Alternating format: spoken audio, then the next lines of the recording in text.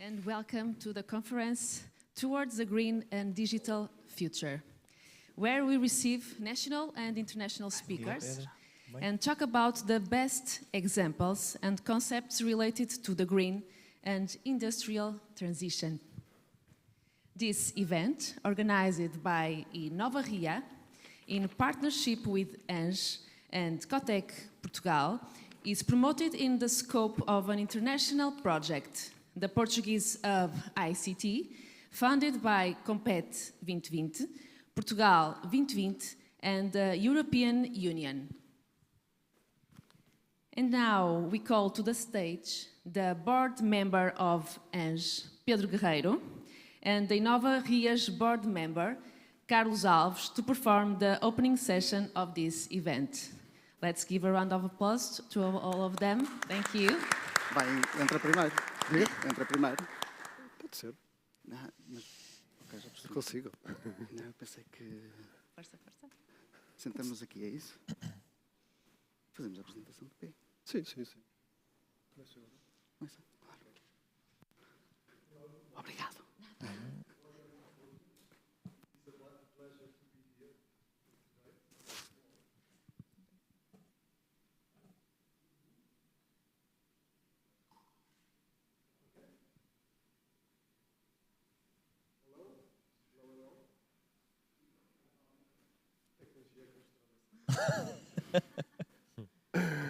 Okay, okay. Okay, good morning. Welcome to Porto. It's a pleasure to be here with you today. I am usually a formal person, but today I was asked to be formal. That's why I prepared a text, so I don't forget anything. Welcome to the closing conference and seminar of the Portuguese Hub ICT project. First of all, we would like to welcome our guests, representative of national and international relevant entities, our partners who are indispensable for the realization of the event, ENGE and Cotec Portugal, and thank you all. Your presence is very important for us and to this event. The Towards a Green and Digital Future Conference intends to be an event of reflection and recognition of the best national and international examples regarding digital transition and green transition. It also seeks to make known how technology can help in this process and what is being done in the ecosystem. Integrated knowledge and people in the digital and green transformation of organizations is fundamental and provides important change with significant impact for a better green future where companies are better prepared and fit with needs of the planet and the world. Internationalization project from Nova Ria, ENGE and the Cotec Portugal will be presented and relevant results will be presented too. The Portuguese ICT is a project for international promotion and capacity building of Portuguese SMEs dedicated to the ICT sector. It had a special focus on European markets like Germany, United Kingdom, Ireland, Netherlands, Belgium, Spain, Sweden, Denmark, Norway, and Finland. Outside of Europe, the project covered the markets of Morocco and the United States of America. The project aimed to create conditions to give international visibility to Portuguese companies that make up the sector through action in the areas of training, innovation, cooperation between various agents, and stimulation of promotional activities in foreign markets to respond to the poor and inadequate external visibility of the national ICT sector. It is based on a global strategy that is supported by a set of actions that seek to contribute to the increase in exports of ICT sector companies, namely through diagnostic and strategic building, actions, prospection missions, reverse missions, like was happening during this present week, and participation in international fairs. The best example of digital and green transition related to Industry 5.0, energy transition, logistics and supply chain will be discussed and given this conference that brings together renowned speakers. In the name of the Nova Ria, we thank you all for your presence. I wish you all a good day with a lot of learning, and that at the end of the day, we are all happy with what we learned here today. So, let's start the conference towards a green digital future. Thank you.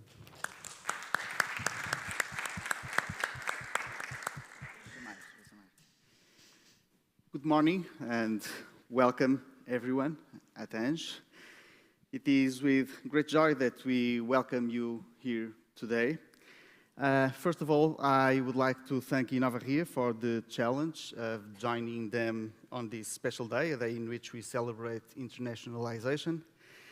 And in fact, this was one of the great driving forces of Ange when a group of businessmen came together to found the association.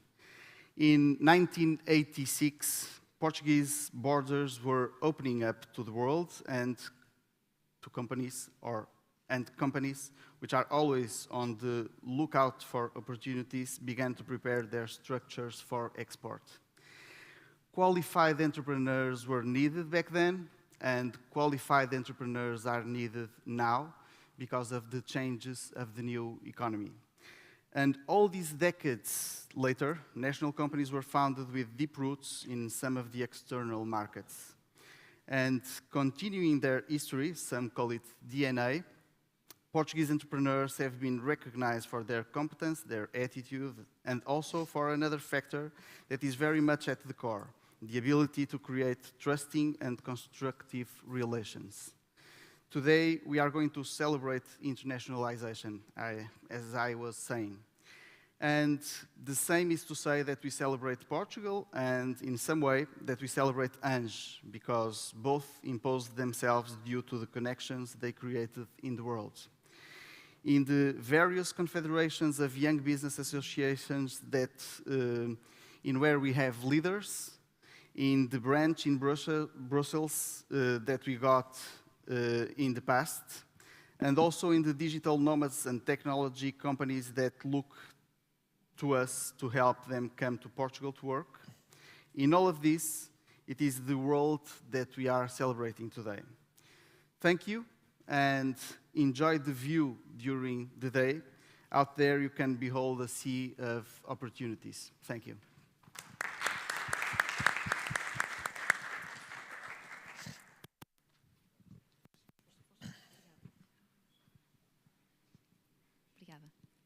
Thank you very much to our representatives. There will now be a presentation of internationalization projects from Inovaria, Ange and Cotec Portugal.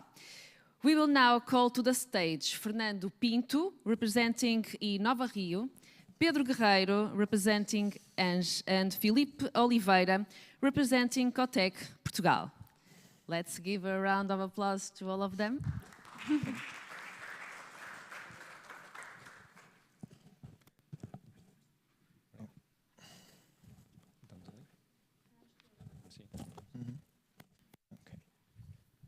So,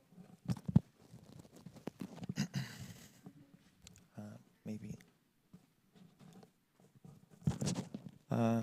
Okay, it's working. So, good morning, everyone. First of all, I would like to thank Inovaria for the invitation to be here. It's quite a responsibility to start this series of presentations. And, of course, thank you all for being here.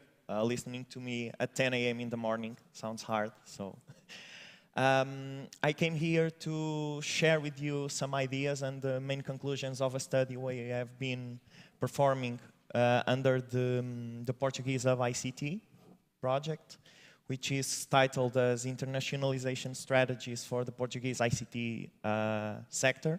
I work as a project manager at Inova Mais, and that's the company that was responsible for this study. The Portuguese Hub ICT project is a joint promotion between Inovaria and Fraunhofer Portugal that aims to strengthen business collaboration to the development of the ICT sector. And the main objective is to provide visibility to the sector and competitiveness at the international level. The agenda of this presentation has 5 key points. And the first one is by defining the ICT sector itself. In the ICT sector, ICT stands for Information and Communication Technologies and Electronics, which is also included here. and comprises a broad range of key areas, going from software development to computer hardware to consumer electronics, telecommunications, among others.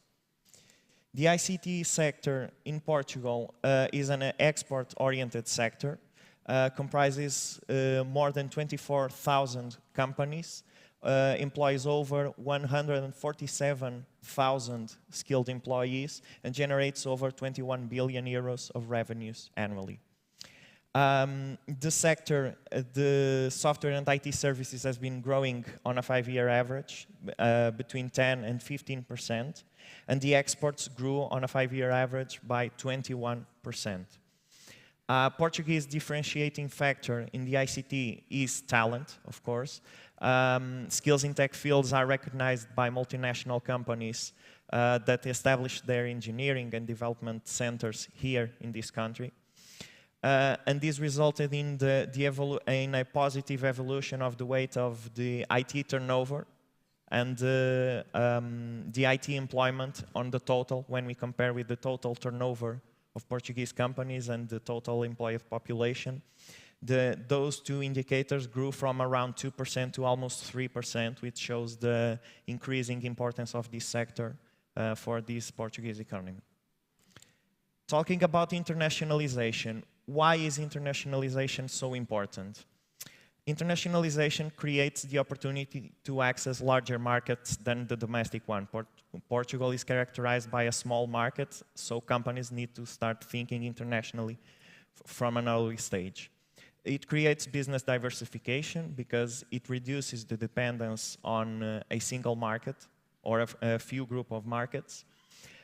It also brings fresh perspectives because when we engage with international partners and customers, it creates new ideas and the opportunity to develop new products and services. It also allows for shared expertise, the exchange of ideas, and the opportunity to increase innovation capabilities. And also, internationalization allows to enhance the brand and reputation of companies because indirectly it shows that they are able to compete on an open market at a global level. And finally, the knowledge spillovers, because when companies engage internationally, that knowledge that is acquired spills over to the domestic sector and allows for the development of sector-wide. Some key considerations for internationalization. When companies are planning their strategies, their approaches to internationalization, there are a few aspects that should be taken into account. Most of them are related to the market characteristics, which means the potential and size and of the demand, but also the fit between the company's offerings and the industry's specific needs. We are talking also about accessibility, which means logistical factors, but also conditions of entry in the market, entry costs, legal and compliance requirements, among others.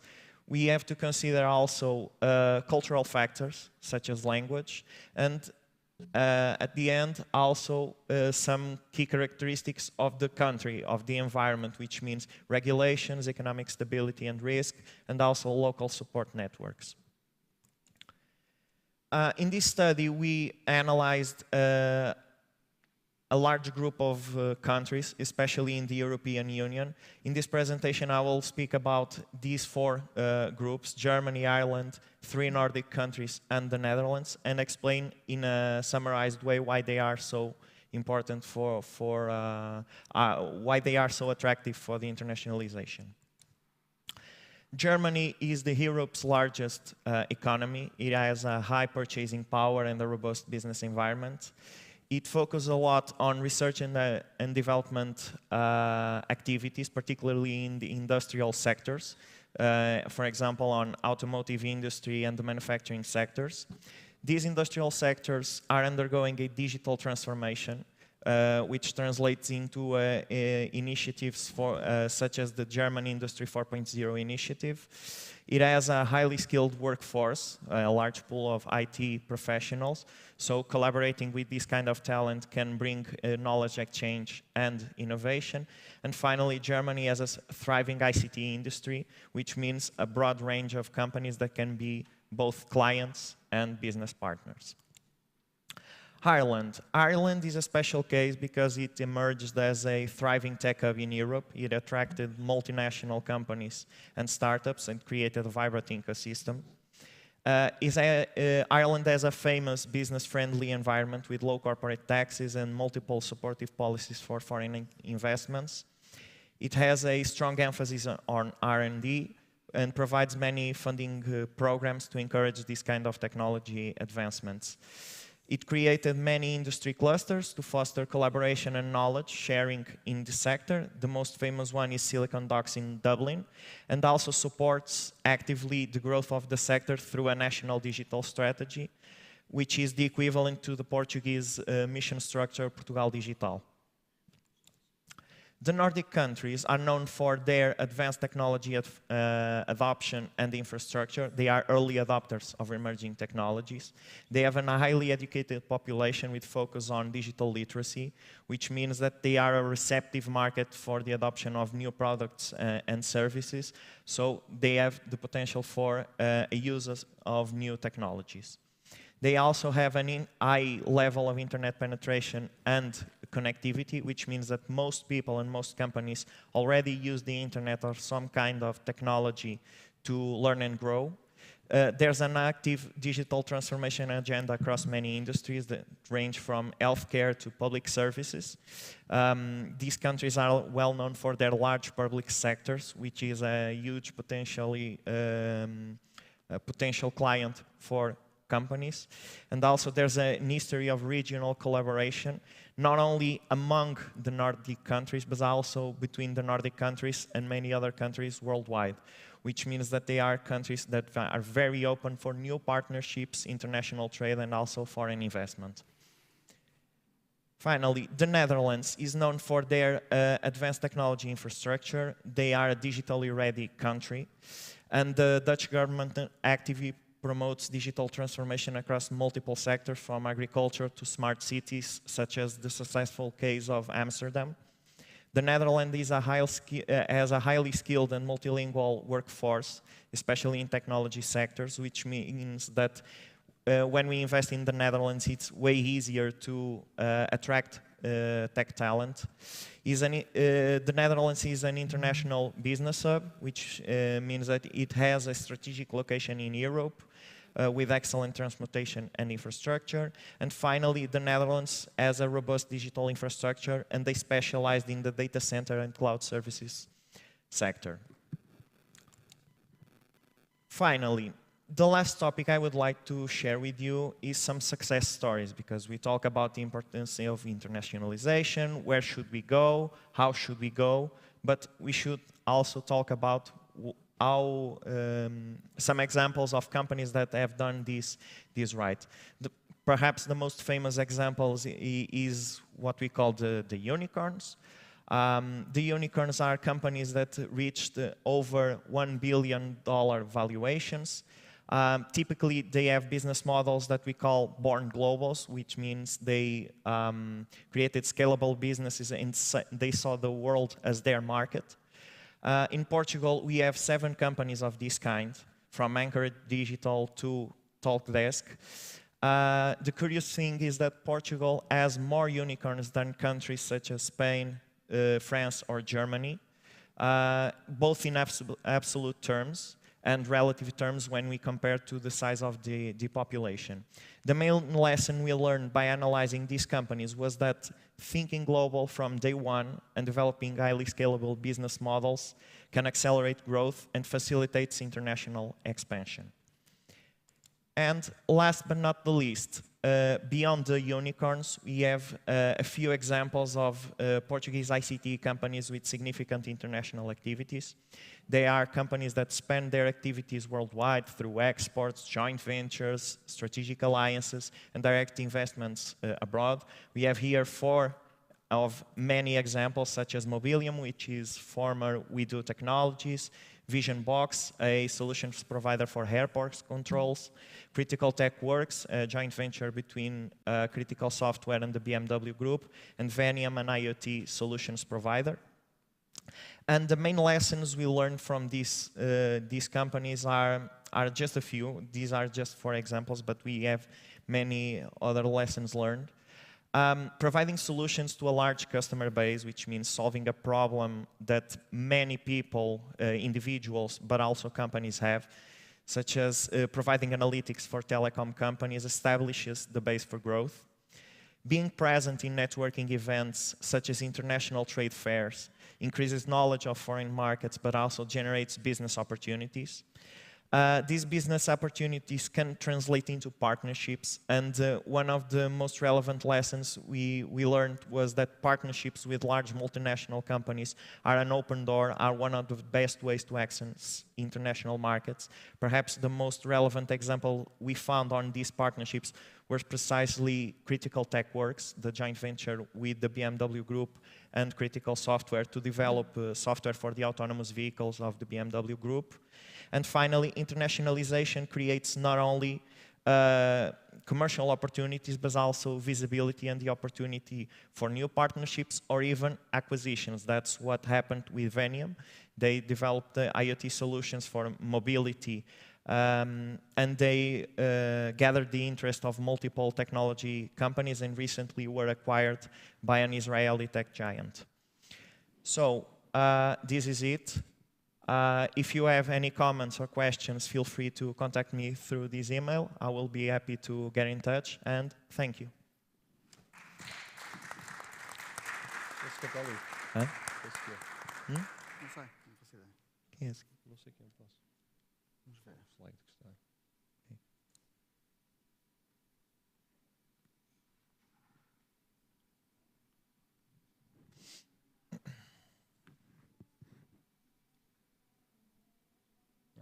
Não, sou eu.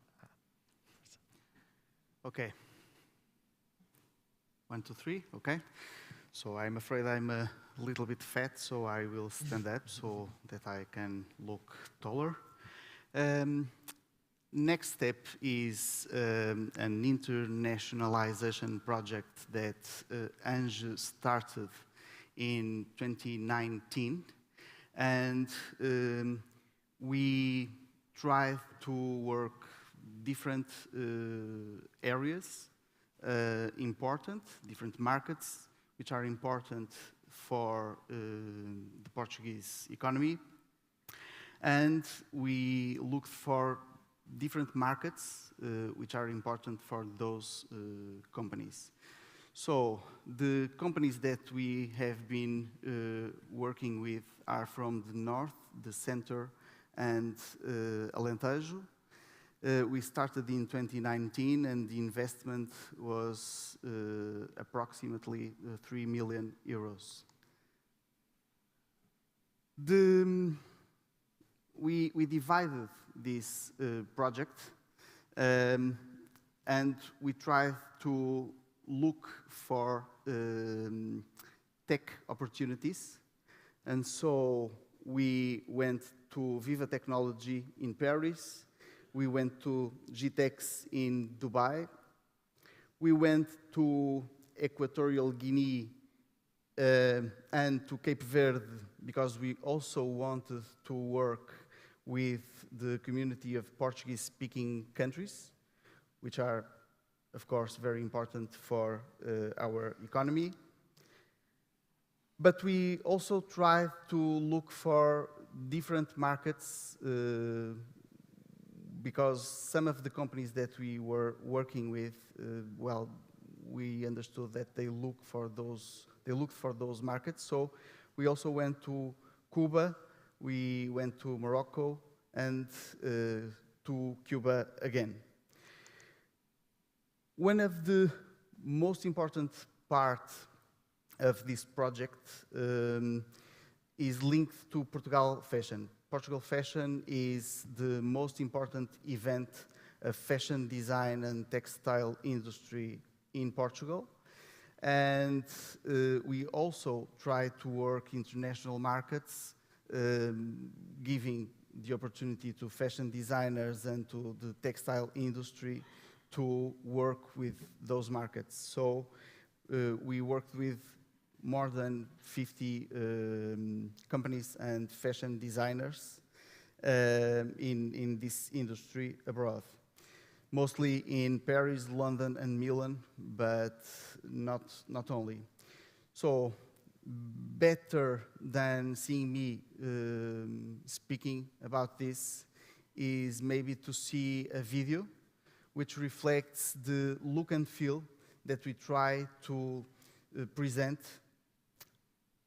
when we are abroad with Portugal Fashion.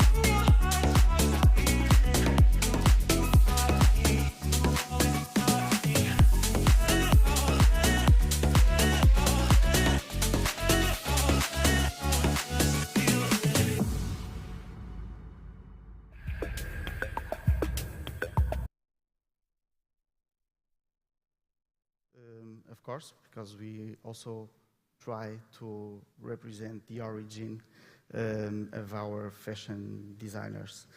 Well, as I said in the beginning, internationalization is a part of the DNA of Ange, and so we are pretty sure that we are going to continue to invest in export markets, in different markets.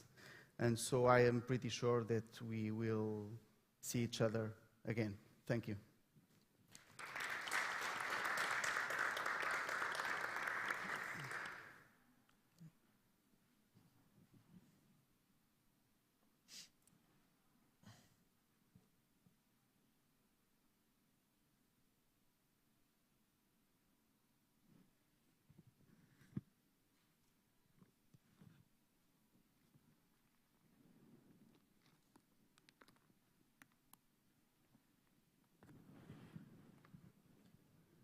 Okay, so good morning, everyone.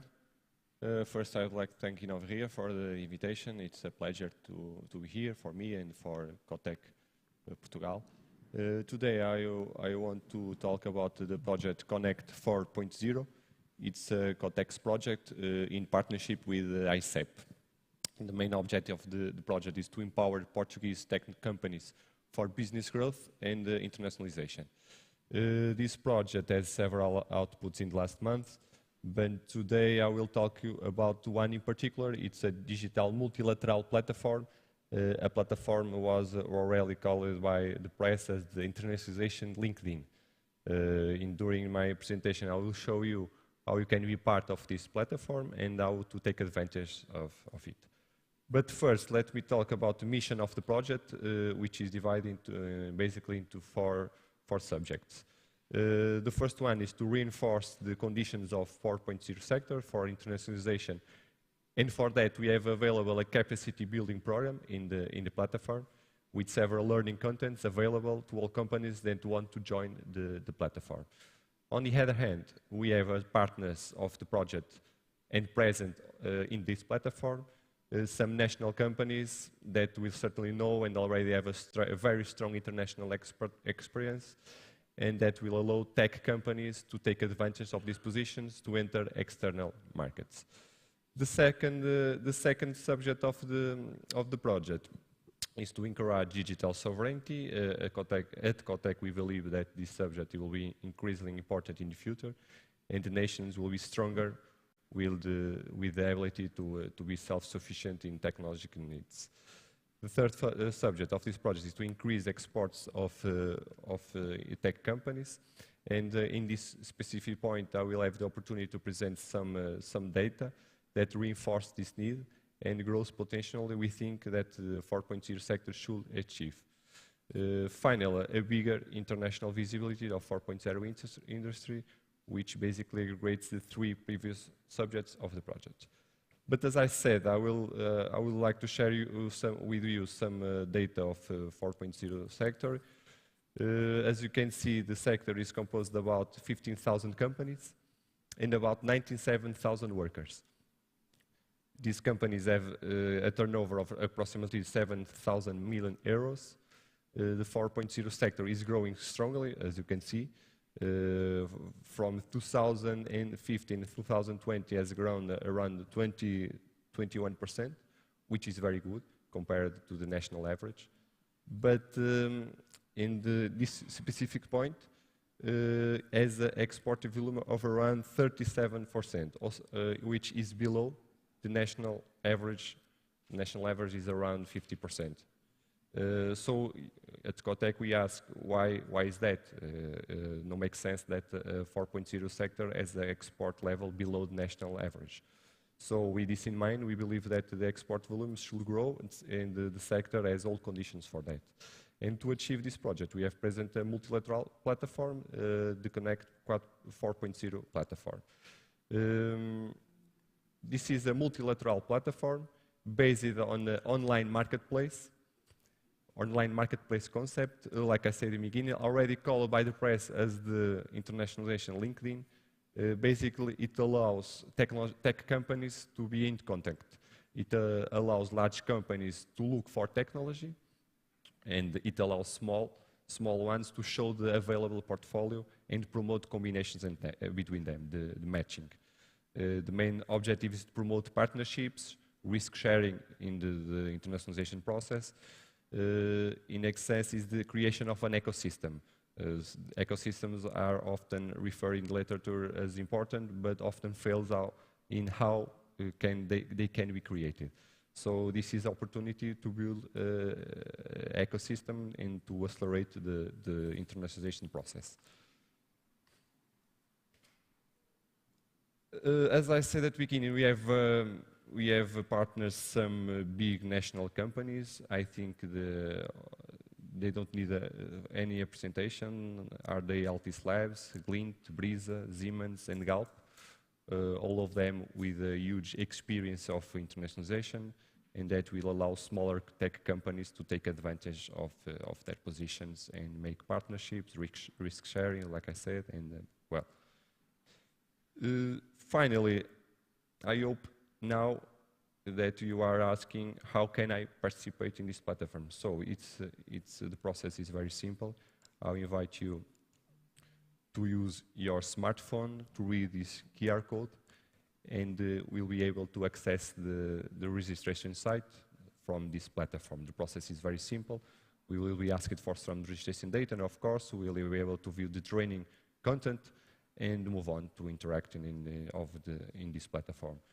We are obviously completely available for any questions, any help you need. Please get in touch, and we'll be very happy to help you. Thank you for your attention.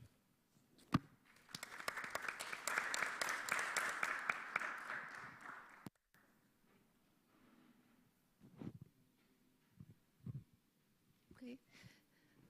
I guess we can move. Thank you very much, Mr. Fernando Pinto, Mr. Pedro Guerreiro, and Mr. Filipe Oliveira. Thank you. Vamos aguardar instruções. Obrigada.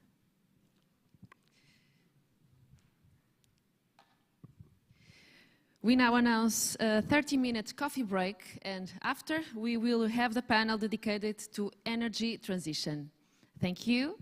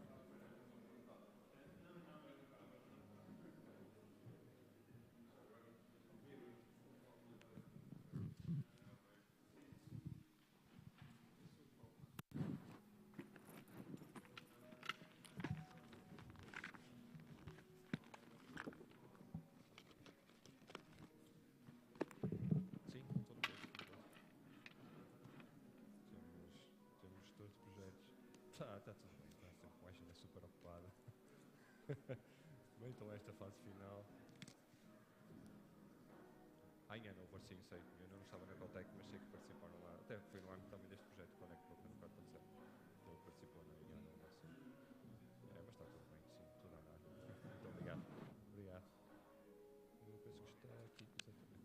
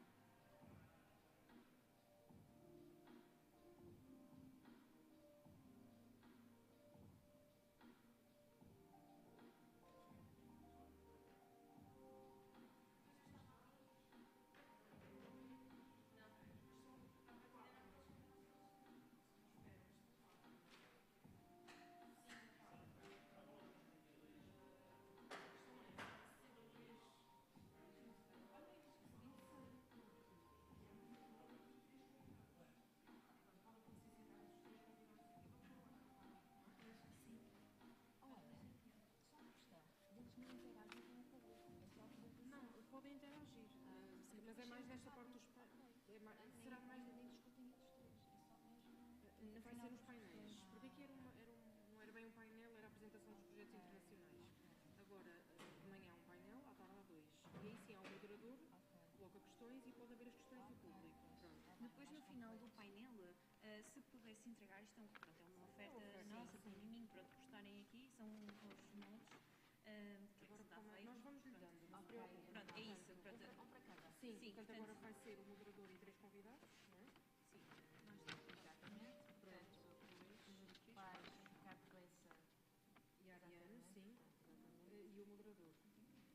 Que é o Joaquim Borges Gouveia. Exatamente. Portanto, são os 4. Ok, isso será uma final do participar, não é? Depois, como sobe ao palco, eles cruzam-se com eles e se fizerem esse favor. Muito obrigada. Mas eu ia dizer outra coisa aqui. Outra parte das perguntas do público. É assim,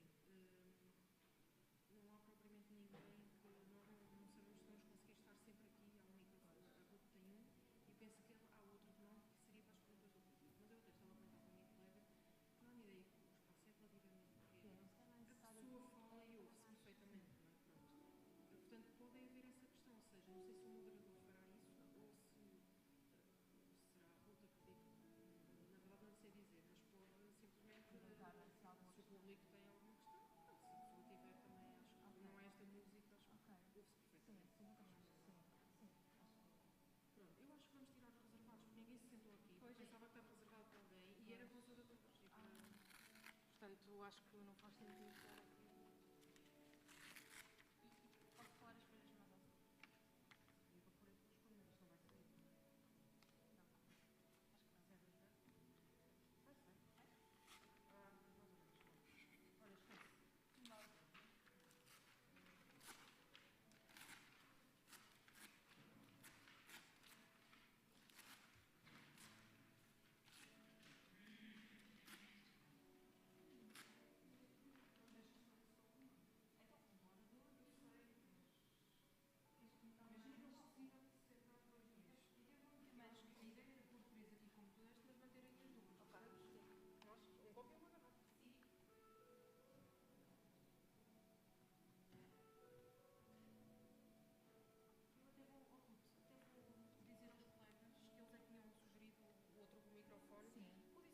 Mesmo, se calhar não há necessidade.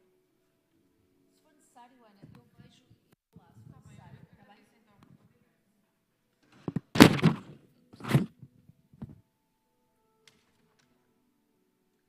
Não quero ir comer nada. Não, ótimo, obrigada, obrigada. Se quiser um café ou assim. Está bem, obrigada. É só pedir, Obrigada. Quero uma água. Eu tenho aqui, mas a água aceito, porque eu tenho aqui uma e vou gastá-la de certeza. É assim, se quiser água, Está bem.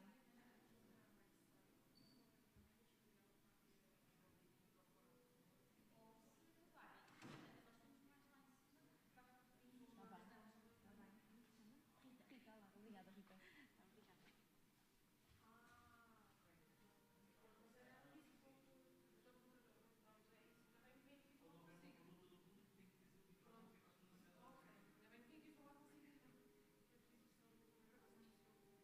Ah, é? Pois. Pronto, efetivamente, se alguém do público quiser fazer alguma questão, tem que a fazer com o microfone, como está a ser transmitido. Ok. Se vir que precisa de alguma coisa, nem faça sinal à Ana. Está bem. Pronto, se não, caso possa fazer esse favor de nós agradecemos. Até já. Até já, Obrigada. Ana. Tem coffee break lá fora. Eu sei, não quero, obrigada. Está ótimo, obrigada.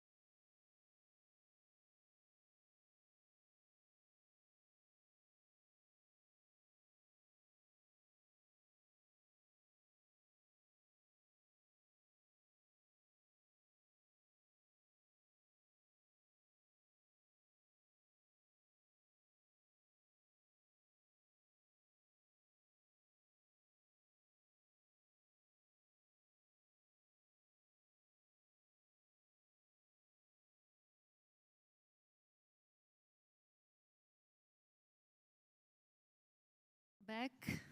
Hope you enjoyed our little coffee break, but the show must go on and we move on to our next panel. So now we call Joaquim Borges Gouveia to the stage as moderator of the panel dedicated to energy transition. And we also call the speakers Teodorico Paes, that leads the industrial team, which is focused on the lean manufacturing change at Vista Alegre Atlantis.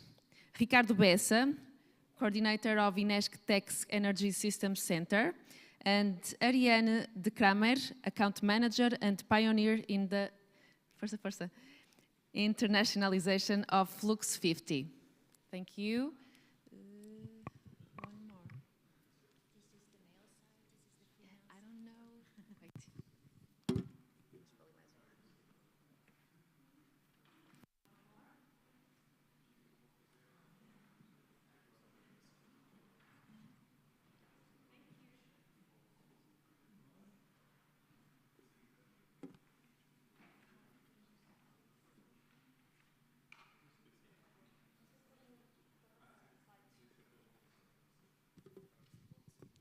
Teodorico é o primeiro, não é? Sim. Good morning, everyone, everybody. So I give the word to Teodorico Paes from Vista Alegre Atlantis, please. Can you?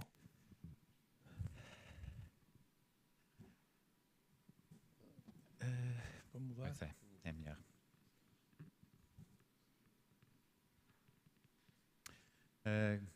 Good morning for all. Thank you to Inovaria for the invitation. And I would like to share with you the main goal of this project, that is a PRR project for ceramic and glass industry. So, okay. First of all, I will try to give an overview of the presentation. So, I will try to give what is the value added for the ceramic industry in our economic context.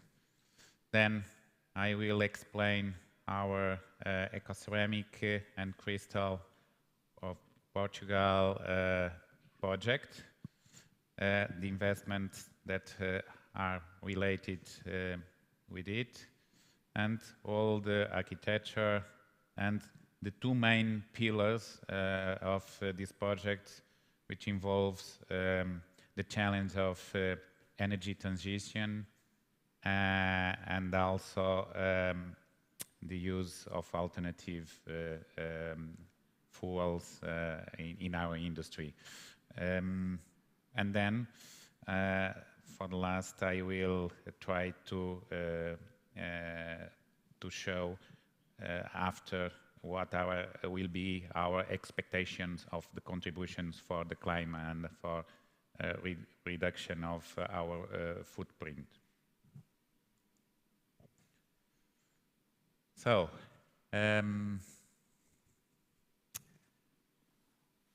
regarding what is represent the ceramic industry of GDP, our contribution for GDP, Portuguese GDP,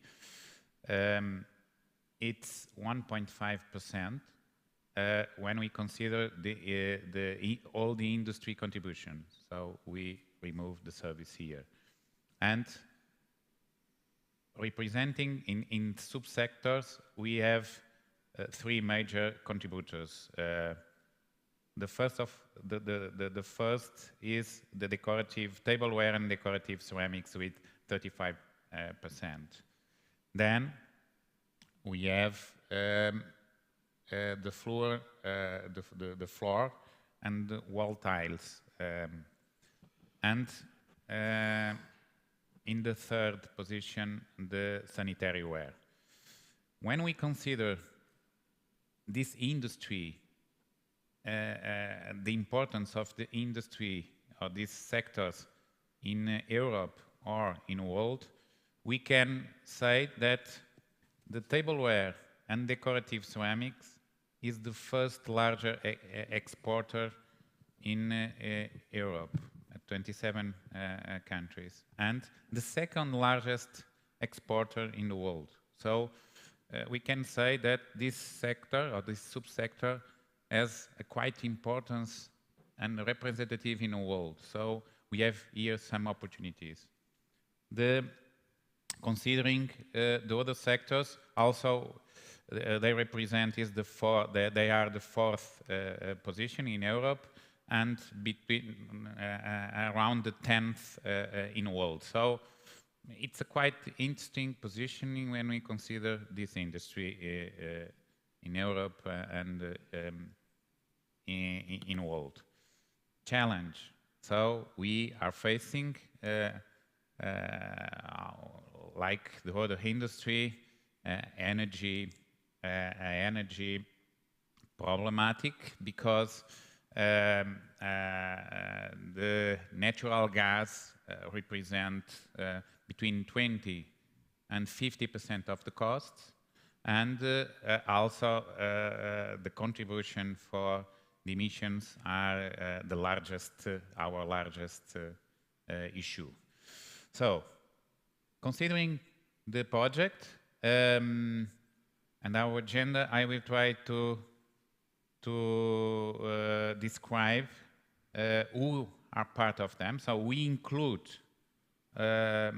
all the sectors and subsectors and that are in the value chain. So Vista Alegre are the consortium leadership. Then we have non-business entities and associations of the sector, APICER, TIS, and IP. Then the knowledge entities, which they contribute for R&D and innovation,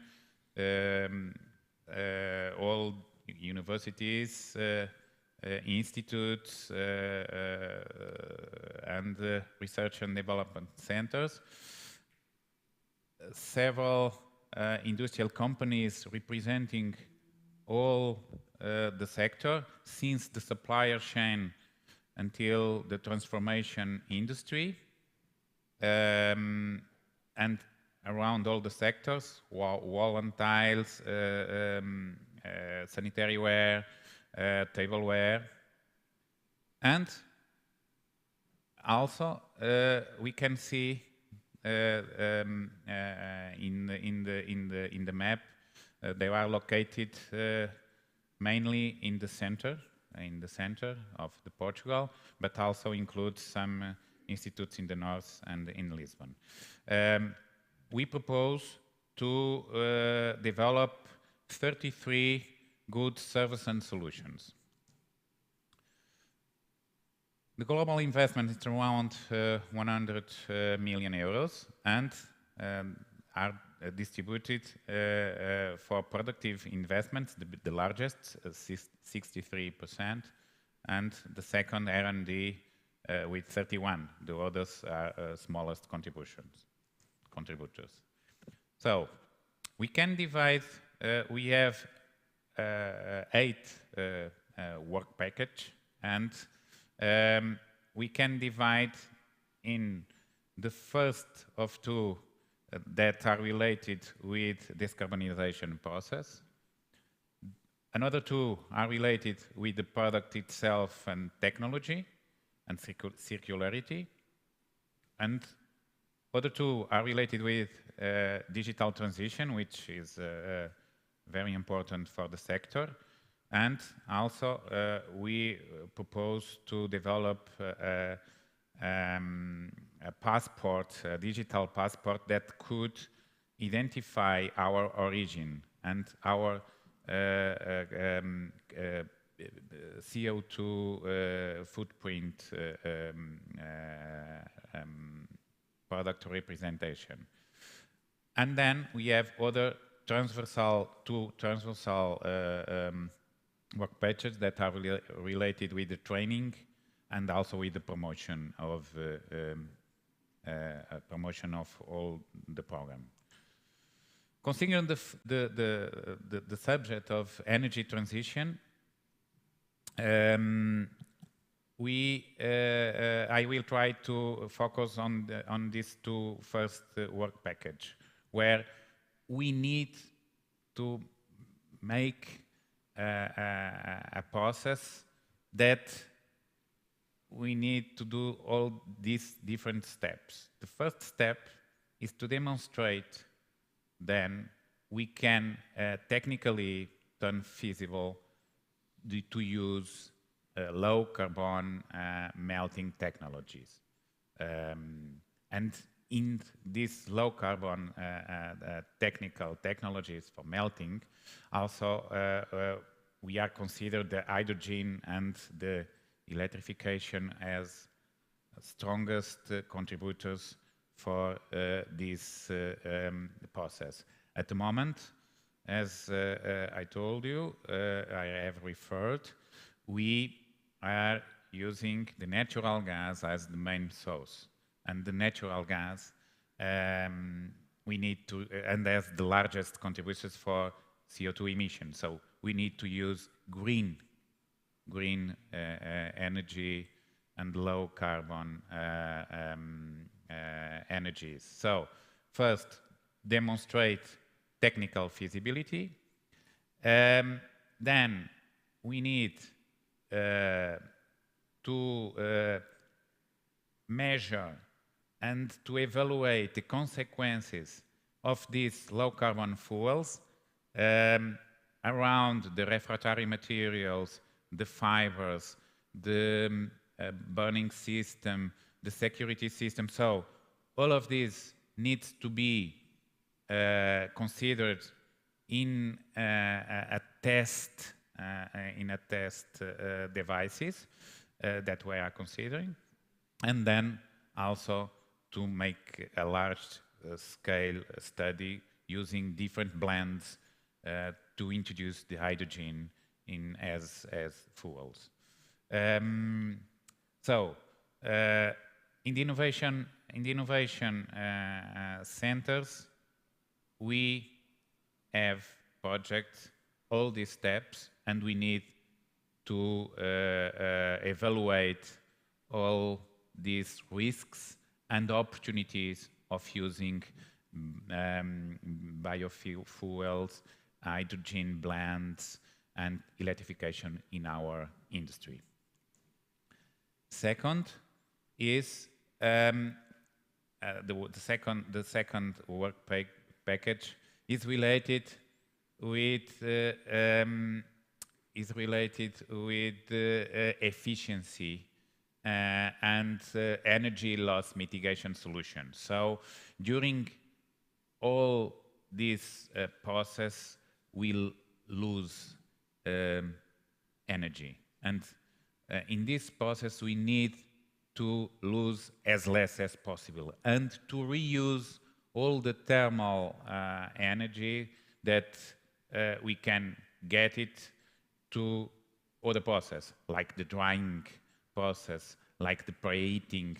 So, because we use a lot of water during the mixing process, and then we need to remove this water. We need, for our ceramic process, we need to have as much as we can energy efficiency impact of all the process as I have described it.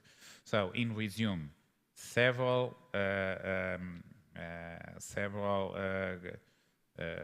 process and in this work package in order to optimize the energy losses that we have in the process.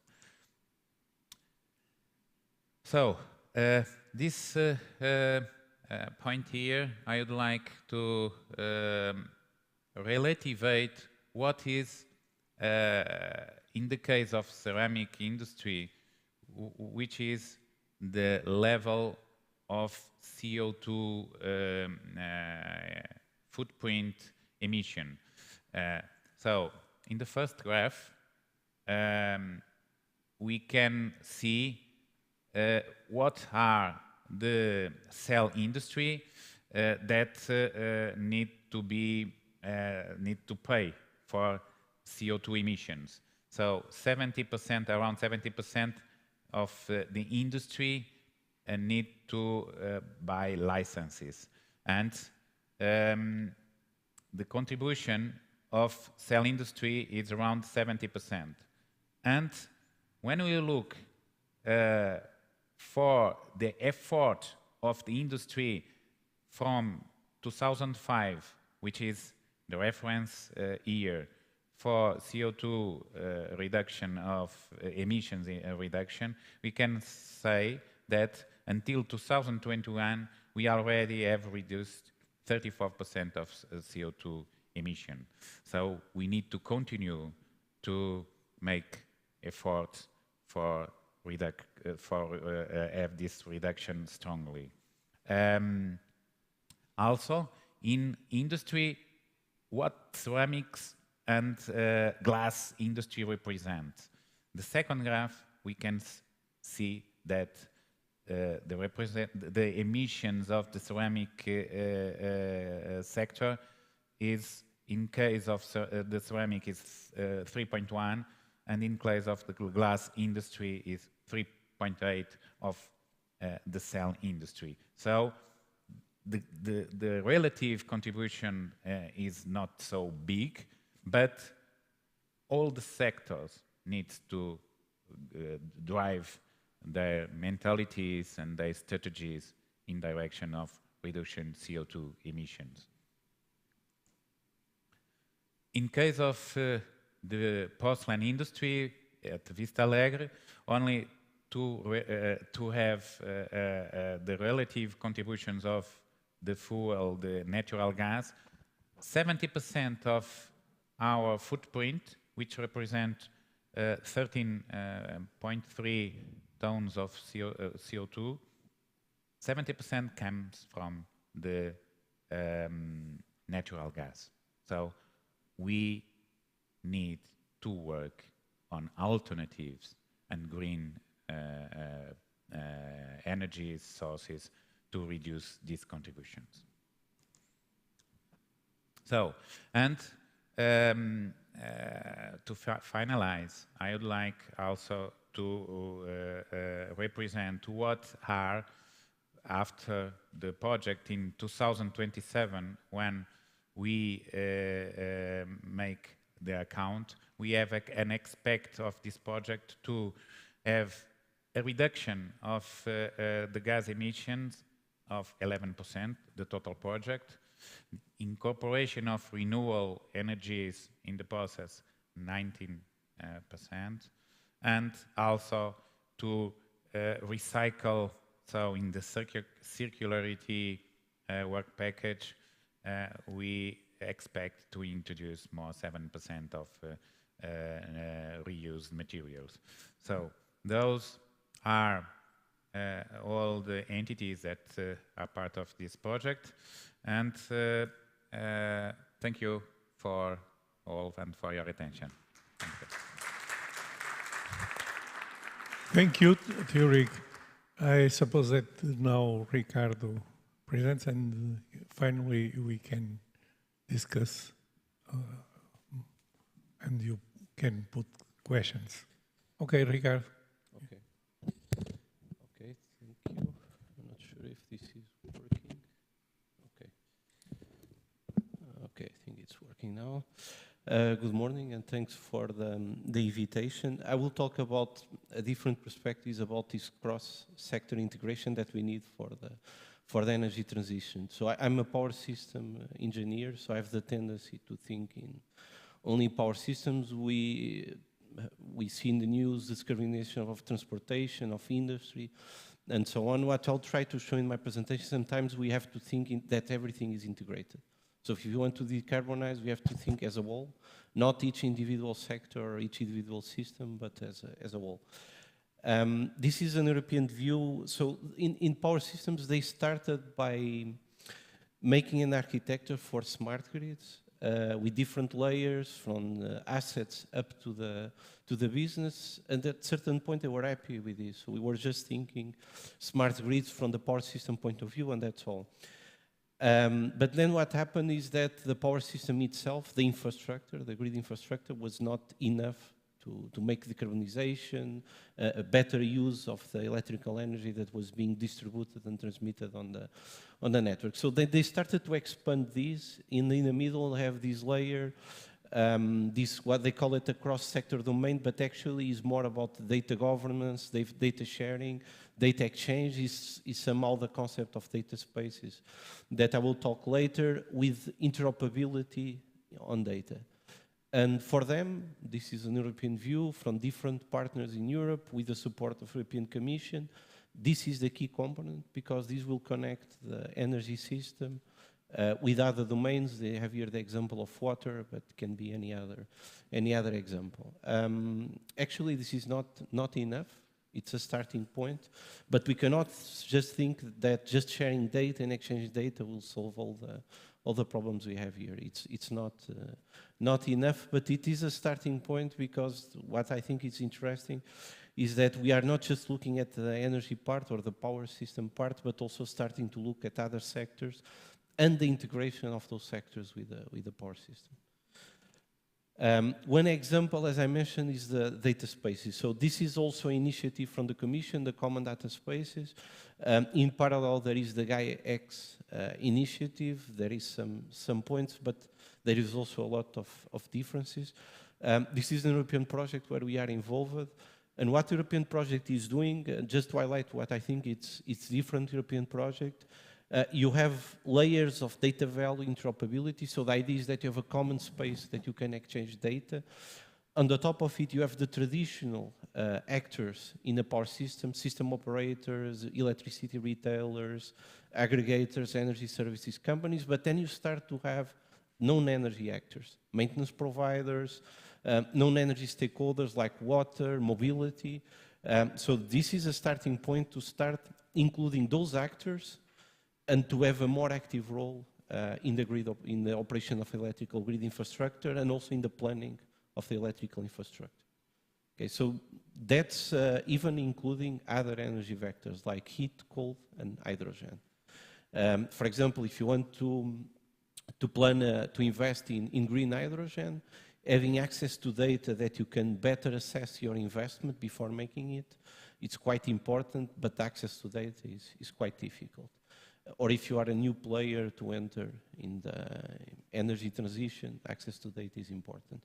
So this is what they are doing. In our case, we are working mainly on the communities. I will show an example on this.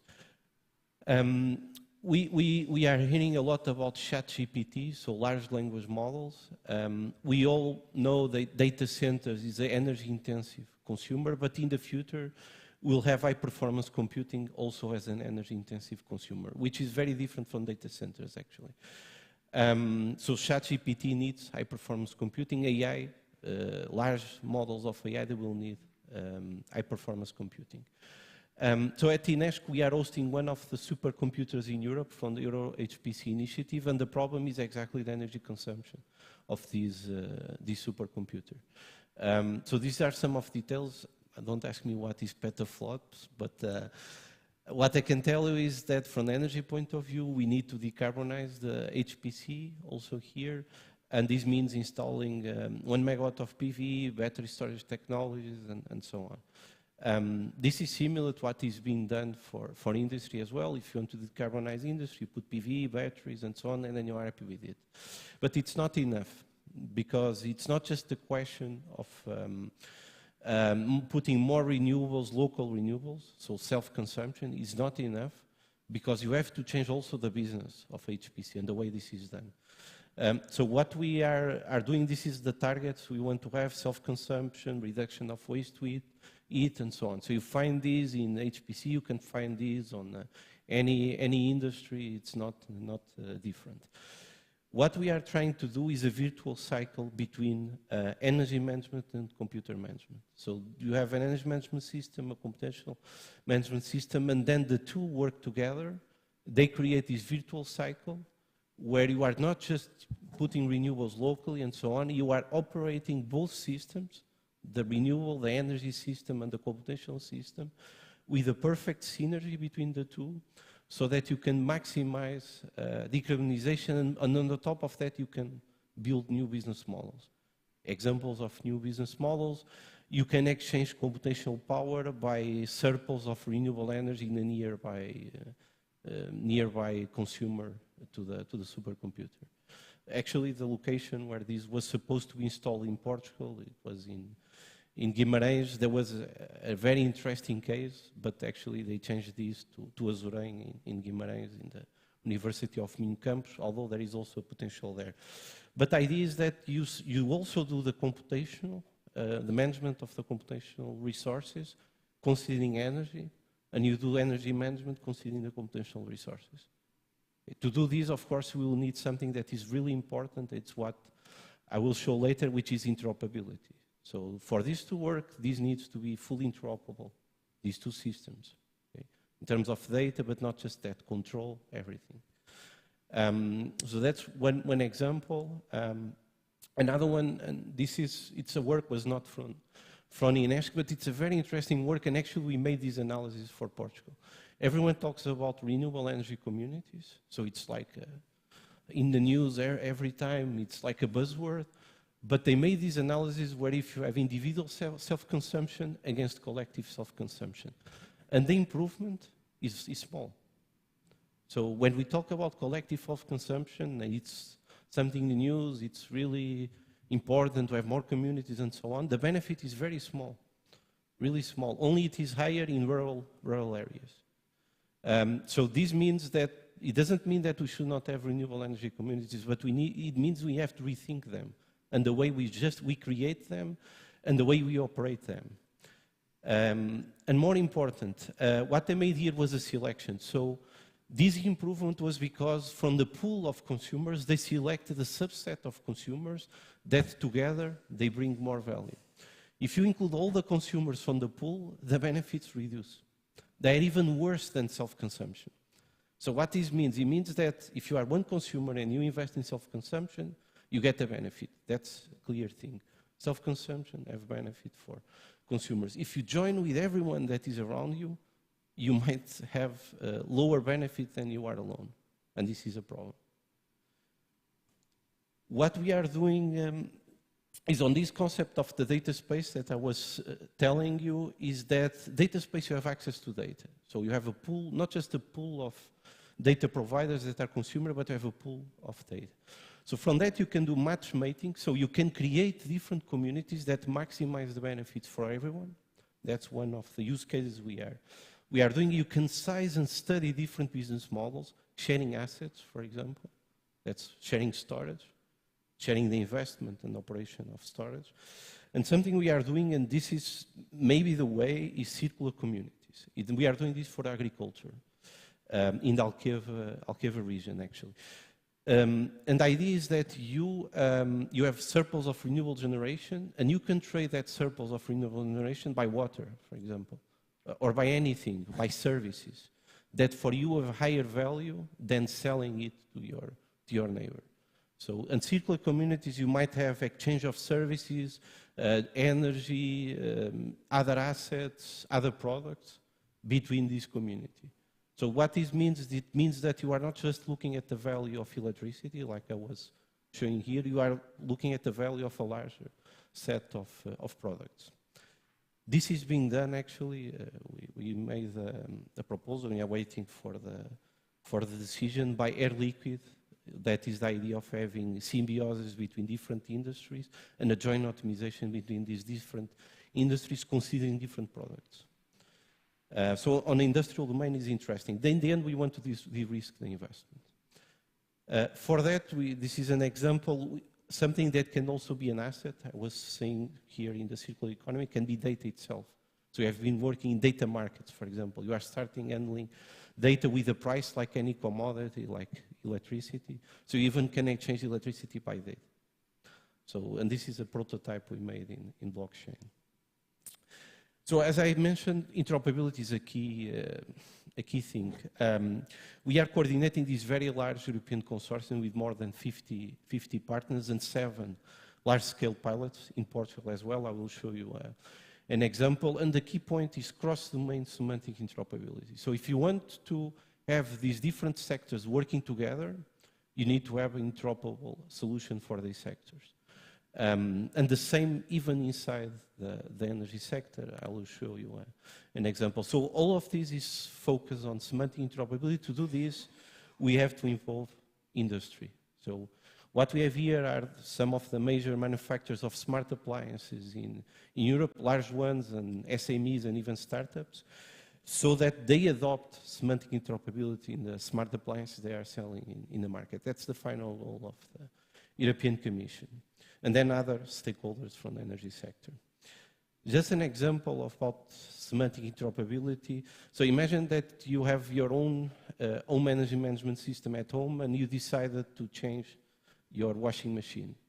Then you have a problem because that system was specifically made for a Whirlpool washing machine.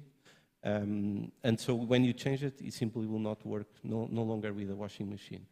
Or that you bought your home energy management system for a supplier or you subscribe a service, because there is also solutions on the cloud, and you decided to subscribe another option or buy another device. You cannot do this because it will no longer be possible to operate. It's no longer interoperable.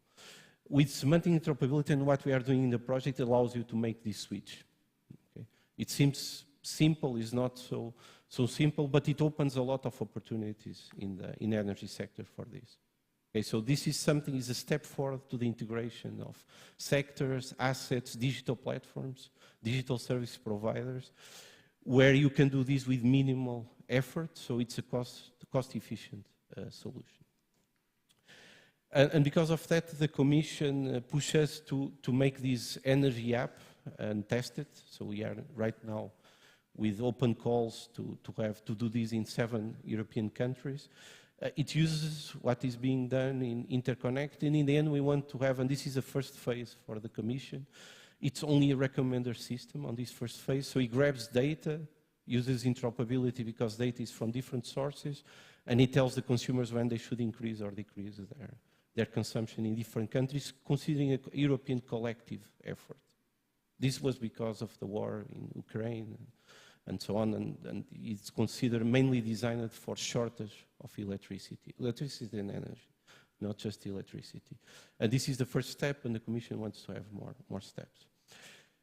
As an example, as I mentioned, with interoperability in Portugal, in that project we are working with Sonai, Elergon, which is a retailing company of Sonai MC and FASEC. So they run supermarkets. Supermarkets, they have invested a lot on PV for self-consumption. But in supermarkets, electrical mobility is a key point, because it's a way to attract new consumers to the supermarkets. So the way you design tariffs for mobility and the business model for mobility is quite important. Portugal is a special case because there is a public charging infrastructure of Mobi, but in the case of Sonai, they have their own private charging infrastructure, which is a problem, as you might imagine, but they made it with FASEC, so they have their own business model for this, which is discounts in the loyalty card in the supermarkets that were not associated to dynamic tariffs on mobility. And what we are doing are dynamic discounts. So we forecast the occupancy of the charging points, and then we send these dynamic incentives for them to go to the supermarket charge. Why this is important? Because more people go to the supermarket, they don't just go to charge. They go to buy things in the supermarket, and maybe the profit margin of the food retail is higher than the mobility.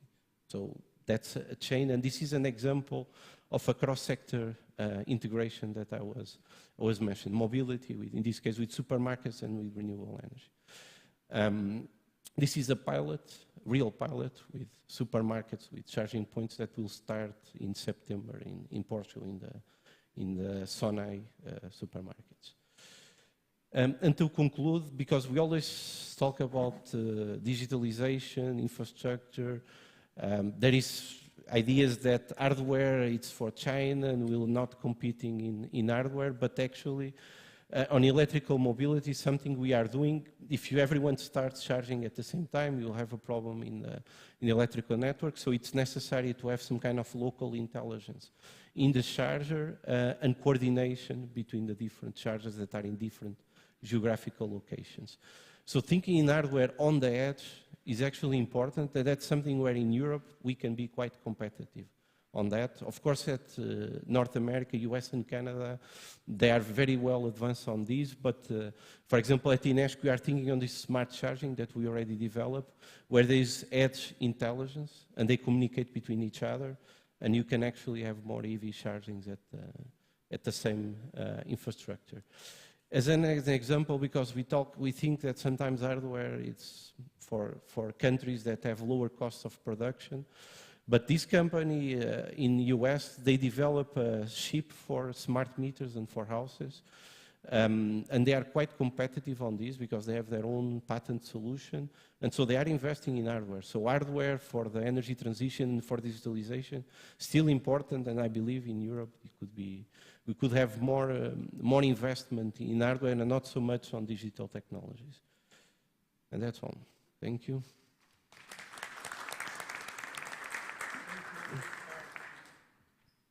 Rian, make your presentation, please.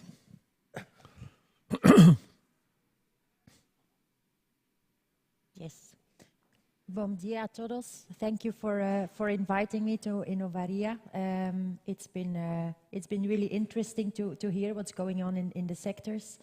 I'm Ariane, internationalization pioneer at Flux 50, and Flux 50 is a cluster, energy cluster in Flanders. Okay. First, perhaps, where is Flanders? Because I've seen in the previous project that our neighboring countries were included, the Netherlands and Germany, just cheering for our own region. So we are the northern part of Belgium with around 6 million of inhabitants, and we're in the top 5 of innovative regions in Europe. So do think of us for your next projects, but I see that we were already included in yours with iMake and Thermovolt, Flemish partners. So yeah, what we do as a cluster, so we see clean energy as a driver of economic growth, so we coordinate and facilitate Flanders, transforming it into a smart region and also helping our companies that work in that to gain international recognition for that. So yeah, in a nutshell, I won't go through everything, but Flux 50 is like a member organization. So it's funded by private members, but also by the government. We get €1 for €1. So every euro that we get from the companies, we get one from the government as well. So we have around 220 members, and we really work at the cross-sector collaboration. As I heard that it is necessary here to work on that. So between IT, built environment, energy, and industrial environment. Just to give an overview of European projects that we're in. Different projects, different topics. Happy to elaborate that on that in the panel or during lunch. So our cluster strategy and activities, it really defines what we do. So we try to inspire by setting up sessions, by going abroad, connecting the members to set up projects, and then accelerate also the innovations that have been realized to go to market nationally, but also internationally. So our project topics, or the innovator zones, as we call it, that we work on, We have 5 of them. I won't go into detail to all of them. We have set this up 6 years ago. Our cluster exists since 6 years. I think the main ones for today that we'll focus upon also in the project examples are the multi-energy solutions and the energy harbors. So multi-energy solutions are the projects where we really look at different energy vectors, so not only electricity but also heat and how we can combine that. And then, of course, energy harbors, they play a crucial role in the energy transition because, of course, they are a multi-modal hub where large energy suppliers and consumers come together, where different transport modes come together. But definitely also, where there's an opportunity to set up circular models, and they definitely also function as a hub for transport. So worldwide, just as in Flanders we have 3 bigger harbor areas with access to the North Sea. So they have taken the sustainability into their DNA. Working on local energy generation, but also looking for new opportunities like power to molecules, using residual thermal energy for the industry around, etc. And they're, of course, always searching for business cases to make their model more sustainable. All the projects that I will touch upon later, you can find them also on our website. So a little bit zooming out, greening the non-ETS industry in Flanders. So the reducing CO2, so the ETS is managed by the European Emission Trading System. The non-ETS isn't, so they have there are specific requirements in Flanders to cut the emissions by 40% by 2030, and also by greening the energy vectors by 10% of energy carriers by 2030. So since the biggest emissions really come from heat, so 60% of industrial non-ETS industrial energy comes from heat. It's a very important topic to work on. No, I go back to this. So the energy emissions for heat demand, for the highest requests there were from the food sector, so 30%, and from the fine chemicals and pharmaceutical industries, 16%. So that's why we have done a study, and we also see that in this non-ETS sector in Flanders, that half of this heat demand could be covered by heat pumps, or whether or not using residual heat from their own processes. So regarding policy and financing for this, so we have 2 like financial allowances in Flanders. So the first is the ecology premium. So it's really like a financial allowance. It's based on a list of the Flemish government of different themes: cooling, transport, lighting, heat and water is in there. And if you use one of those technologies to invest in your process, you can get this financial allowance. Then we also have the stress, so that's the more for strategic investments, only for cutting edge technologies, so that are not in this previous list, and also for bigger investments starting from 3 million euros. During the co-TUT period, we set up, we changed our innovation strategy, and we defined some new priorities and ambitions at Flux 50 within the existing innovator zones. So we laid down very concrete actions and that we and our ecosystem and community want to, in which we want to proactively achieve impact. So in these topics, technology neutrality is key for us. We don't pick, we think the energy transition is complementary, so we don't favor one or another technology. That's for the market to do. So we set up global ambitions, then a Flux 50 scope, the points of attention in Flanders, gaps in Flanders, and then concrete action plans. So we did this for these 4 topics.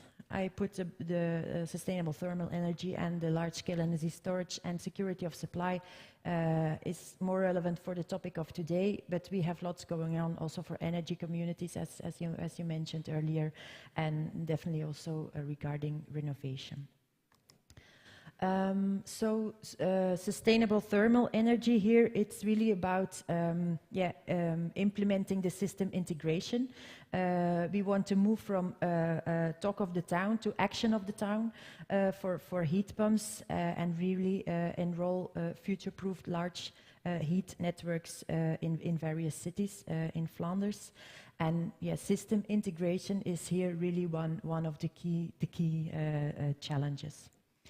For the large-scale energy storage and the security of supply, so our roadmap really focuses on grid or generation assets coupled energy storage, so before the meter. That is typically the more large-scale storage. That can be a solution for longer-term storage. So we talk about power to X, power to molecules, and large-scale battery storage here. And here we see 3 main challenges. So the one is really the concretization of a cross-sector action plan, then getting the flow of all the innovations in large-scale pilot projects, so really also demonstration projects, and then also really setting up these international value chains for the import of renewable energy and molecules. I'll talk about that later as well. So that's a nice quote of Einstein. So we know the goal, but we don't know how to get there. So what we do is research and development projects. I'll start with a project that doesn't have a fancy name yet or a nice picture because it's still in the pipeline.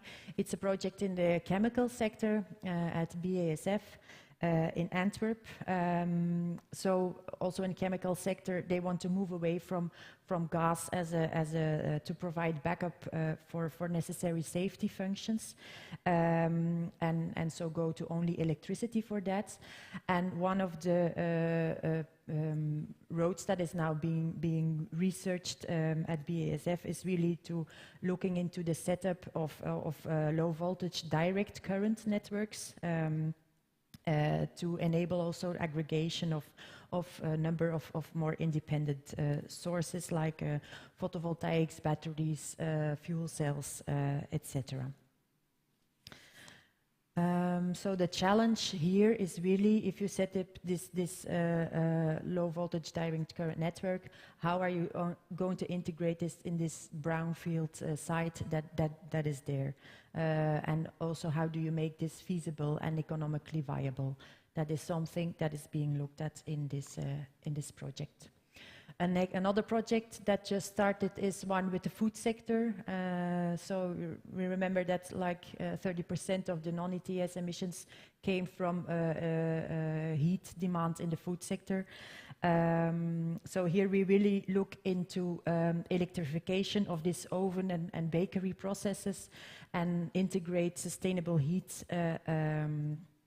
sustainable heat and cooling, and really also look at energy resilience for that, like and the flexible control of the energy sources, because we want to match the fluctuating consumption with the fluctuating generation, and we do that for advanced AI-enabled energy systems with prediction capability and sensor-based monitoring of energy flows. Then we go a bit upwards in the innovation line. So this is Upheat Ines is really like we call it a moonshot. It's basic research, so this is not a ready-to-market project, but it really aims to address the fundamental challenges of the application of high-temperature heat pumps, providing heat up to 200 degrees Celsius. Because with these temperatures, heat pumps could meet like 37% of the European industrial heat demand. So this project is really about the lack of knowledge about heat pump applications in industry, and they are developing a comprehensive database of integration concepts for distillation, drying, thermal oil heating, and steam production, and also look into the financial competitiveness with other heating technologies, gas boilers, electric boilers, heat transformers, etc. ArcLat is also a real basic strategic research project that is going on, also a moonshot project. So this is about, if we want to roll out hydrogen really as an energy vector, the bigger rollout is really hampered by this. It's not an efficient and safe way. There's not an efficient and safe way to store it and to transport it, and so it's or as a gas or as a liquid in a liquid form. But this ArcLat project looks into, and now I really have to look at because this is really like chemical engineering. So it looks at absorption of hydrogen molecules into clathrate hydrates, and these are like ice-related materials composed of a chain of water molecules. So this project really aims to these molecules to make them more porous, to store the hydrogen, and so become more energy and cost efficient and safe to store and transport these. Another project that we have for heating is the CSP. You might be familiar with that, and so are these big parabolic mirrors that heat up a liquid, in this case oil, and so it can generate heat until 400 degrees Celsius. That's good enough for industry in Belgium, because you might think there is not enough sun, but the companies that researched it do prove that it is a feasible technology also in Flanders. Then we go to one of the last projects. For me, it was really fascinating when I heard about this one. It's called Sailing Heat, and it started with some feasibility studies to look at if it is environmentally, technically, and also economically feasible and desirable to connect an industrial source of waste heat by ship to an urban network, to go a bit beyond, to stay below 100 degrees, or to connect it to an industrial heat user that uses heat between 100 and 400 degrees. And also, how can this ship then transport this in an energy efficient and also sustainable way? But all studies yielded the result that the transport of the heat is viable. It's technically, economically feasible, because you don't have the extra CO2 cost. it's very flexible to apply it, and it speeds up and simplifies also the implementation. Of course, it's important there to to have a good inland navigation and high concentration of industry also around it, but construction, food and chemical sector in Flanders is definitely interested to explore this. Then a bit on hydrogen. Hydrogen, we have two levels in Flanders. We have in Belgium we have federal level and regional level, and competences are shared. So for hydrogen, we have a national hydrogen strategy that really looks into using hydrogen for applications where electrification is not possible or desirable, and then we really look at mainly at industry and heavy transport. Those are the two sectors that are given a priority to hydrogen in Flanders. So this strategy also wants to position Belgium really as a hub for hydrogen, not only for import but also for transit. Strengthen our leadership, create a robust hydrogen market, and also invest in collaboration. So we don't think that we can be sustainable self-sustainable in hydrogen. So we really have set up this study to look at imports of hydrogen. So we have an agreement with some countries, with Oman, with Chile. Those are the two, with Namibia as well, really to transport hydrogen. And of course, how do you do that? It's not just you produce it there and you put it into a ship and then you use it in industry. So really the whole value chain from the ports, all the ports in Flanders to the shipping companies, etc. They have looked, okay, how can we set up this value chain from imports arriving it to bringing it to the end user. And then the last one that I want to share, you might have seen it already, because the University of Leuven, they really made worldwide headlines with this hydrogen panel. So it really converts sunlight and water vapor from the air directly into hydrogen gas. So it's only about water from the air, splitting water and capturing sunlight to create electricity. There's a return up to 15% in this panel, so it means that 50% of the solar energy, that only 50% of the solar energy that is generated is effectively also used to produce hydrogen gas. These are now being developed, but you cannot buy them yet. So, but it's an ongoing process. And last but not least, I think after this presentation, you're looking for a good reason to come to Flanders, to Belgium. You have a good reason. On the 17th of October, we are organizing this energy mission. This is an international conference, and it's focusing on open living labs.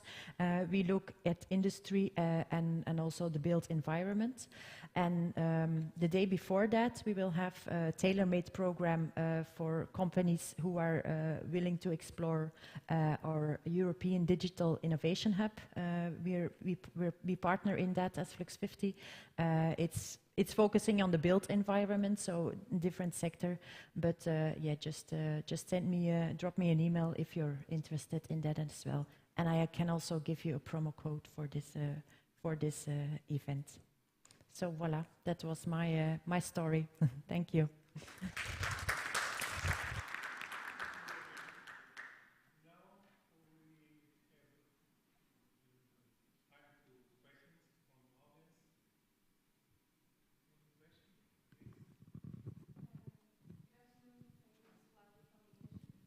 Só um segundo.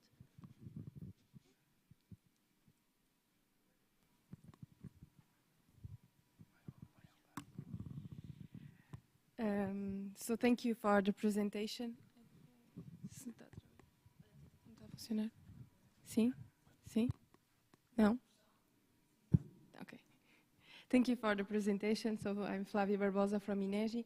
I have a question for Teodorico Paes. So I would like to know what are the main challenges that Vista Alegre is facing now to change the processes, so passing from this energy transition process?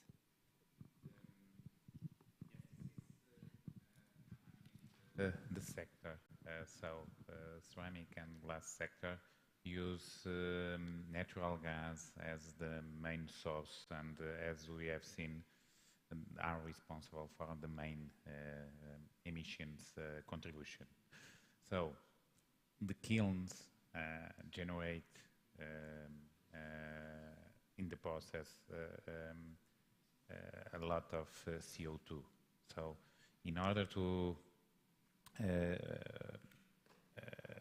have and achieve the targets that we are committed for the climate, we need to become better efficient. And we cannot do it by continue using the natural gas. We need to use more electricity or another vector of energy. Hydrogen is one of the largest vector that we are discussing, and also by biofuels that also are considering in these possibilities.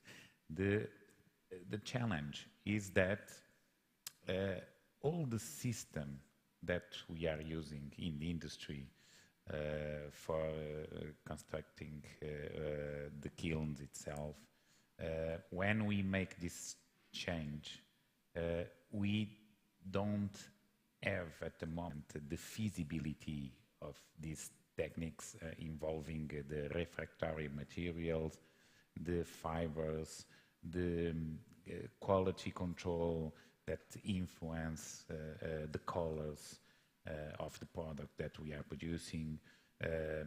So we have the way, but we have not yet the feasibility already mature that we can use without or with knowledge risks. And when we are talking about millions of investments and the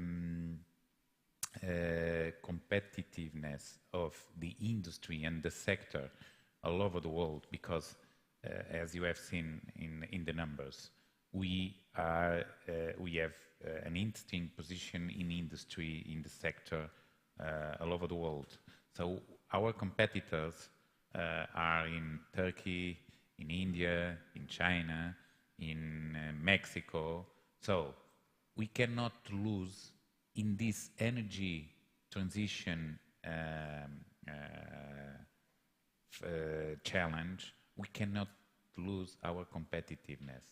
And on the same time, the price of this alternative energy, it's not yet sustainable. So when we have at the moment the natural gas available for a price around 40 euros per megawatt, the first approach of the molecule of hydrogen for the same megawatt is around 100 or 125 euros. So there is a financial program that will help this transition. The community, European community, will help. But all the industry and all the investors cannot face in this transition all the risks that at the moment we have at the moment. So is that the balance of the vision of climate direction commitment to avoid all the disasters that we are seeing for all the contribution, and at the same time considering the industry that have 3 point something else percent of contribution for all footprint carbon emissions, then we need to do it with in a sustainable way. So the challenge is that the vision is clear. The problem is the sustainability of the implement of these alternatives. When we consider this project as a financial inductor for this to pull all this process, I believe on it. So personally, I believe that is a good drive for improving our competitiveness. But in meantime, we need to sell our products all over the world. We need to be to have a green passport that we can show that our products are being produced with green energy, but on the same time, probably we need to say this will have an extra cost. So all the new generation are quite sensitive to these arguments, but at the end, the decision of the consumers are not so easier. And this is the challenge. We need to do things, we need to transform and to have this green energy source in order to reduce our emissions footprint. But and on the same time, we need to continue to give money to our owners and to all the industry sector. So this is our challenge, and we have no doubt. We are project leaders of this BRR, and we are quite motivated to change the sector, because this is what we are saying. We need to change the sector. And if not, there are not leaders that believe on that, we lose power and we will decrease our ranking perspectives in terms of leadership or influence in the sector. Thank you. Any question? Please. Good morning. I have a question to Ricardo Peça. You are talking about interoperability of data, and I would like to know, you mentioned you have DSO, TSO in your project. How do you standardize the information, the data, between the producer and the final consumer? And I'm speaking only about energy, okay? Energy meters, and the client, consumer, know how energy is consuming. Because right now, it's a big difficulty to know what appears in an invoice of energy consumption and the data that is collected in the energy meter. And I would like to know if in your project you have some type of approach to this big problem that is collecting feasible and precise data. A difficult problem, as you said, and we have to think. Let's start by the system operation perspective, and then we go to the consumer. System operators, there is a common information model for the energy sector that covers everything: electrical infrastructure, metering data, metering data at the consumer meter, everything. So I would say data and the shape of that information is standardized. That's the easiest part of the work. Second, and the most difficult one, adoption of standards. And that is one of the key problems. Transmission system operators in Europe, they have been adopting part of this standard, the SIM standard, to exchange information between them because it's critical, even for security of supply. When you go down to the consumer, things are completely different. So there is standards, but there is more than one standard. So each distribution system operator uses their own standard for communication with the meters. And there is different versions, PLC Prime, and inside PLC Prime there is different technologies or variations of the same technology. And that's what they use to collect data for their own purposes, billing, grid monitoring, and so on.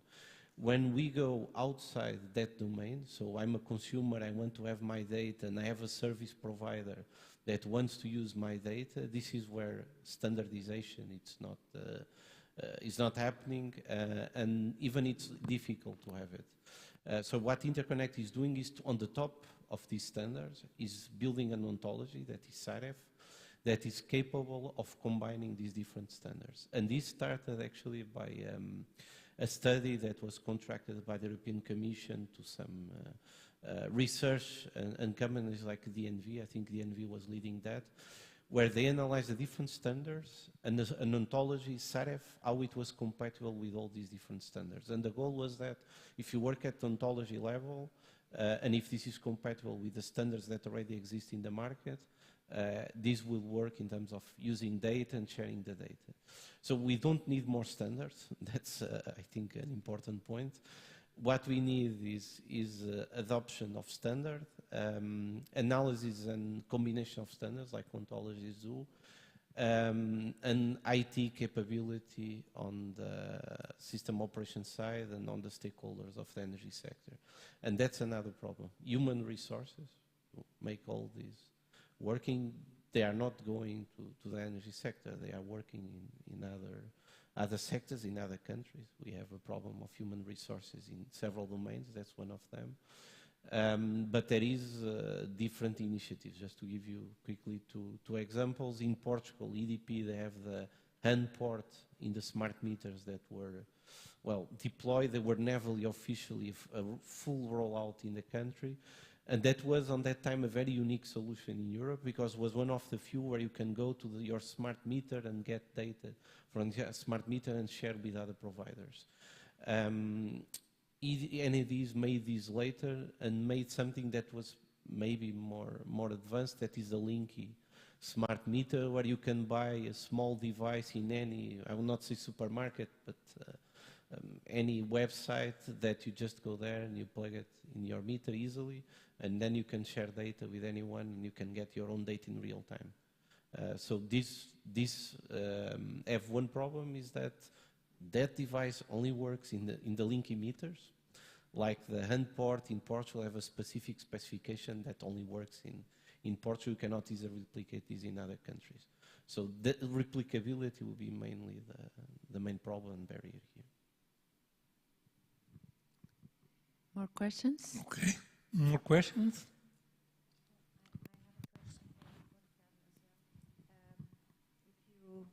Yeah.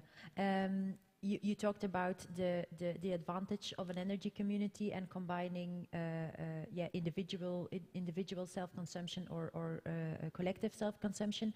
Have you calculated there also the social aspects of the perhaps houses or companies that don't have renewable assets in their energy mix?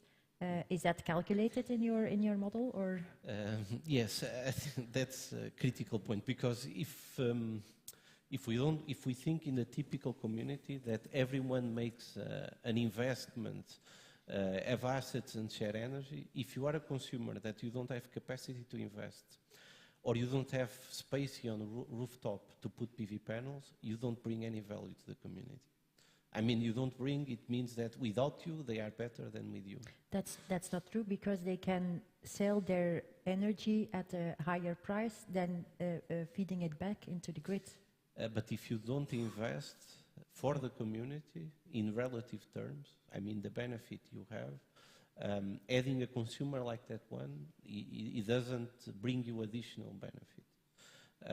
This means, and this is being actually starting to be discussed in Portugal, inclusive communities, when you put vulnerable consumers instead of the social tariffs that we have, because a vulnerable consumer in Portugal, they have social tariffs, so part of the tariff is supported all the other consumers.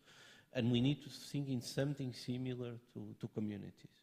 And if we do that, you have a benefit to the system, and you also allow these consumers to be part of a community and operate that. Another thing, and this is what we are doing, is that instead of bringing in an investment, being capable of joining the investment, if you have free space on a rooftop, you exchange the space by being part of the community. Or if you can provide services in the community, cleaning the PV panels in exchange for that electricity. So that, I think, we have to think in community simply on electricity, and considering consumers that can share investment is nice for urban areas, rich areas. When you have vulnerable consumers, we have to completely rethink the business model that is behind the community. It cannot be the traditional one, and that's something actually to study. Hi, good morning everyone. So I have a question for Teorico Paes. So I'm André Guimarães from Zabala, and really nice presentation, real big project involving all the things. So I'm guessing you're looking at R&D in terms of retrofitting the furnaces, you're looking through the whole value chain, also addressing the raw materials issue about how to decrease the footprint and so on. So it's a real big project with a lot of funding. And I don't know the current timeline, but it's more a curiosity question, is how is it going, the project? So if you have already found any barriers throughout the development of the project, because we know that the PRR is not going that well in terms of implementation. So I just want to ask if you have found any barriers, or if you have any advices in terms of how to manage a large project, or if there are any issues about coordinating everything with the R&D and the private sector and so on. Okay. Many thanks for your question. Yes, this is the first time that Vista Alegre try to make this effort to converge for this important contribution of our industry and sector for the climate and reduction of the footprint. At the moment, we are facing some problems with the PRR program. In practical, the legislation that is behind from the European legislation is not so adapt to our sector, and the money that should be in our hands, it's not in our hands because there are some problems in some elements that should be achieved. So this is one of the problems that we have at the moment. Concerning, and is related with the benchmark of CO2 emissions for our sector itself, because we are using natural gas since the years 2000, so we have is a clean, even considering not a green energy source. But when we compare the natural gas with other fuels and so on, it is much more clean than the others. But other sectors, they are using not like cement or paper sector.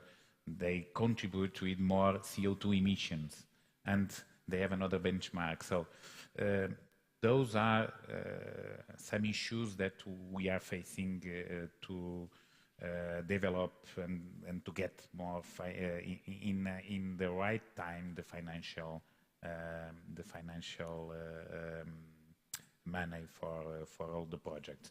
Concerning the other barriers, this is a large. We have 30 different members, and to manage all these 30 members, it's not easier. So as a consortium, and the idea behind this project is very good, because we need to talk with all the sector, with all the stakeholders of the sector, since the raw materials producer, through the equipment producers, and also all the subsectors, tiles, sanitary ware, refractory, tableware, and this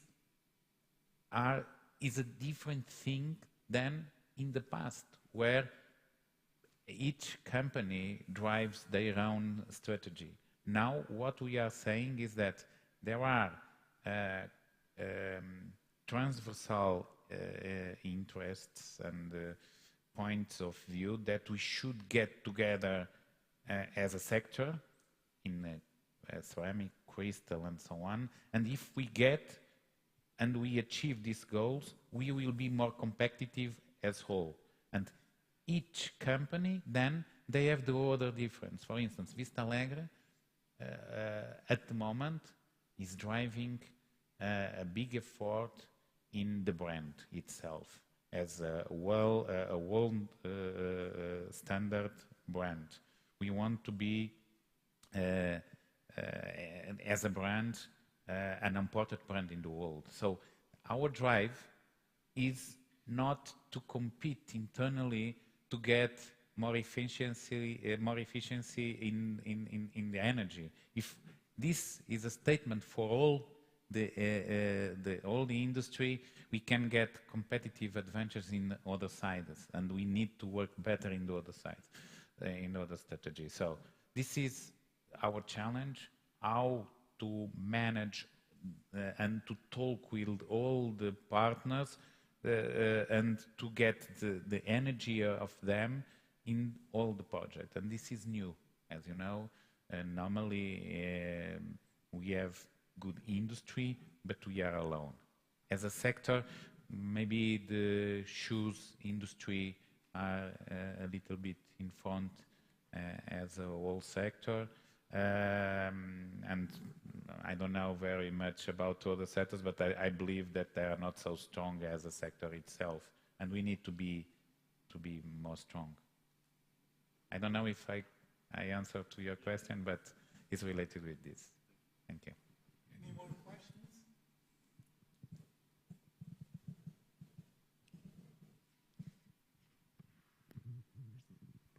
I have a question for Ariane. Thank you for a nice presentation. You show us a lot of interesting projects. I have a question related to CSP technology, because it's a technology that we studied a lot over the years, but it's continued to be a technology that is not really implemented in a large scale, mainly because of the cost of the technology. Do you think that we can do the transition as we do with the photovoltaic panels for this specific technology? It's already going on, the transition. Like in Morocco, for example, you find a lot of CSP installations, and I think in Spain as well. Enrique can perhaps confirm that. So yeah, it's a bit, of course, you need to look at your specific business case and your heat demand and your own process. But I think the development is already going on. Yeah. Happy to put you in touch with the company that is doing this if you're interested in that. Yeah. More questions? Any more questions? So, thank you for your attention. Thank you for all the speakers and the audience. And we see the following session in the afternoon. Thank you. Thank you.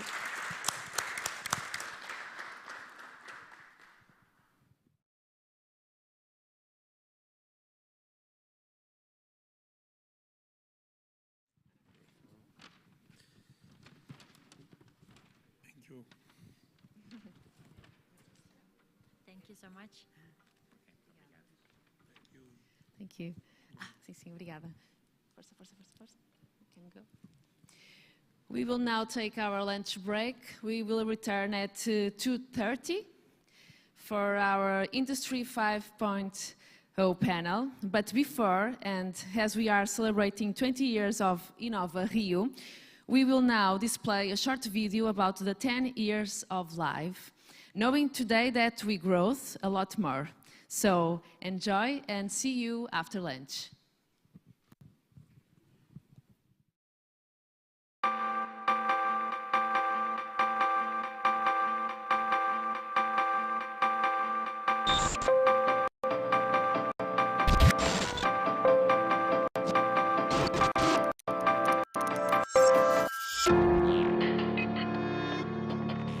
Ten years ago, there was an ambition.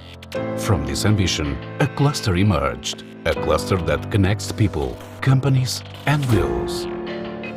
A cluster that provides an innovation ecosystem based on competitiveness and cooperation.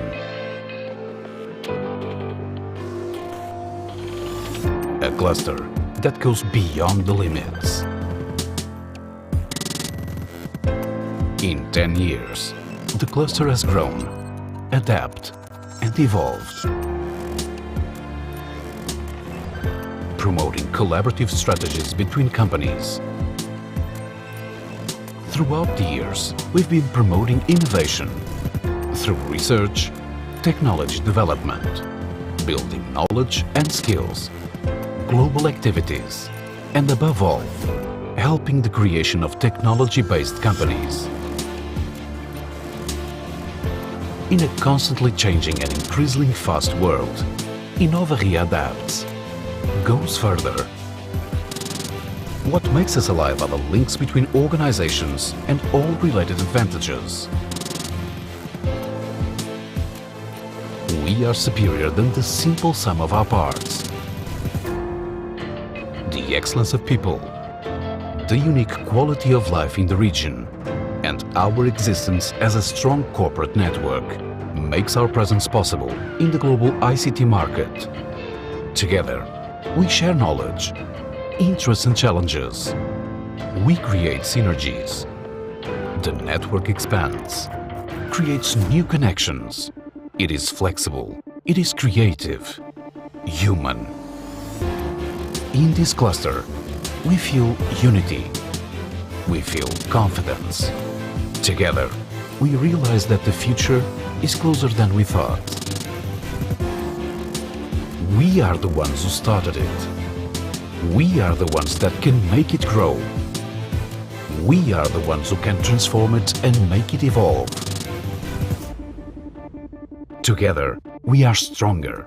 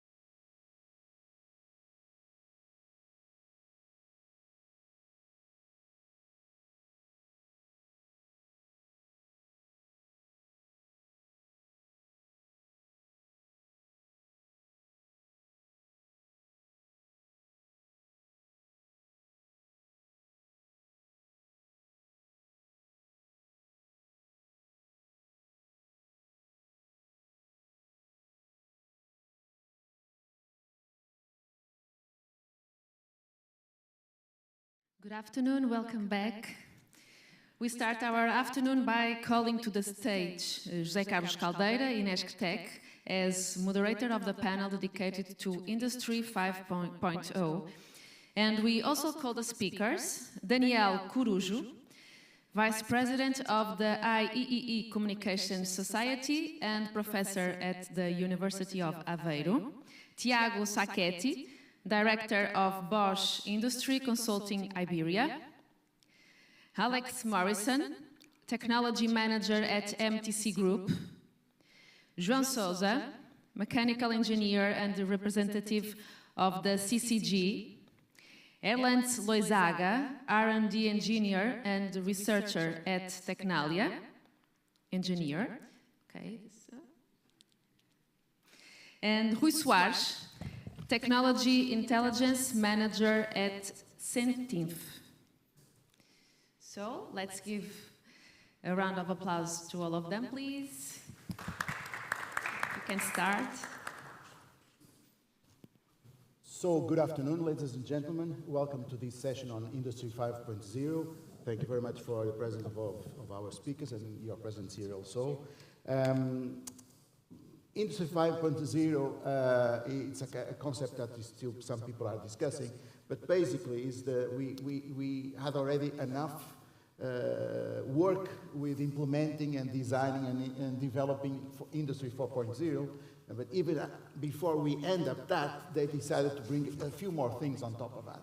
And those are basically three: the human aspect, both as users, consumers, but also as workers in the companies.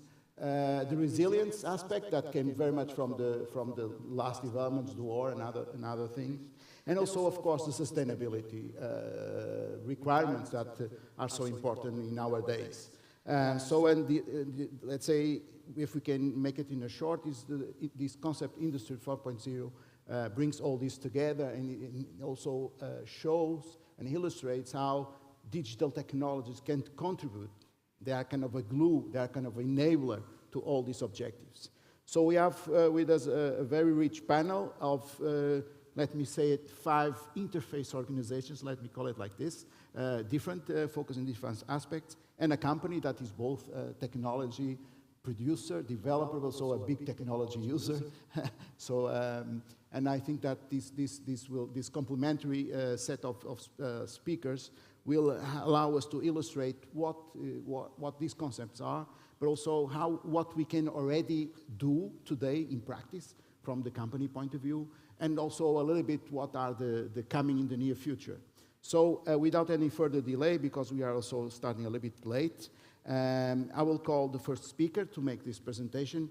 I will follow the order of the program, and I will ask you to maintain the 10 minutes plan, and to please make a short introduction of yourself, so this way we save some time. So the first speaker is Daniel Corujo from the University of Aveiro in IT. So Daniel, can I give you the floor to start, please? Thank you very much. Do you prefer for us to be sitting down, it's or up to you. stay It's up up? to you. Well, it's up to you. Whatever you feel more comfortable. I can stay here. I don't want to give my back to my colleagues. So, but for introducing myself, so I had a set of slides, but my name is Daniel Corujo. I'm with yes, there is the device to change the slides, right? Yeah, it's there. It's there. Thank you. So I do have to get up then. I hope it's this. Thank you. Okay, so this is myself, a somewhat younger version of me, some years ago in Austin, Texas, at some museum, which I can't really recall the name now. So I'm a professor at the University of Aveiro, a researcher at the Telecommunications Institute, also in Aveiro, even though it is a national-wide institution. And I've been a researcher in the area of telecommunications and informatics since 2006. So I'm part of a research group at the Telecommunications Institute called Telecommunications Networking Group. If you want to visit our work, please pay us a visit, a digital visit there. And of course, you're more than welcome to pay us a physical visit whenever you wish to. These are some of the areas we are approaching currently. And being the first talker, I think it was up to me to showcase something about what is Industry 5.0 all about.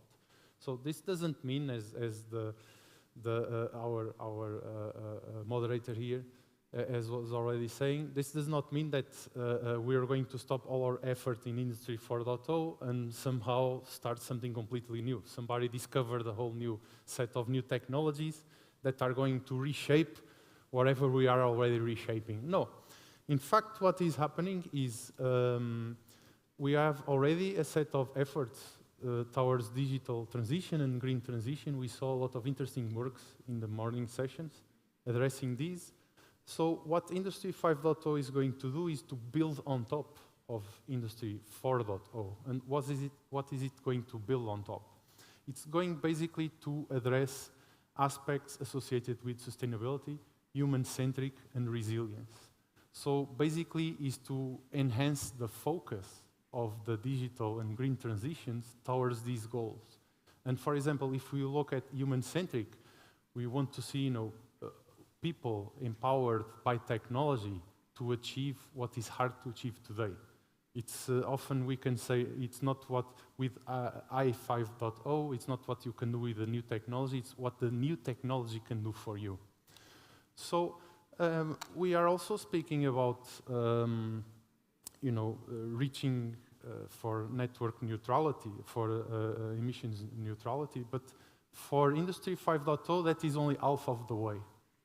Because what is or should be the actual end goal would be for us to not only allow enterprises and the industry to, let's say, compensate as much as they waste or pollute, but actually have the industry becoming the prime agent to actually reshape the economics and to recycle the natural cycles that were harmed during all these industrial ages before.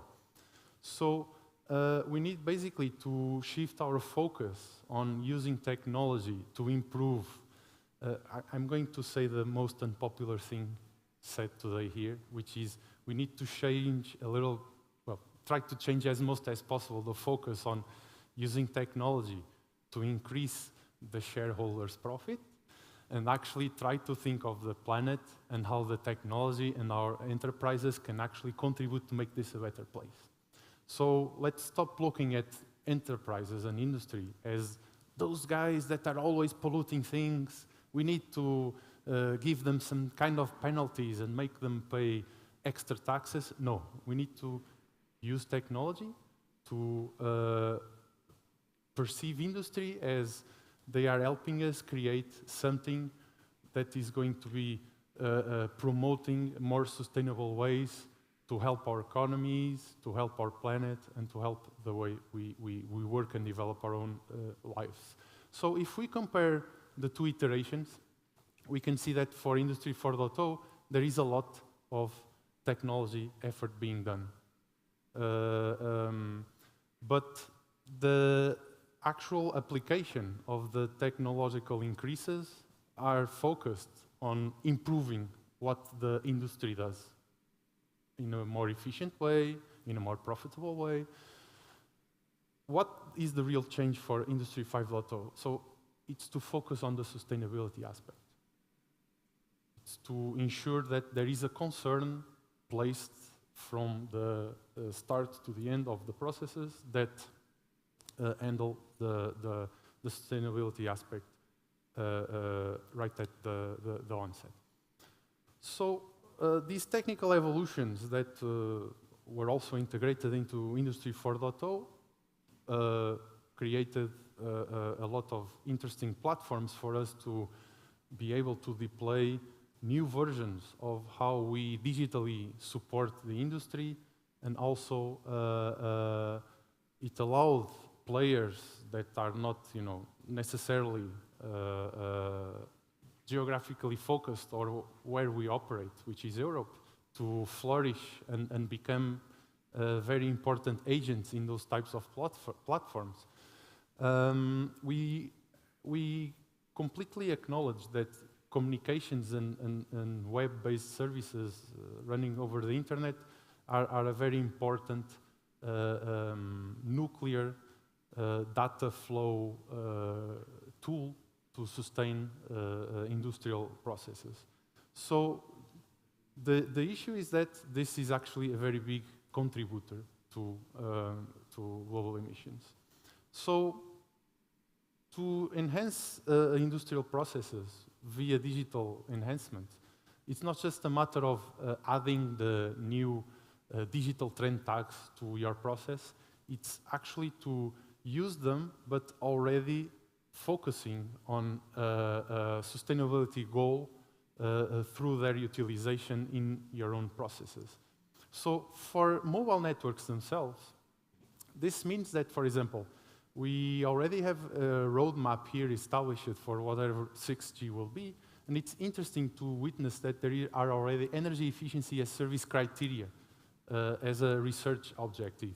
What does this mean? It means that the network will need to operate already considering not only the usual types of KPIs, which is I need quality of service, I need bandwidth, I need throughput, we'll also be using energy expenditure as a choice for seeing where our traffic will need to go, whether it's our home traffic or our company traffic.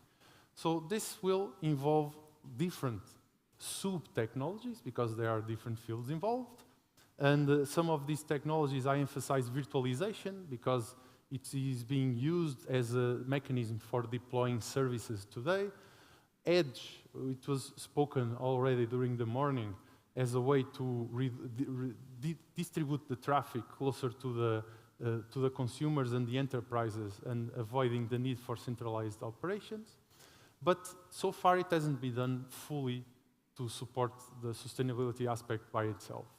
So I call this presentation in the beginning 6G, elastic 6G, because we foresee that in the future, the next generation will need to allow the networks to become more elastic. We will stop seeing operators acknowledging their own infrastructure as the only choice for their customers. What we will see is, depending on your needs, you will be able to connect to different operators simultaneously, but you need those operators to elastically be able to shift the resources that are needed to set up your connection as you are moving along or according to the needs of your industry. So we need to measure the impact of these choices in terms of energy efficiency as well. If I go through the mechanisms from operator A, I will spend a total of this energy. If I go through operator B, I will spend a total amount of that energy. So this is what I consider that will be important, allowing this also to be done in a dynamic way, not just necessarily opt for the most efficient operator at that point in time, but continuously be looking at which is the expenditure of the different operators available.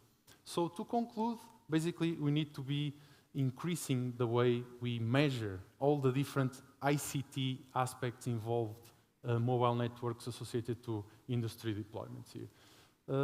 If you allow me just 10 seconds more, we have innovation projects that are opening funded open calls to try out new ideas that will improve 5G or use vertical scenarios under 5G or beyond 5G deployments. And if you like to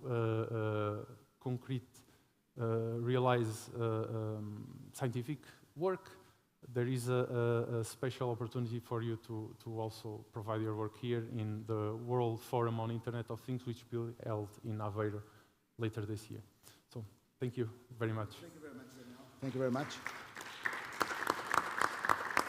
So can I make his presentation? And while slides are being changed, say that in fact, please, no, go ahead. That in fact, telecommunications and communication networks will be a major backbone of and support and an enabler of all these digitalizations. process, and it's interesting to see the impact of these sustainability issues also on the digital networks, because that's something that probably none of us will think about it. At least that would not be the first thing that comes to our mind.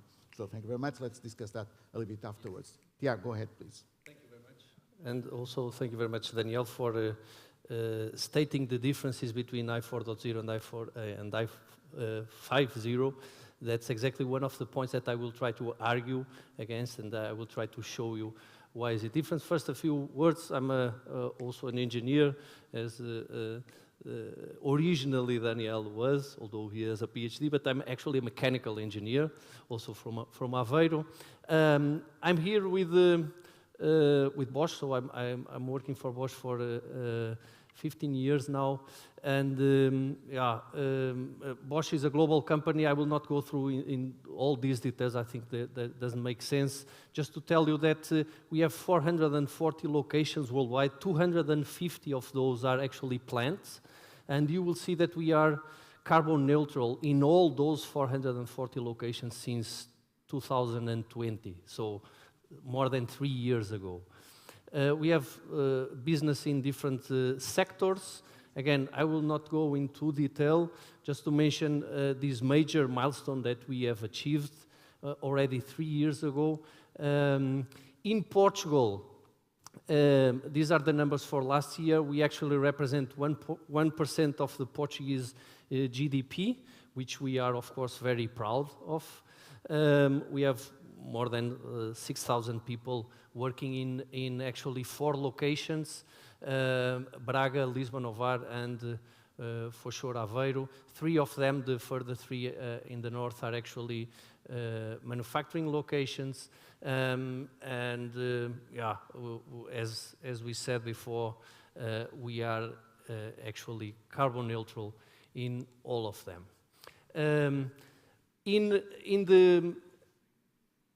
In the Lisbon and Aveiro office, we also have this Bosch Industry Consulting Services, which is a group within Bosch that actually delivers services in all topics related to manufacturing, both internally as externally. We work with several third parties outside of Bosch. Actually, 50% of our business is made with external customers, and we, as you can see here, our portfolio is basically all things related with manufacturing, coming from product process development up to optimization and problem solving after the SOP. That being said, and making here, I would say, a switch and trying to bring back the topic to what brings us together here regarding the digitalization and the impact on climate neutrality. As I said before, we are for scope 1 and 2 carbon neutral since 2020 by acting on these 4 pillars, so reducing the amount of energy consumed, changing the type of technology that we use in our processes in order to use new and clean power, acquire green power, green electricity, and of course, for all things which were not possible to do in the other 3, we need to do these carbon offsets, which is a great way, a great motivation to do a better job in the first 3 pillars of this strategy. So that being said, we also have a goal that we set ourselves until 2030. We want to reduce for scope 3, meaning the complete value chain from mine to the reuse of all our products. We want to reduce the footprint by 15%. It's a huge difference between scope 1 and 2 and setting this scope 3 target, because we are talking about all the chain, including our suppliers and also our customers. One example of this, and this is actually one of the examples that I would like to bring here, as asked by José Carlos Caldeira, to give a few examples of what can be done using digitalization and what is the impact in our environmental and our ESG goals. This is actually a good example in our plant in Blaichach, we were able to, by the use of technology and information technology in this case, to reduce the consumption of compressed air cost by 40%. And this is done actually by, again, executing our strategy for what we called I4.0 that I learned while preparing this presentation that includes already several aspects of what Daniel mentioned as the main difference to I4.0.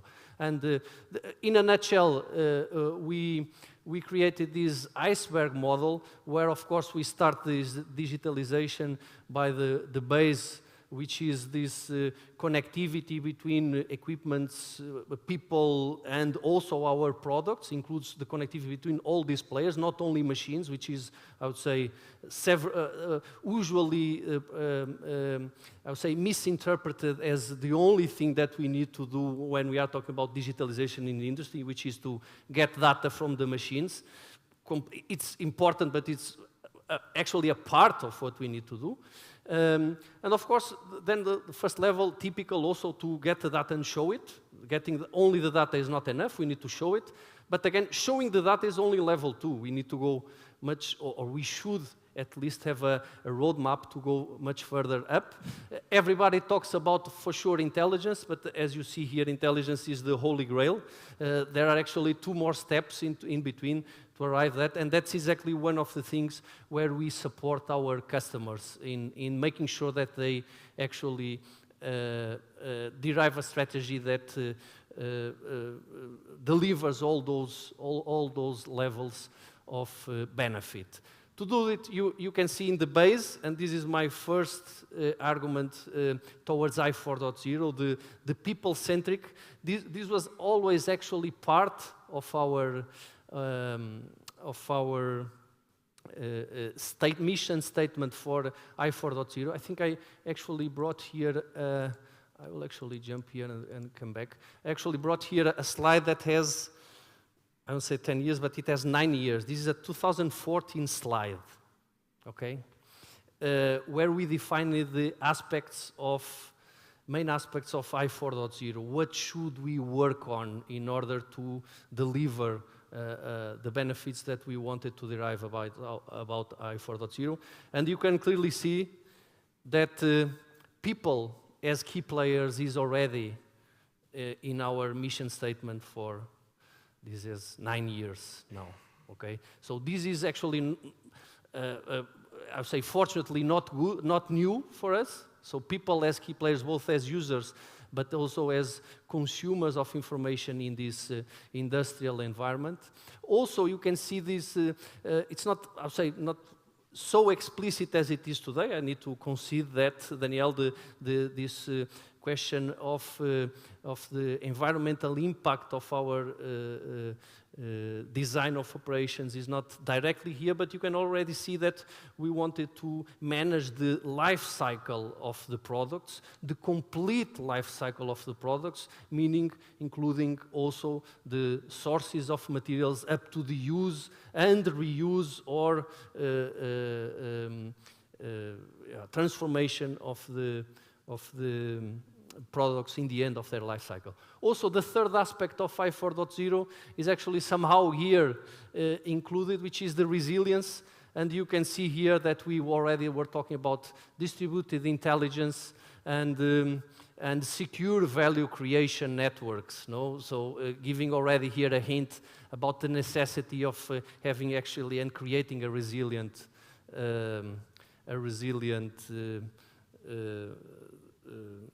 I'll say, design of operations. Here is a bad example, and that was also a request from José Caldeira. This is a bad example of what things typically look like when we start this journey of industrialization without actually looking at the multiple aspects and about the scaling that we will eventually get to. We'll get to this kind of spaghetti.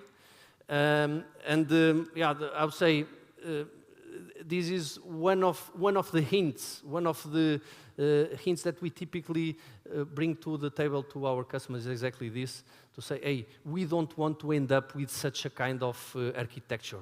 This is a nightmare to maintain, therefore we start talking about the anthologies and data management and data catalogs and making sure that we in the end don't end up with this, I would say, organic growth. Okay. Coming back now and to these examples, the one that we mentioned already, it's this reduction in the compressed air cost. As you know, compressed air is a source of energy that is approximately 8 times more expensive than electricity in an industrial environment. So instead of using, to create a movement, for instance, if we use a pneumatic cylinder versus a electric one, the cost of actually actuating, making that same movement with electricity would be 8 times less. I'm talking only about the marginal cost, because the initial cost of investment, it's exactly the opposite. The electrical cylinder costs much more than the cylindrical one, the pneumatic one, sorry. But nevertheless, this is an example of the necessity of reducing the compressed air consumption in plants. And this, the Bleichach one actually used this energy management, a connected energy management solution that basically working basically on the first and second levels of that iceberg model that we have seen that, and only creating basic alarmistics, were able to actually extremely reduce the consumption of compressed air. So relatively easy to do, again, using basic information which is available or available once we connect, for sure. We don't need, we need to, for sure, pass the cost of connecting, which is not negligible, for sure. But once we do it, we'll get these benefits. Another example is peak load management. Again, several energy contracts are based on peak load, or at least have a clause for peak load. And again, there are already solutions to do this with a granularity that goes from building to building, or from sector to sector within the plant, or up to the machine, or even sometimes we in the equipments which we call energivores, sorry for the Portuguese word, the main consumers of energy inside a value stream. For those ones, we can actually go up to the component of the machine that actually is actually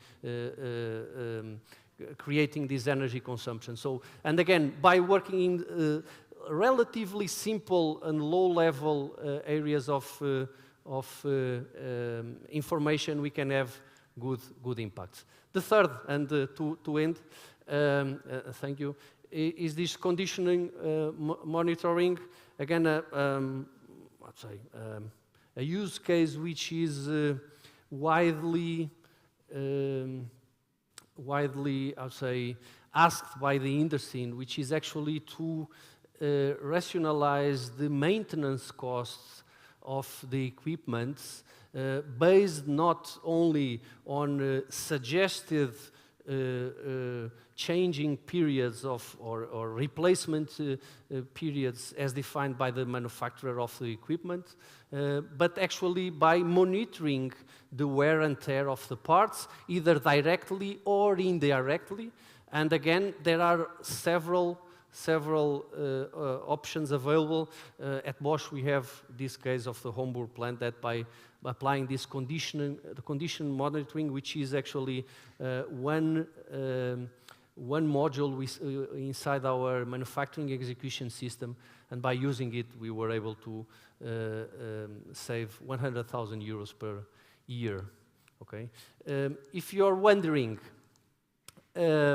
And as a bonus, since I still have a few seconds, I understand, I would like to bring here another example from the level 5 of that iceberg model.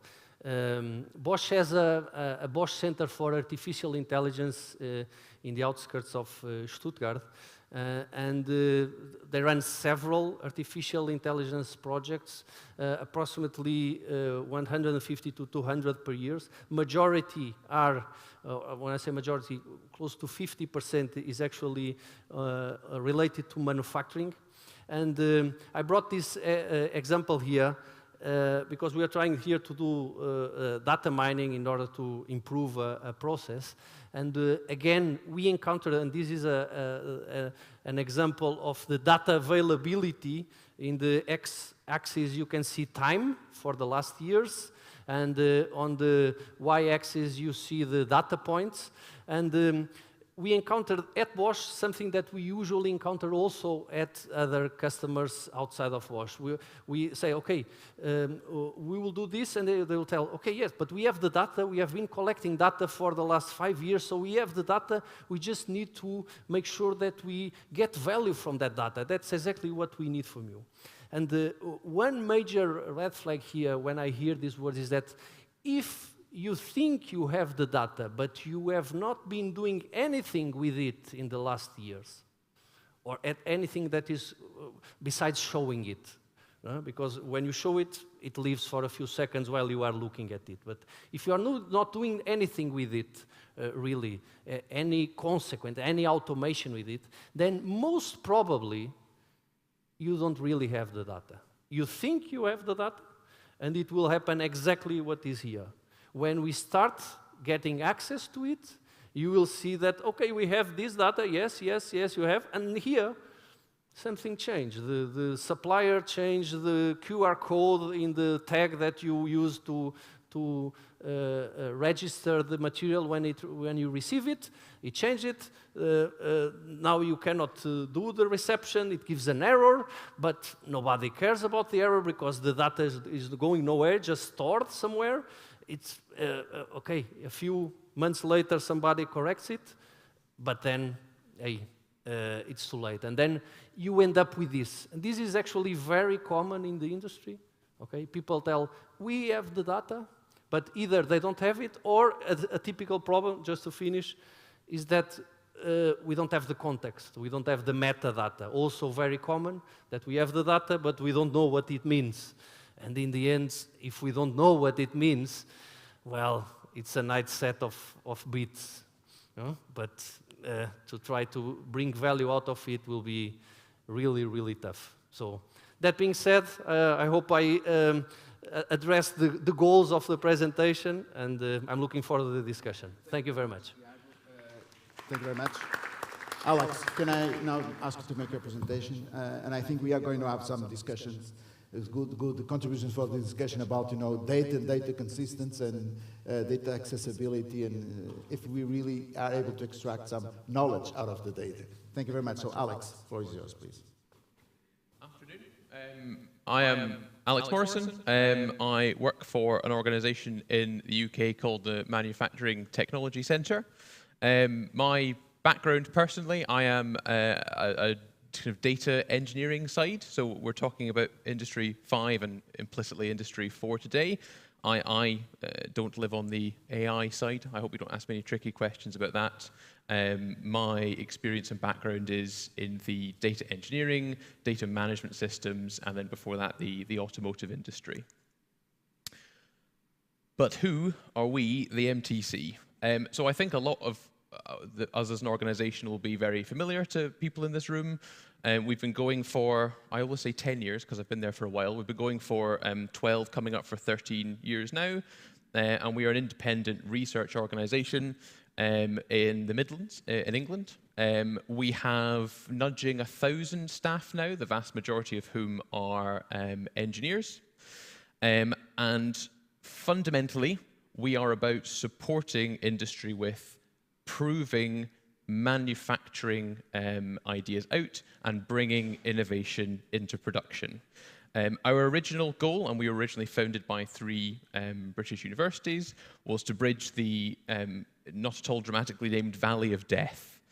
So our original mission was on the basis that British universities are leaders in many areas, and we have leading industries in many areas, but we are not good as a country at bringing technology from university to industry. So our original mission was very similar to those in the room today. We were about supporting academics with engaging with industry, and that's still a large part of what we do. But a great deal of what we have developed as capability since then has been about supporting industry with what they need to either bring that really early stage technology in and to support de-risking and the implementation of perhaps slightly less innovative technologies, but to support industries with their development in every possible axis. And we work across all ranges of technologies, from additive to traditional subtractive, and we have a very large digital sector. But the kind of fundamental point, I think, for us is understanding that we need to support companies of all sizes, of all levels of maturity, and in all sectors, in whatever way they need. So the key message that I'm going to talk about today, and the key question I have coming to this session today and this week, is what is it you actually need support-wise? Not just the technology. We've heard a lot about the technology. How do we help you adopt that? What are your barriers to adopting that as a business, beyond just the focus on that top-level technology? And as an organization, we cover both the research, so we have a large team of researchers. We have a training center, so we're the UK's largest trainer of apprentices, and we provide professional training. So we are all about that holistic view of what support do you need to adopt, how do we provide that to you? And I guess I just want to emphasize, in terms of size and nature of the support that's required, is everything from supporting, we support innovators who come to us and say, I've got an idea. We support them with, okay, how do I make that reality? And that may not be research at all. Their idea might be very innovative, but it might be making connections to bring them into the supply chain to help them with the industrialization of their idea.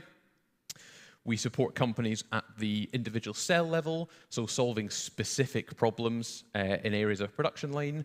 Total transformation, so either a blank sheet of paper, I'm building a new facility, how do we do that?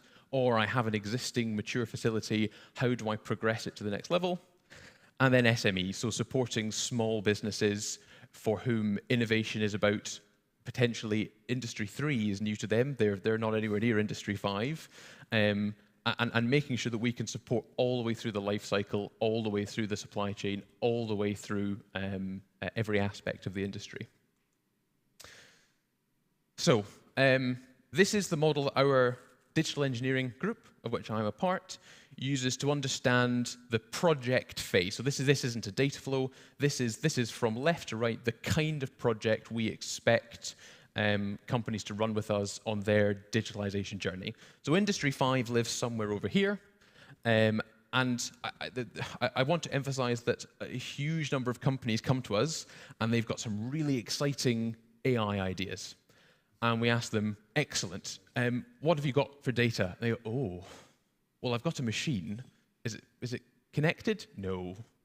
So supporting companies with everything from understanding what fundamentally do you have available to generate value, all the way through to building the models that power Industry 4, Industry 5, and then supporting them with deploying them is what we are concerned about. And as an organization, we work in every element of this, but my role and my interest here today is how do we enable that, and what more do we need to be doing to support that in Britain and Europe-wide. So I've attempted to summarize some of the kind of key challenges that companies come to us with when they want to digitalize. So these are not comprehensive, and companies do not always have all of these or even any of these. But we very, very frequently have companies coming to us, very large companies, saying, I have really capable manufacturing systems. I had a quality problem, so I bought a really good quality management system. I had a scheduling problem, so I bought a MES. I had a maintenance problem, so I bought a maintenance management system. but they're not smart and they're not connected. They're not getting even a fraction of the value across those systems because they have all these barriers to progressing that. They've got the idea, but they don't have it connected. And this balance between solving problems now and in the future. Maybe this one's written the wrong way around. We have companies coming to us saying, I've got this problem, this part isn't high enough quality, how can I improve that?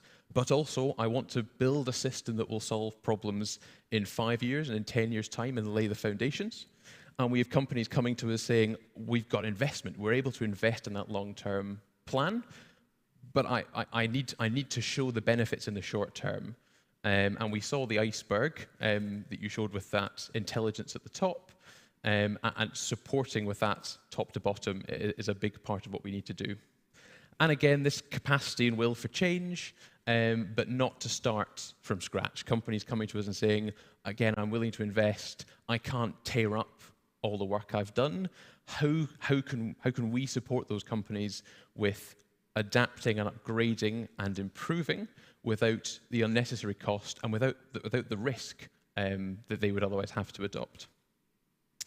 And very similarly, this balance between I want to invest in novel technology, but I can't stop making parts. And that's often a technology barrier. It's often a space barrier. One of the biggest challenges that we came across that led us to build lots of workshop space was even very large companies saying, we know what the technology is, we know who we want to buy it from, I can't put it in my facility, I can't risk production. So providing that de-risking environment at low cost and at speed is crucial to getting all the way to that Industry 5 capability. And therefore, how do we do that? So I will go back briefly. This is the kind of fundamental challenges that we're trying to address. We have several programs to do that, one of which is a capability we built, funded and across the north of England, a 20-odd million pound collaborative project to build a digital manufacturing accelerator. So the themes over here hopefully look very familiar given where we are, that fundamentally we need to support companies with connecting with the right partners, and we need to support them with finding those funding opportunities that they may not be aware of, that they may not know how to bid for, that they need collaboration in accessing. And the Digital Manufacturing Accelerator is a physical environment, and it is a ultra-agile digital environment designed to let us give companies immediate access to commercial software, to give them flexible and robust platforms for really, really quickly trialing new technology from a range of vendors, understanding what their ideas, what merit they have, and that de-risking at low cost and at pace what they are doing. So for industrial end users, that means they need to validate their end use cases, they need to mature technology, and we want to support with pushing new business models. For academia, that's the hopefully self-evident, demonstrating the impact and capabilities and linking them to investment. And then the technology providers, developing new products, linking with new customers and maturing those. And what needs to underpin all this is the speed of access to that technology, and it needs to support users of all sizes, and we need to minimize the time we are spending on activities that aren't research. If you need access to, if you want to try out mezzes, that's not a research activity most of the time. Why are we not able to give you access to all of those bits of software? Why are we not able to connect an example of your production system up to several of those systems, and then swap out maintenance systems, and then swap out quality systems, so that you can trial that full stack, and then build the intelligence on top as the value, not spend your life in integration hell as the end value of your activity. So as an example of that, this is a project that's ongoing. This is with a pharmaceutical company, and it is about packaging pills. So their goal is that they want to be able to provide customized pill blister packs with a different pill or multiple pills for each day of the week. And they're an extremely capable production company, but they don't have the capacity and they don't have the environment where they can do that de-risking. And so we can build this miniature version of their production line.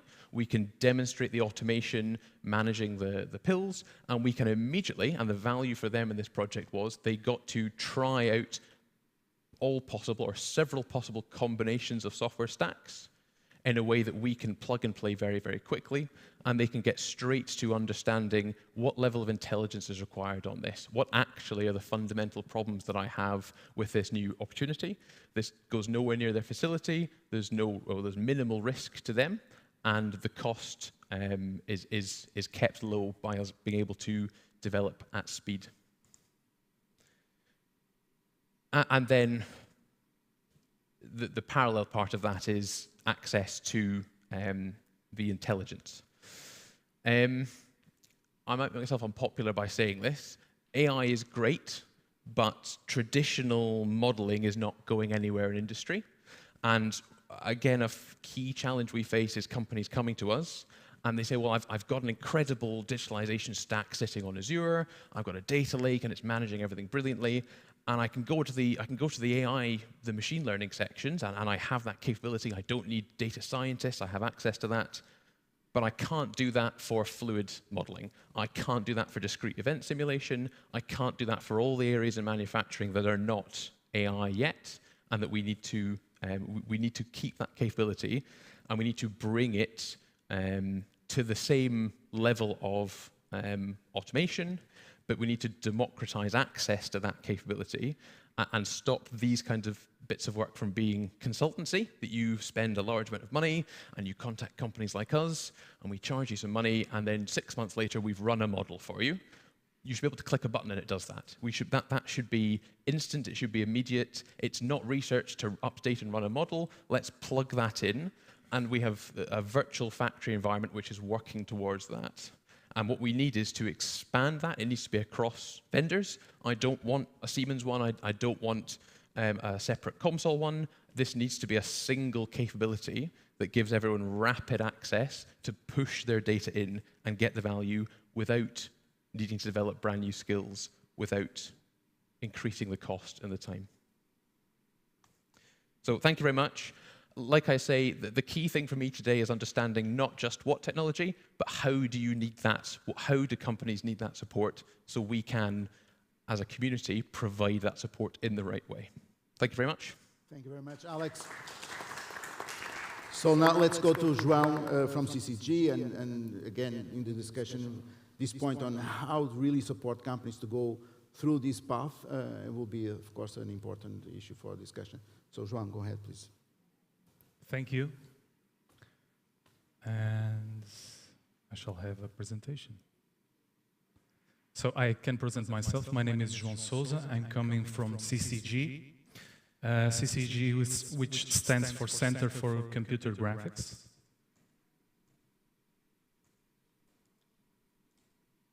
Can I? Okay. So, CCG. We were founded in '93 and located in the north region of Portugal, in the campus of Azureim Guimarães in University of Minho, and we are dedicated to ICT technologies. Throughout the years, we had several recognitions. The last one was the recognition as a Technology and Innovation Center by the Ministry of Economy. I will dedicate some time presenting CCG, if you don't mind. So how do we position ourselves? We position between one side the industry, our clients, and on the other side the academia.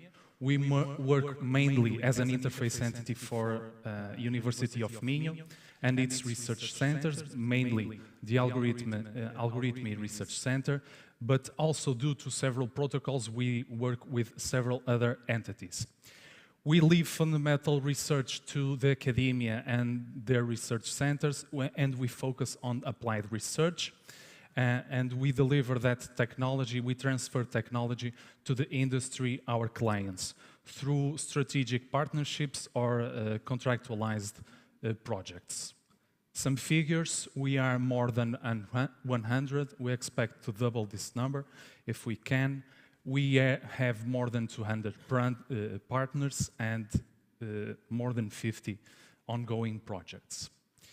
Some of our spaces, I will highlight some of the labs we have. What we call the Bosch Room appeared as due to a partnership with Bosch company. It's a platform for testing mobility and autonomous driving solutions, and also our cave for the creation of simulated environments. We have, at the operational level, 4 operational units or departments that gather this group of competencies in CCG. Some of them are common to the 4 departments, such as artificial intelligence and machine learning, but we also have very specific departments like the human technology interaction and robotics that deals with human factors, usability and design. We don't deal only, or we don't apply technology only in the manufacturing and processing and processes sector. We also work in smart cities, mobility, heritage, culture, tourism. We try to deliver mainly digital transformation to these sectors: health, healthcare, sustainability, government, and so on. How do we deliver this value to the companies? We work in technology consulting, so we provide technology consulting to companies. We do contractualized research. We also have certification and conformity testing for software products. We also work in specialized training, so we don't want to compete with companies, and we want to transfer the knowledge and the technologies to companies through specialized training, and we also provide IT, specialized IT services. I will skip those. Basically, our participation in national and international initiatives.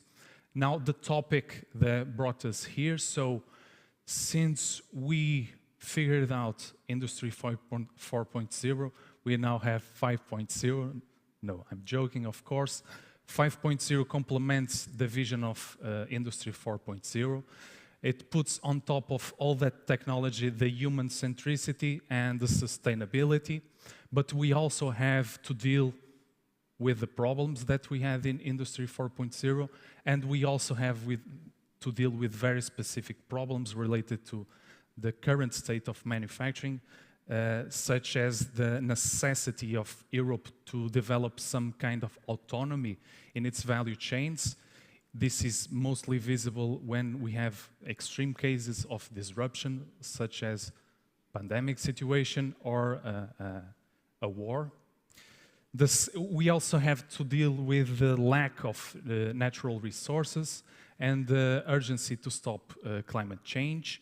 We need to achieve rapidly net zero industry and, of course, rise the productivity levels using less and less input, being energy or materials. We also have fewer people entering the job market. We need to change or adapt or model the competencies or the skills of the people that we already have in the job market. We have to continue to spend in high levels of automation for us to be sustainable and to deal with the lack of people in the job market. And we have to increase physically and cognitively, the capacities of humans. And of course, this is not new, deal with limitations in financial resources. I have brought some examples from CCG that are related to Industry 4.0 or Industry 5.0. Project Y2AM, it's dedicated to the design and prototyping of aircraft cockpits and also the creation of maintenance solutions for that area. and I have a small video.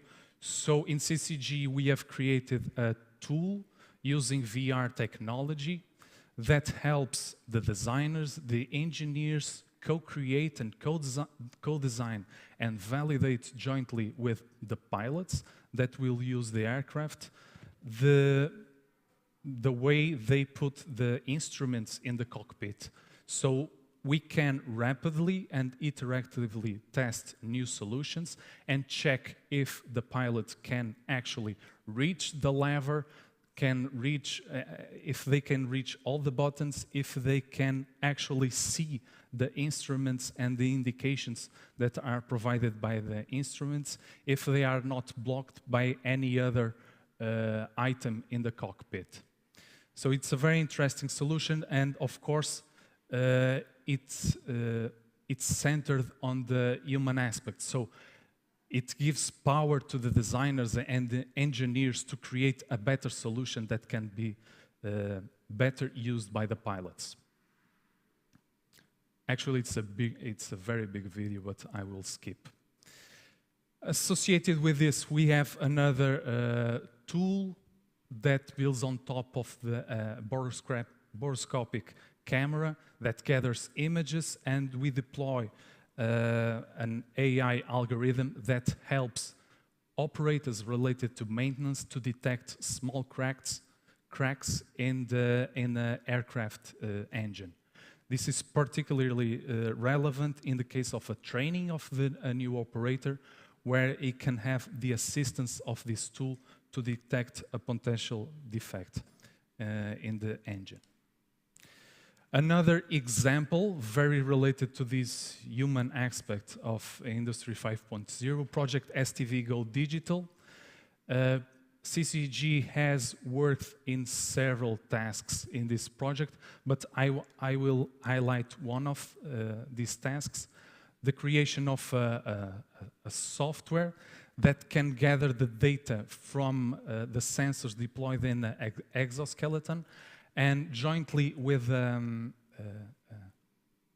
model of the human behavior, or human body behavior, we can gather the readings of the joints, and based on the rotation of the arm, for example, of the operator, and the length of or the duration of this movement, we can actually predict what kind of movement he will deploy and send that information to pneumatic actuators that can assist the movement of the operator.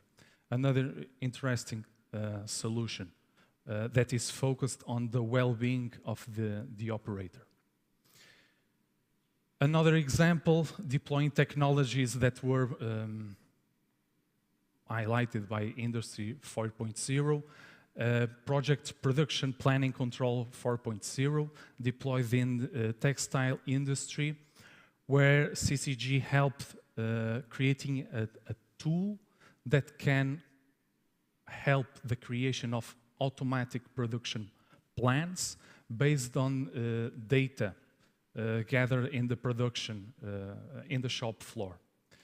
On top of that data, we can also predict several things, including production defects, and readapt the production plan based on these predictions. And to finalize the list of productions, project admin, and sorry for not bringing a more interesting graphic or a video, I didn't have the time, but this solution deployed also in industry, dedicated to production management and maintenance management, uses several concepts made popular by Industry 4.0, such as the digital twin and the creation of asset administration shells that allows the operator in this company to create simulated or alternative simulated production plans. And to conclude, some trends and opportunities in research related to Industry 5.0. We have gathered this list. I have 9 points. It could be double of this. So these are some of the problems in industry that we have to deal with in the next couple of years. And I guess all of this panel, including yourselves, are very excited with this because we love these challenges, so you can count on us. So, thank you. It's okay. Thank you very much, João, for this precise, concrete presentation. Elans, now it's your time, and let me just, while the slides are coming in, to say that for sure virtualization has been one of the areas with one of the biggest developments in the last years, and of course it plays a very important role, as it was mentioned by already several people. So, Elans, can we have a presentation? How much time do you have? 10 minutes, okay. Minutes, okay, if possible. 10 to 15. Yes, no problem. I was prepared for a long one, but I summarize it, don't worry. Okay, so good afternoon to all of you, and thank you very much for the opportunity and the invitation to be here with you today. My name is Erland Loizaga. I'm a design engineer by the University of the Basque Country, and I also hold a European master degree in the same university, and right now I'm performing my doctorate courses also in the University of the Basque Country. I'm part of the Technalia, and I work in the Advanced Interaction Platform, and specifically in the Human Factor and User Experience Laboratory, where we mostly interact and we search for new points of interaction and detecting these human factors and how they can impact on the industry and the adaptation of the industry. So, my presentation today will be focused on mostly on the human factors and how can they impact the changing industry. We have been speaking a lot about the Industry 5.0. We have spoken about sustainability. We have spoken about resilience, but mostly my presentation is going to focus on the human-centric aspect and the human factors that impact directly on the definition of this industry. During the lunch, we have been talking several times with several people about what can the industry and what can a corporation provide the workers nowadays. Maybe you have heard about the Maslow pyramid and the needs to be fulfilled by a human, just for being a human. There's also this very same situation, but for being part of an organization. You can see that pyramid over there. That's not part of my dissertation. It's really an outside source. You have other sources over there, but I just want to focus that the human factors have great impact mostly on the base of the pyramid, mostly on level 2, which are very related with health and physical aspects of the human needs. Whenever we speak about health, maybe most of us have the temptation of thinking about injuries, thinking about risks, risk prevention, but health gets a bigger scope. There's of course the physical aspect of health. Nobody wants to get injured. Nobody wants to get any kind of strange movement, anti-ergonomic movement that may cause seizures. But there's also a cognitive aspect in the health and also a psychophysiological aspect, emotional aspect on health. Okay. Here in my presentation, I'm going to explain very quickly different human factors that can be affected, and afterwards I'm going to explain how they can be measured, and really, really quick I'm going to explain a real-life project that has come to life, okay? So, focusing on the physical aspect of the human factors, mostly we can speak about fatigue. Doing the same kind of operation or during a long time can produce muscular fatigue, but also ocular fatigue.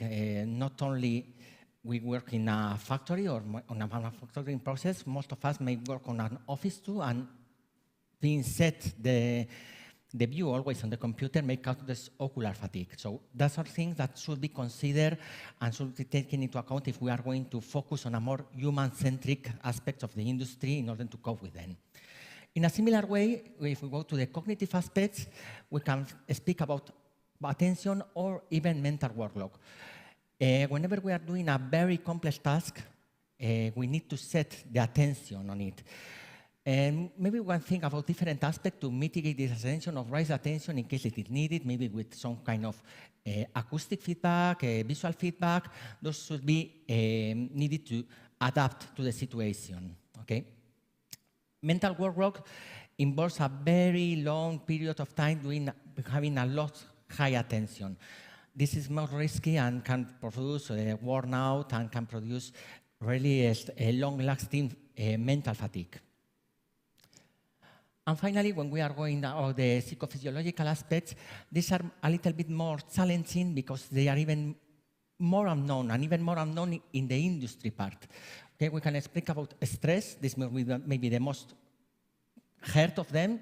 We know that stress is an unwanted situation, but nobody, or it's very difficult to measure that stress in an objective way.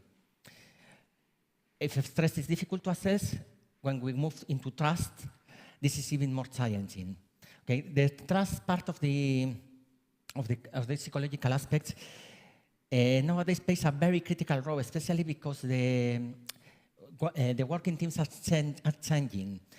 In most and most industrial facilities, nowadays we find teamwork of people and robots, what we are calling the cobots or the collaborative robots. Maybe there's some kind of studies about the psychology of trust, but it's mostly focused on interpersonal trust. However, when we are talking about trust between human and robot in a very close collaborative space, that's extremely tricky. That's especially the example I'm going to elaborate a little bit later, okay? And finally, we have this emotive spectrum. All of us as human, thankfully, and we have our better days, our lower days. Maybe we have some kind of discussion at home. Maybe we are thinking about some problem we have with some healthcare of our dads or kids or whatever, and that impacts in our daily situation. If we are working in even more automatic spaces, thanks to Industry 4.0, machines need to understand somehow that we are not the same as them. We are not even perfect. We are in a very changing moods. So that kind of emotional aspect is very critical too. Okay. I'm going to explain very, very quickly, to adjust to the time, how can we measure this different, or how can we get an assessment of these different human factors. But if you are interested on this aspect, you have this paper over here, you have this reference. It has been recently published, and it goes in a even deep what I'm going to explain right now real quick, okay? So,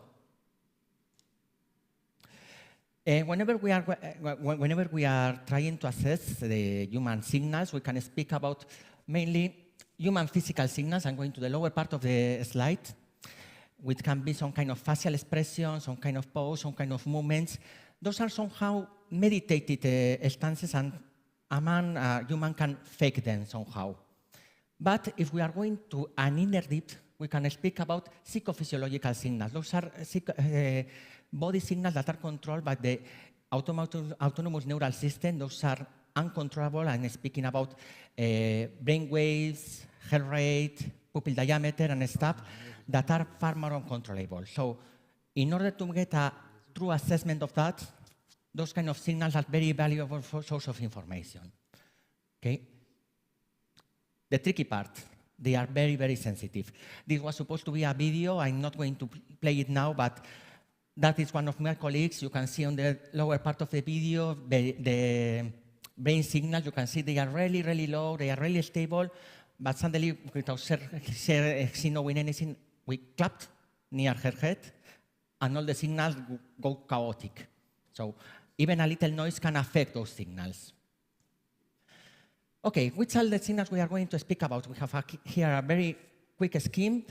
I'm going to go real quickly through brain activity signals, which are electroencephalographic signals, cardiovascular activity, mostly ECG signal, electrocardiographic signals, electrodermal activity, also called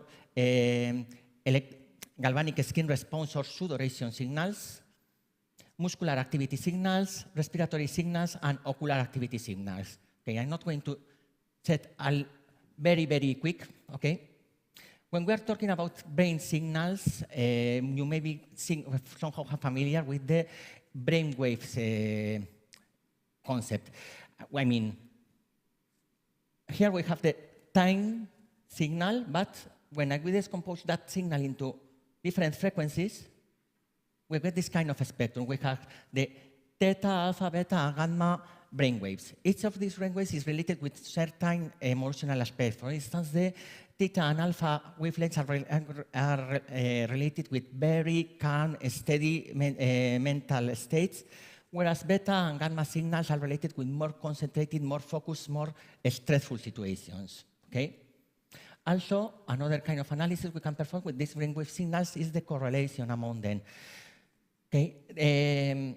For instance, whenever our brain, our emotional status is positive, there's more symmetry between the left part and the right part of our brain waves. Whenever we are in an upset mood, the left part of the brain generates more activity. So checking on that symmetry, we can somehow get an estimation of our emotional status.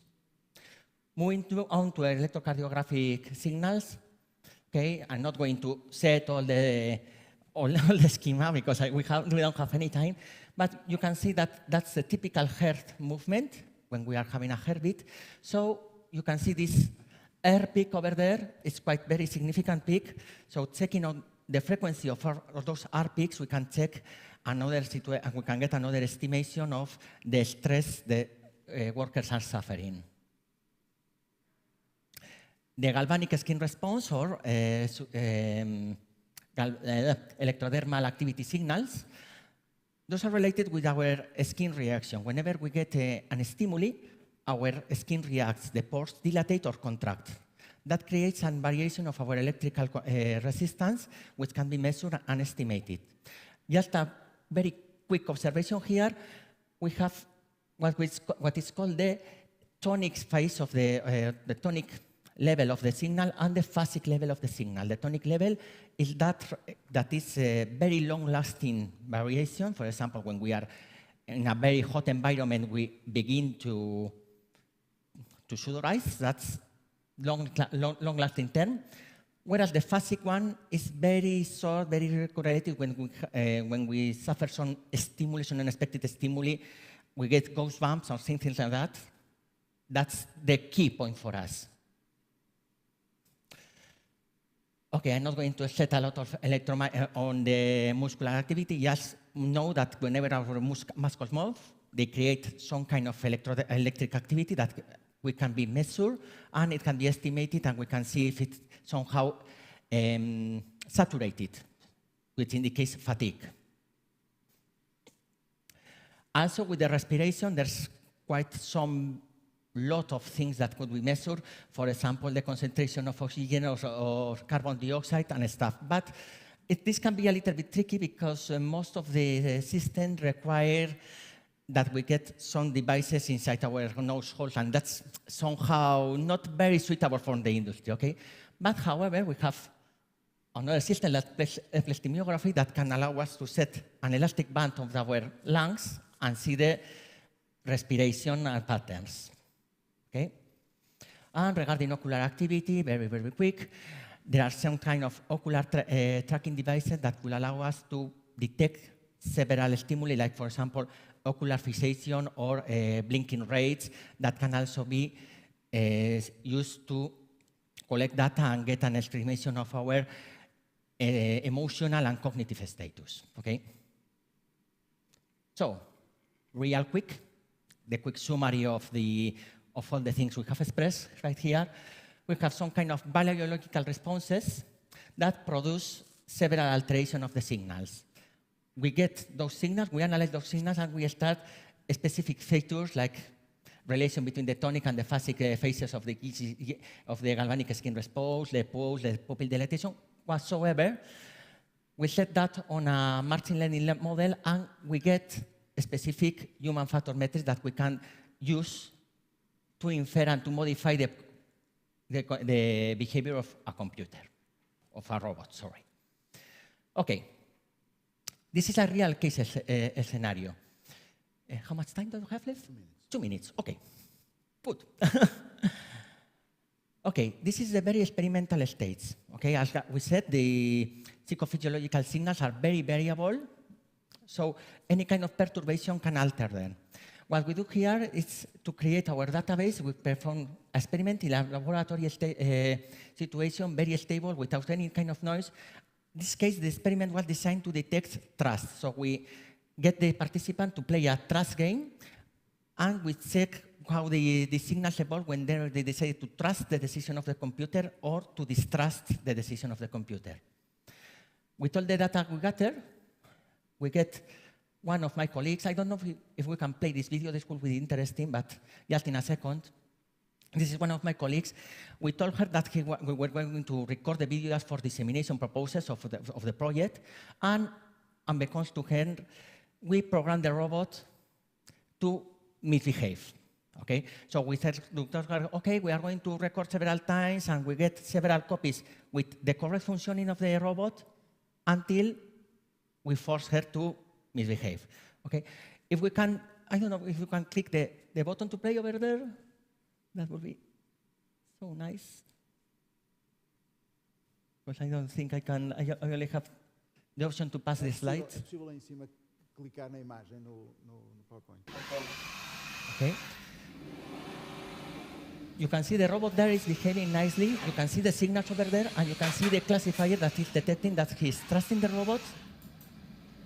Okay, and right now he's about to misbehave. Note the body pose also, because it's very symbolic. You have seen the signal, you have seen how it distracts, and you will see that she will never get closer to the robot again. She will just take the arm, okay?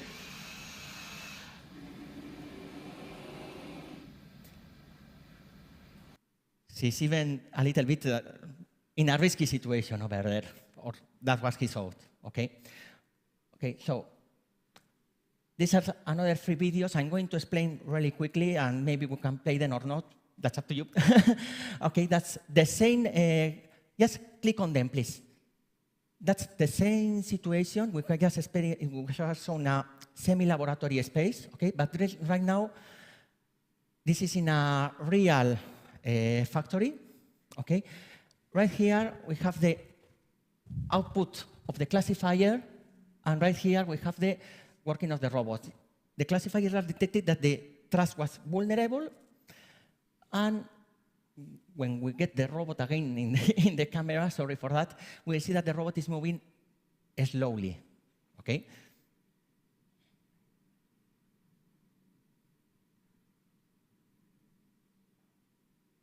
Okay, that robot over there, it was programmed in order to alter his behavior where the trust was broken. He would move very, very slowly, and he wouldn't get close to the worker, okay?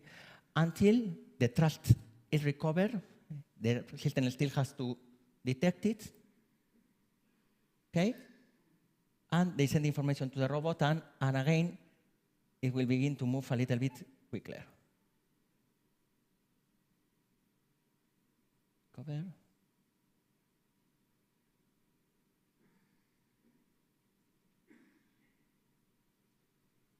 Human action required. Okay, that was going away from the situation. Okay, this was part of another part of the project, so I'm not going to speak a little bit of it. But just as a very quick comment, this video over here was recorded on an industrial factory in Bilbao.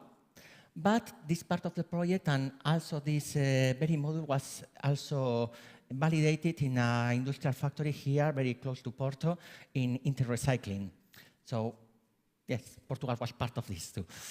So I had some more potential application, but I'm just going to set it just for you to read them and to get record of them for the people who will get the video a little bit later. Okay, and that's all for my side. Thank you, Alan. Thank you. Something new.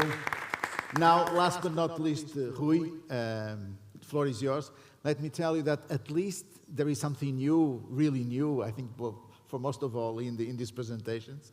And at least we see some difference between I 4.0 and I 5.0, because no one was thinking about this in I 5.0, at least from what I know. So Rui, floor is yours.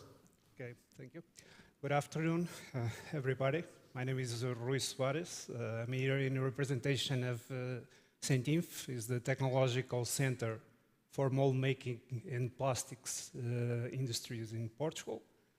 Especially this second part of the sentence, is plastics is kind of the bad boy of sustainability and these aspects that now we are more and more concerned, and this is positive.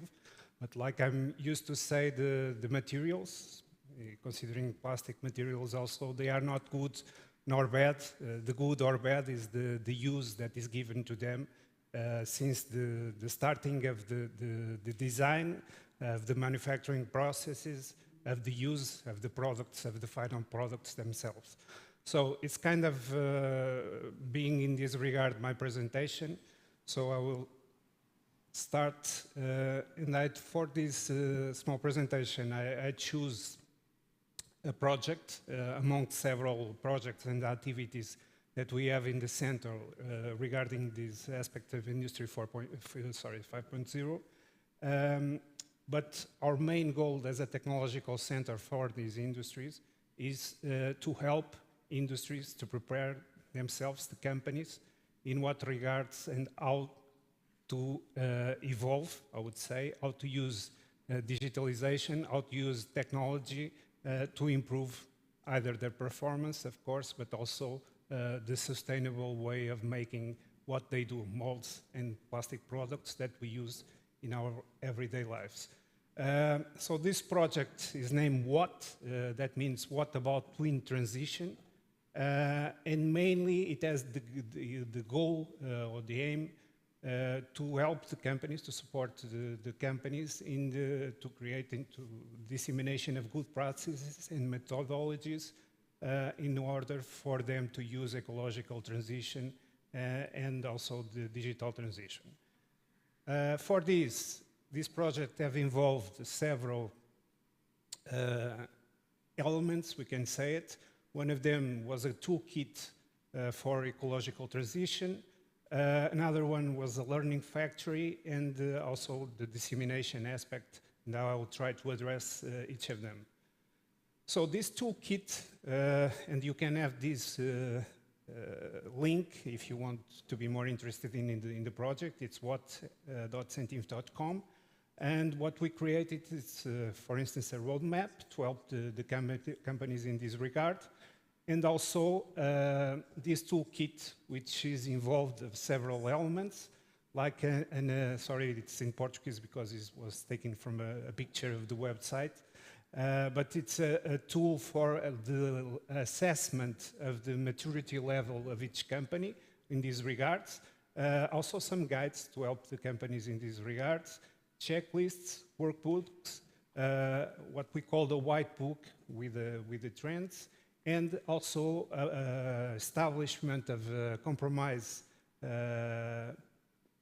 pact, we can call it, that each company can go to the website and sign themselves and put some information on this, explaining their commitment with these aspects of sustainability. So, one of the elements that I shown was this learning factory, and this learning factory, I think it's very important because it's a physical way that we achieved to bring companies, not only companies, but also members from university, from the general community, to come and to have physical contact, visualization, picking up parts, elements that represent these important aspects, especially for these industries, in regards to Industry 5.0. So one of these demonstrators, we can call it like that, physical demonstrators, was regarding the use of polymeric additive manufacturing. Additive manufacturing is the same term as more commonly used as 3D printing. It's a different way of producing plastic or polymeric parts. Also in the regard of metallic additive manufacturing, One other demonstrator regarding non-contact handling, high-performance computing, machine learning, the use of recycled materials, and also the digital twin. And I will show some practical examples that people could see on site.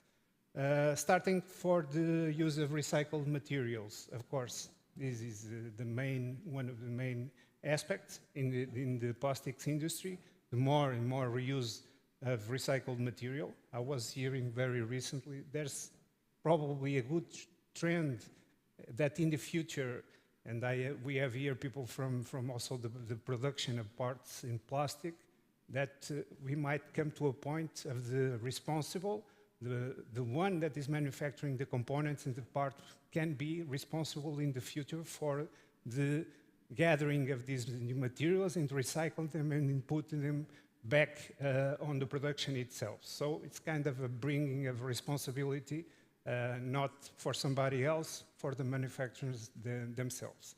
So in this regard, we made several demonstrations using, for instance, some things I confess I was not even aware of myself of certain wastes that exist, for instance, in the sea.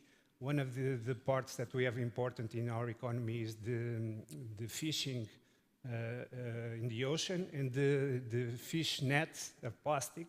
It's a huge waste that is put back in yards in large numbers, and people don't have very good solutions to reuse this. So we did new recycling of these materials. Of course, it's quite complex because of smells and things like that, and to reuse these in new products.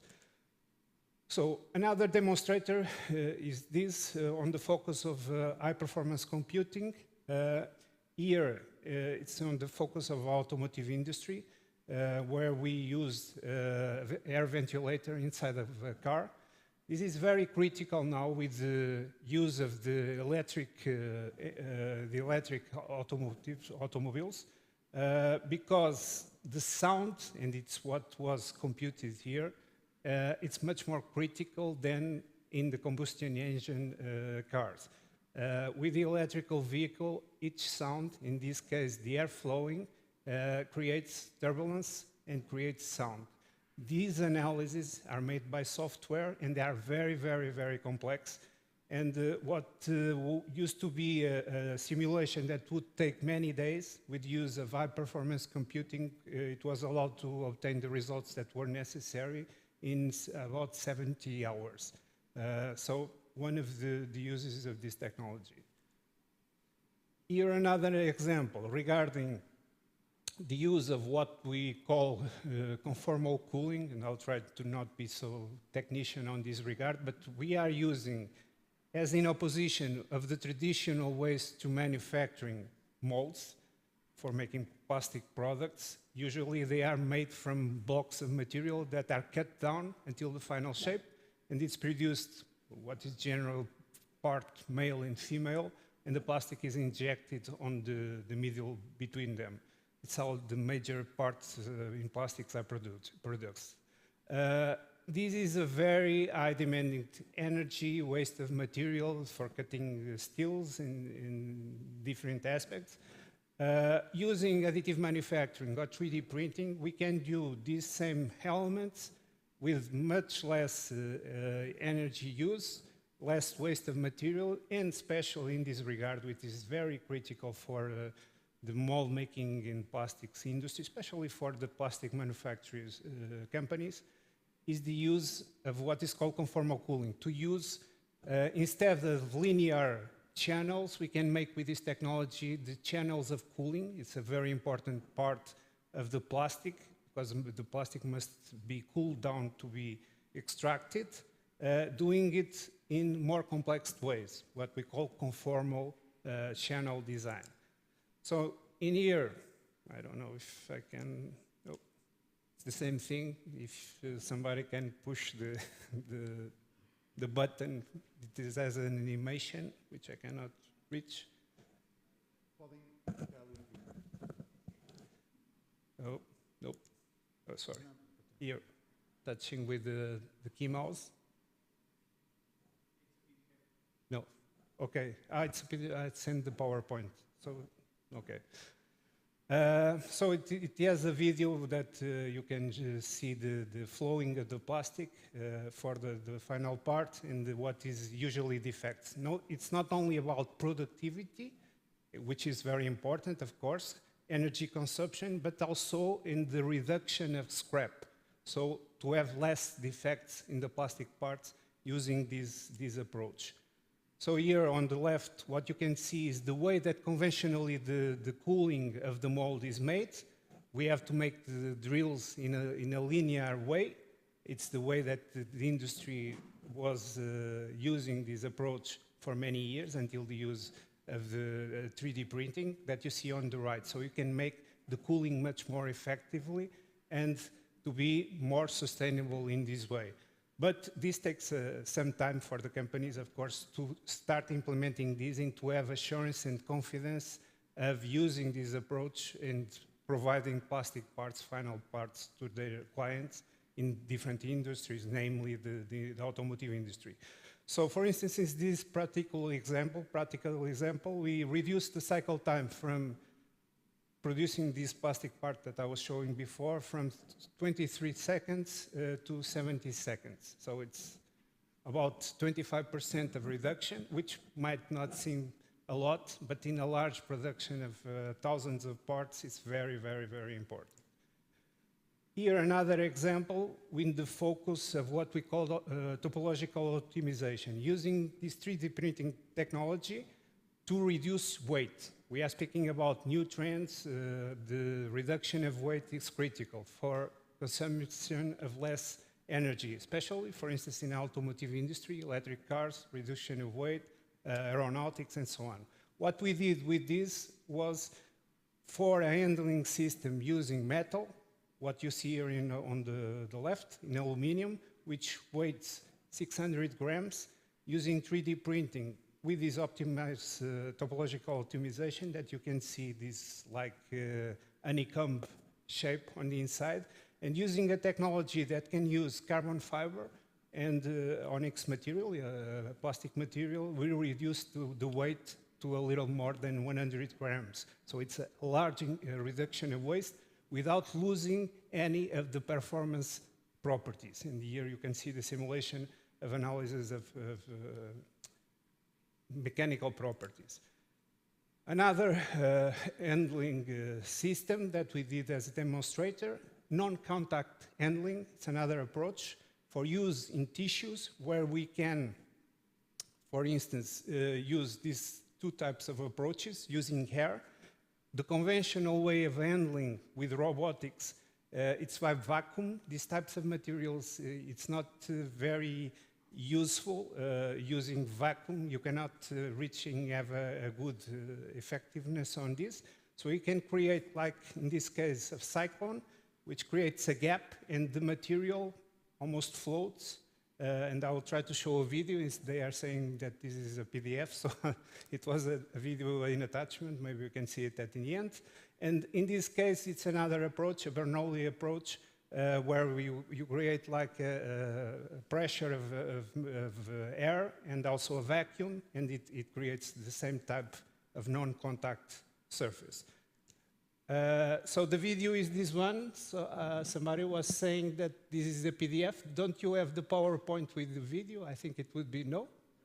I sent it yesterday. It's a pity.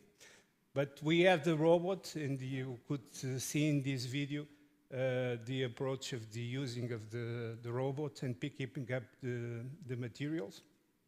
And in this case, you can pass and move the material on this contact area without having any contact, so there's not a section. So this is, in the area you can show in this picture, the people coming from the companies. We have some open days where they have been in contact directly. And finally, here you can see also the approach of the use of the digital twin, so we can make changes regarding the robot handling without the need to stop the processes and changing parts and components and so on. So this is very important because we've been in a stage, especially during COVID, in which everybody saw things at a distance, and they have the physical contact with the things, with the technologies, is a much better understanding, or gives a much better understanding of what you can do and how, especially for companies, how can you use these approaches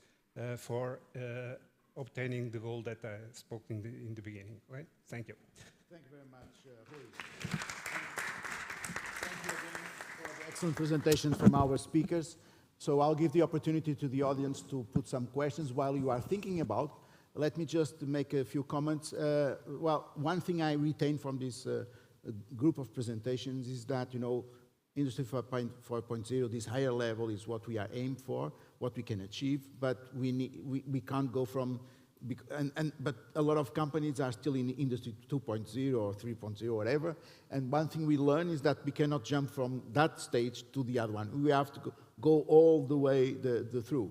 And it's interesting because we have here two groups of organizations. I would say one group which are more developing technologies, mainly. I'm not saying the other ones are not. And another group that is mainly helping to implement these technologies, digital technology in the companies. And a question I had to all of you with a very short answer, please, just while our colleagues think about if they have some ideas, some questions, is for this transition, which is the main challenge, barrier that you see in terms of the adoption or the development of the adoption of this digital technology, of this set of technologies regarding the companies? Pretty sure they will be eventually different from the ones that are developing the technology from one that they are applying. But I would like to have your opinion, and without any specific order, can I start with João there, and then we go like this? Sure. And and how your organization is trying to tackle that problem and that challenge? Yeah, I think a common problem we have to face is the lack of data, right? As you said and mentioned, industry, some partners are still in Industry 3.0, so they want to make a big jump and they don't have the data available. And we have to assist them, and this is part of what we do at CCG, assist them gathering this data, deploy the sensorization, and try to figure out what we can do with that data and treat it well. So data engineering, data analytics on top of that.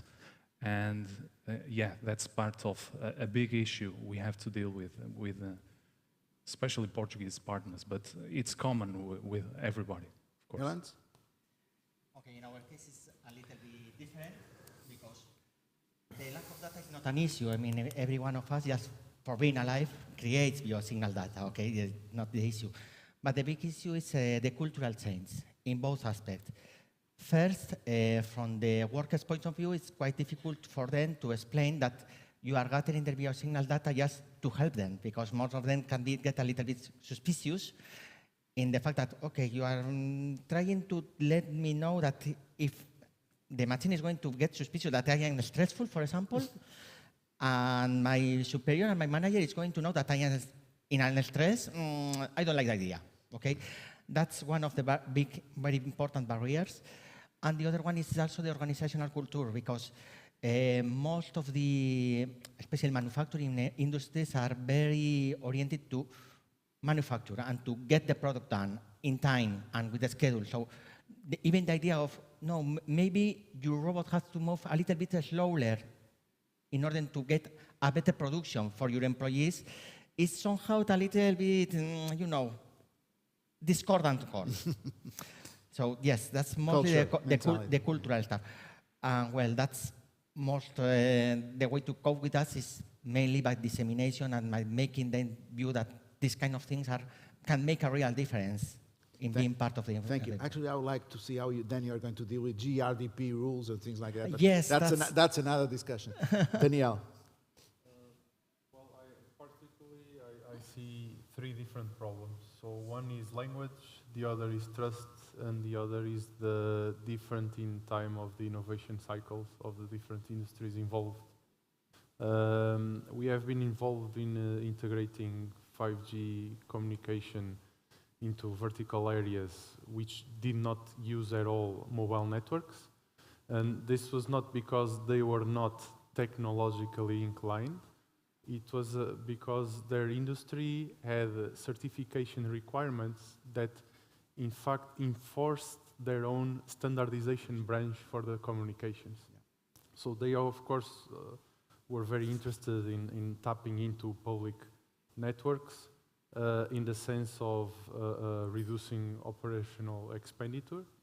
But it is also a learning process for the ICT sector in the sense that they need to allow the technology to be able to be dynamic and to be able to comply according to the requirements of the standardization. So in some times regulation and standards can also be Indeed. An issue. In the innovation cycles, they need to be able to intersect at more joints in times than they are used to. So Okay, it's a thank you. difficult process. Thank you. Tiago? Well, let me first add that on your introduction you said that there were some organizations here that were developing technology, others that were supporting the deployment of technologies, which is true. I would also add that there are some of you here actually using the technologies, okay, and some of them actually doing all three things, okay. And I would say we would be on this group. Coming back to your question, which I think it's really to the point, I would say that the biggest difficulty in implementing I4.0, now I5.0 programs, it's actually, surprisingly, it's not a technological one.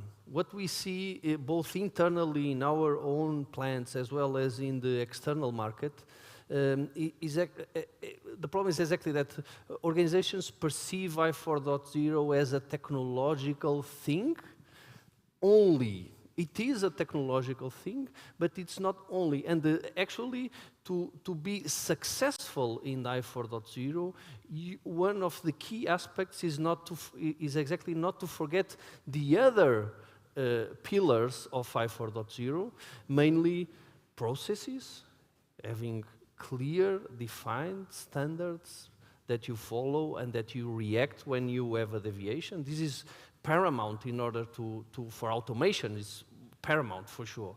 The other one is actually people, and when I mean people competencies to use the new technology, leadership routines in order to take full benefit of the technology.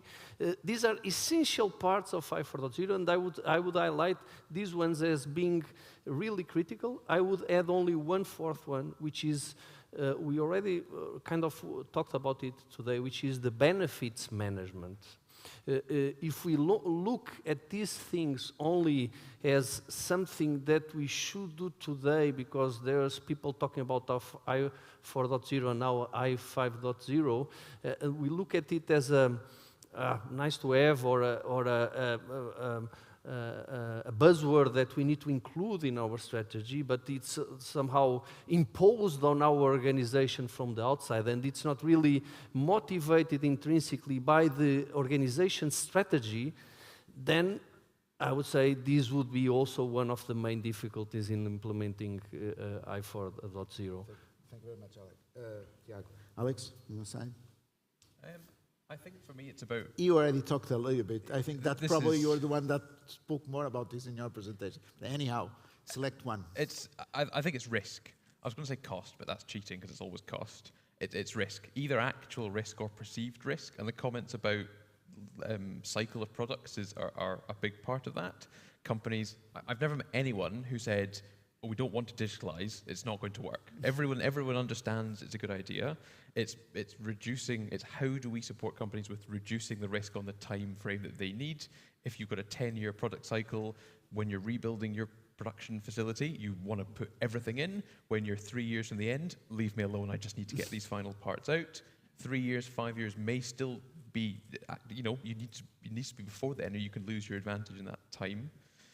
And for smaller companies or companies that are much earlier on that journey, it's not potentially the cycle, it's about I have a small skill set And the risk for me is that I adopt technologies that I can't afford, that I can't maintain, that I don't understand.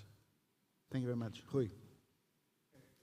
From our side, I think, speaking about the molds and plastics industry, the main limitative factor or restrictive factor is trust. And trust is gained by real use in real examples.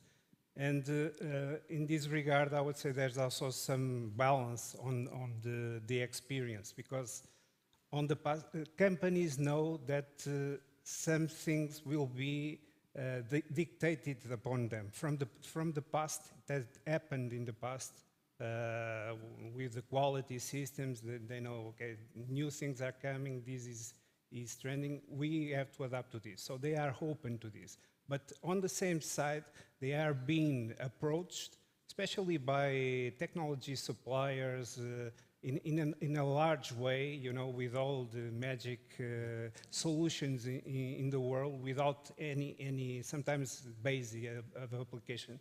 And they have, in the previous past, also some bad experiences regarding this. So it's, for me, the major aspect is this creation of trust. And I think it's not because of being in a technological center, but we have this role, creating also this, being this adventure of creation of trust for using, and knowing that we will help them in this regard with the right use for what they need to do, not you know, somebody that has an intention of selling technology or selling solutions or something like that. So mainly I would say trust. By the way, you also mentioned also the role of this type of organization that can play kind of independent role regarding, you know, different suppliers in the market. So thank you very much. Questions from the audience? Do we have any question, any comment? Yeah, Pedro. Just a comment. I think most people, when look at this kind of jargon, looking for the Wait. I think you need a mic, otherwise our colleagues that are following remotely will not understand your question. Thank you. I was saying that most people, when we talk about this kind of jargon, Industry 4.0 or 5.0, are always looking to very sexy sectors like electronics or aerospace, like we were talking yesterday. But I think it's more impressive to see these on low valued products. Or, for example, we were in a ceramic factory where there's almost no one working in the factory. I would say only on packaging. But it's paramount to be automated, because the margins are so reduced that the only way to be competitive is to be automated. So you have to have data and do that. So it's not this kind of technology is not only for high value products and small quantities. Unit reduced number of pieces or small batches customized, having the initial of the trend was discussed. It's also the way to survive. And also in the morning with Alegre, they were also saying they're putting a lot of emphasis in optimizing energy consumption. We was saying, okay, we could save 25% of the time in injecting a piece. So these very low value products by themselves, when joined together in a large product like automotive sector or aerospace, then it will make the difference. So it's not only for the fancy companies, for high technology centers, or for companies like Bosch. It's for even for those factories that do lockers, and not only for those that do electronics or even plastic. Yesterday we were looking at demos in DTX, and we were looking for quality inspections for a very small transparent piece of plastic to be used in Bosch products. So it's not, it costs dimes, but in fact it's quite important to reduce the cost of people. And also, while automating, we are superseding humans in some tasks that are boring, that are, we don't know, and we are taking some limits of the human capacity. So they couldn't see the small defects in plastics. A human eye will be fatigued, like someone was saying, airlines, I suppose, after one day looking at small pieces of plastic. But the machine can do it, and that human, that person can do other things with a more added value. So it's not for tech companies. Yeah.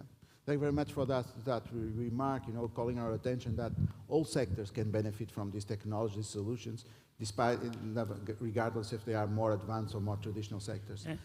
Calder, just 1 second, just to recall to many people that probably one of the first very traditional sectors to take this trend was shoemaking. It was survival, otherwise they couldn't compete with others. Let me give us a little bit different, because I'm very much involved in the shoe, but actually I think there is one that was before going this kind, and actually they are in the room, and I think it was the mold sector that started even before adapting a lot of digital technologies from the CAD, from the design part to the production system. Then shoe is a very interesting example that we have here, with the huge investments in technology and digitalization many years ago. So thank you very much. Any more comments?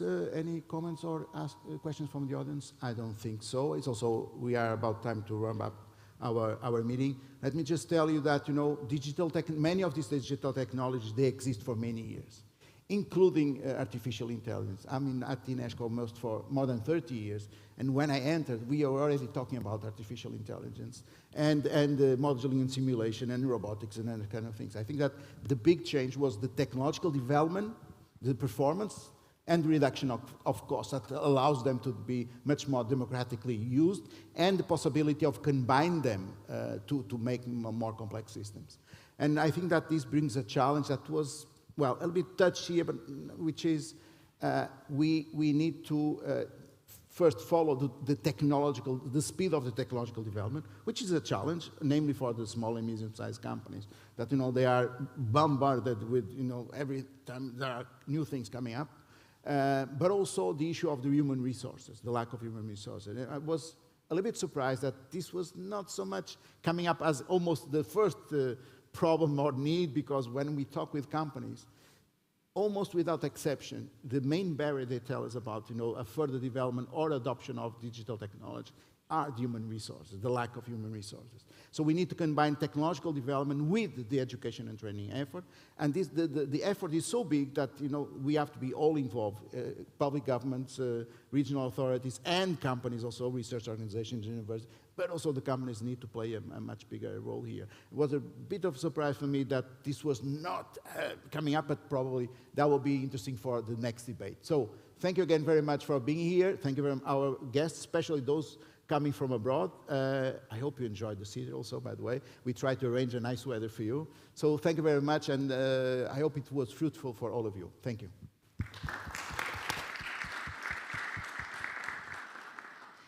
We will now have a short coffee break, 30 minutes, and then we'll return to the panel dedicated to logistics and supply chain. So thank you.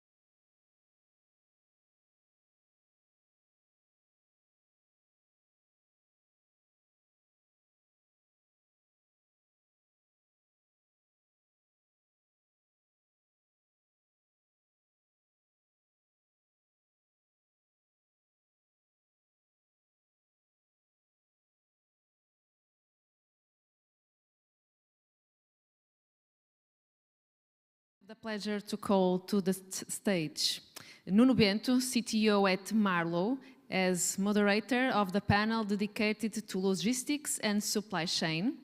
And we also call the speakers Maria Manuel from Aveiro Sport Management Board, and André Sá, Login Collab representative and university professor. Thank you.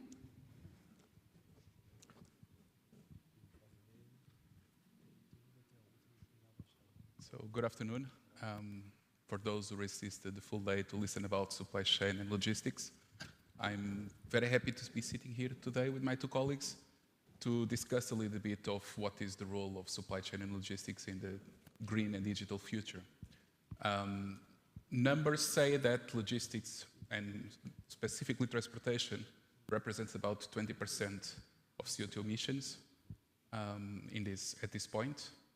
Logistics is undergoing a tremendous amount of transformations coming in from technology, specifically in data, which is changing the way our companies organize themselves, and to my belief, to the way our logistics itself will be organized in the near future. Much more open, with much more access to data. We discussed about data today several times, and how this is the object of, or an object to prevent further development, further efficiency in logistics. I truly believe in that, and today we'll speak a little bit with Andrea also about what is being done in this regard. But to start with, I will pass the words to the Port of Aveiro and to my colleague to speak about the green transition in the Port of Aveiro.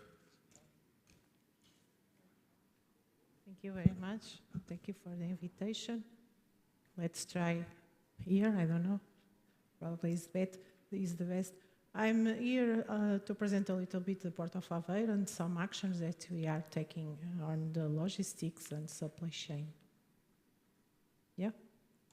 So I think the most of all, you know the Port of Aveiro. We are located in the central region, and we are well connected with the rest of Europe. Also, our foreland is not, of course, we are short sea shipping, and our connection with the other countries of Europe is strong, but also we have other connection with the America and the Africa, also Asia. So the Port of Aveiro is located inside the Rio de Aveiro, sensitive area, a shallow lagoon with a small entrance that connects the port with the Atlantic Ocean. In a nutshell, the port is as a small and medium-sized port with 1,000 vessels called per year, and that handle 5.8 million tons of cargo. We have 5 terminals for dry cargo and 6 jetties for the liquid cargo, the chemicals and fuels. So our logistic area is also available for the new renewable energy cluster, and we have already one industry there. So the port has multimodal service, so we have the maritime way, the road and rail service, and is a port with zero congestion. We are one of the most competitive price-quality ratio in Portugal, and the national leader of bulk cargo, and also the second port for agri-food and chemical products. As I said, we are a hub for offshore renewable energy, and we start having this year the weekly container service.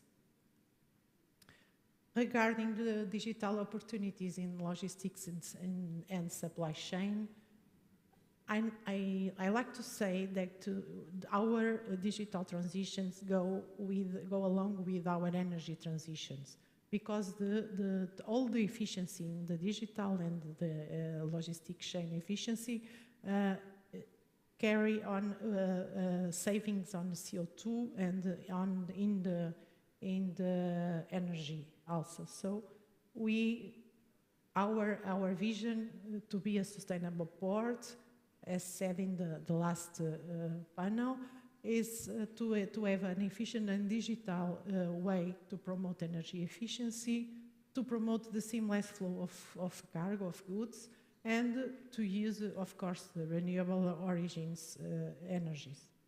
And this we can't grow without the sustainable development goals in our statement. Regarding the topic of our energy transition, I will only focus the efficiency of logistic chains and the digitalization. So, to promote the seamless flow of goods, to optimize the operations, the port operations, and to grow in a sustainable way, we have some ongoing actions that I will explain after. The first one, of course, is the single window, is a national project, but we have different projects in this area. Regarding the single window, as a national platform that allows all the port community, all the entities, all the vessels, all the handler goods, and all the importers and exporters to be connected. This will be an efficient way to promote this efficiency of logistic chains.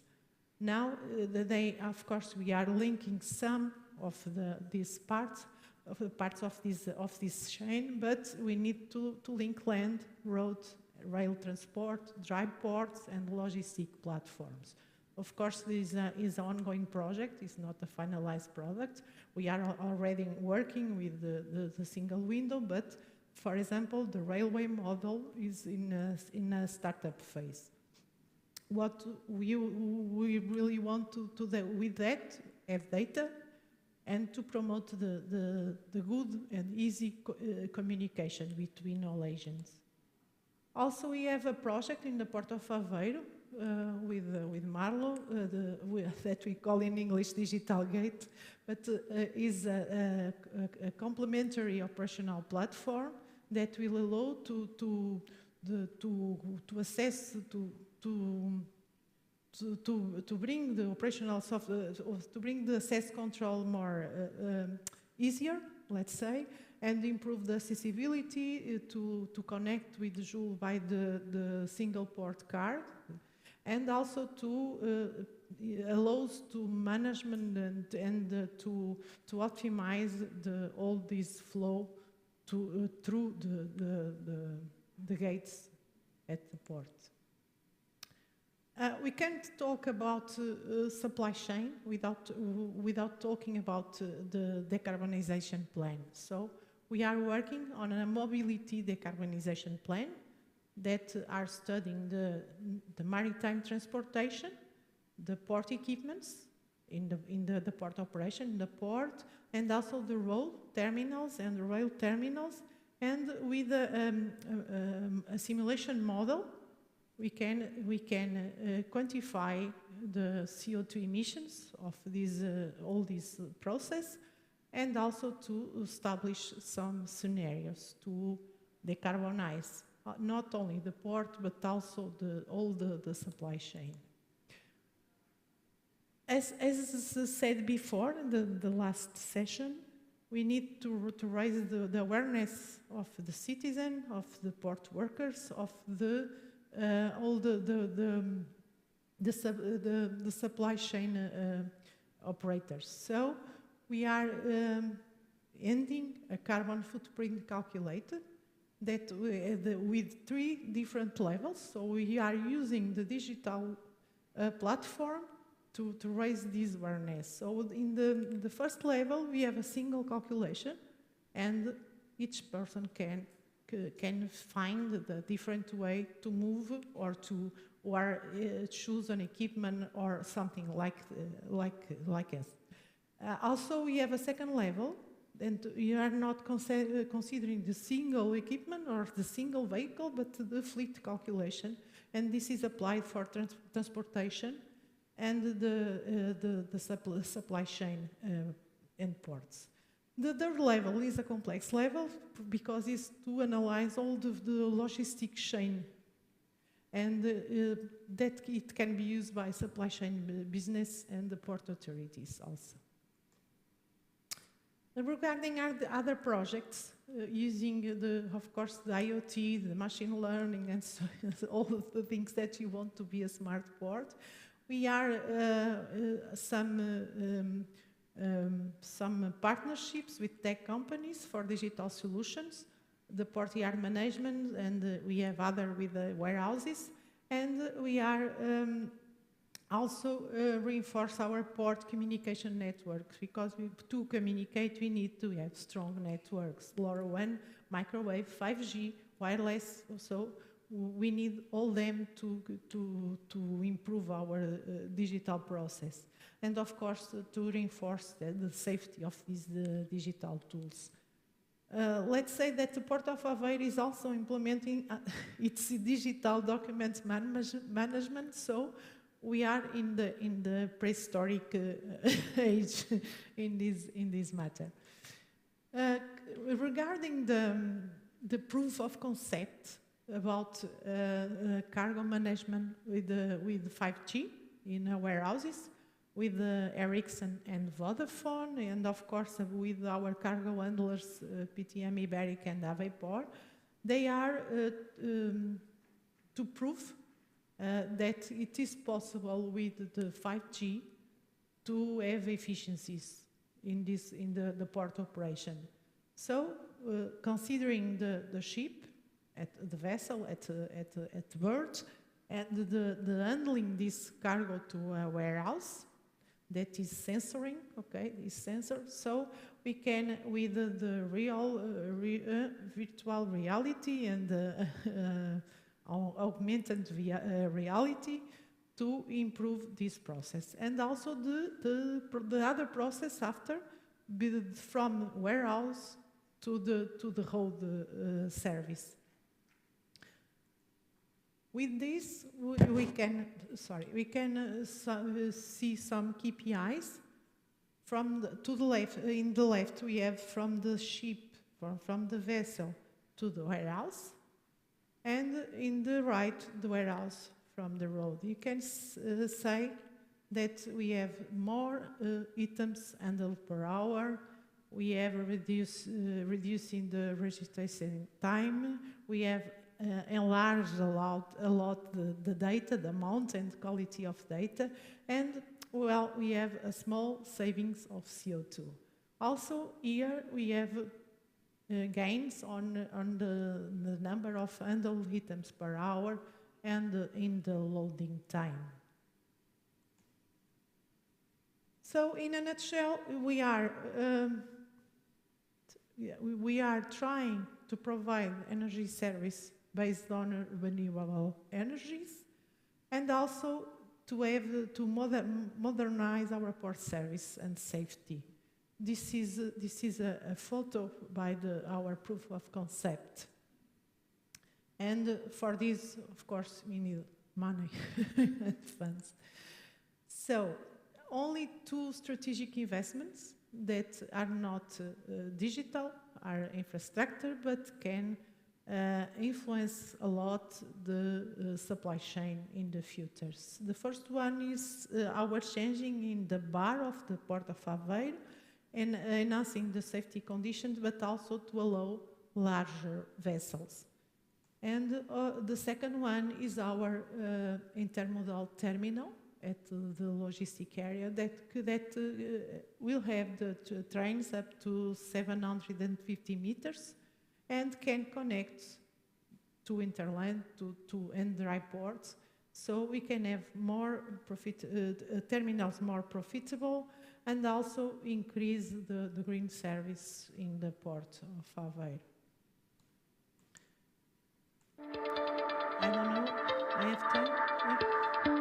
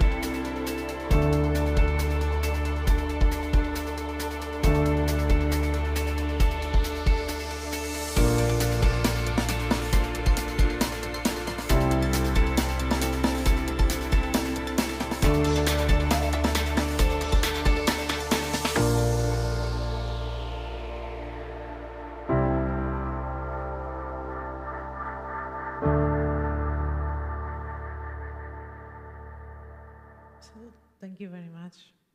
Thank you so much. It's really good to see here today what the ports have been doing in Portugal for some time to digitize processes. It's good to see that work is ongoing, and it's definitely contributing for a much more efficient supply chain, at least here in Portugal, and now adding towards the Interland with Joule. So thank you so much. André, want to go?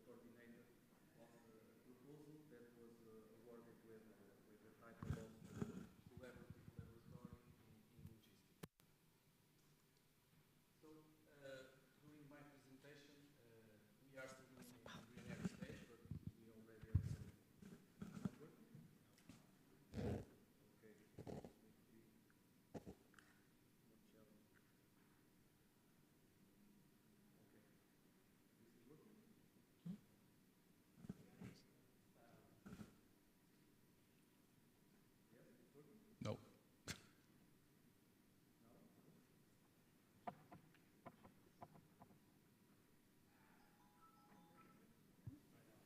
Agora? Não?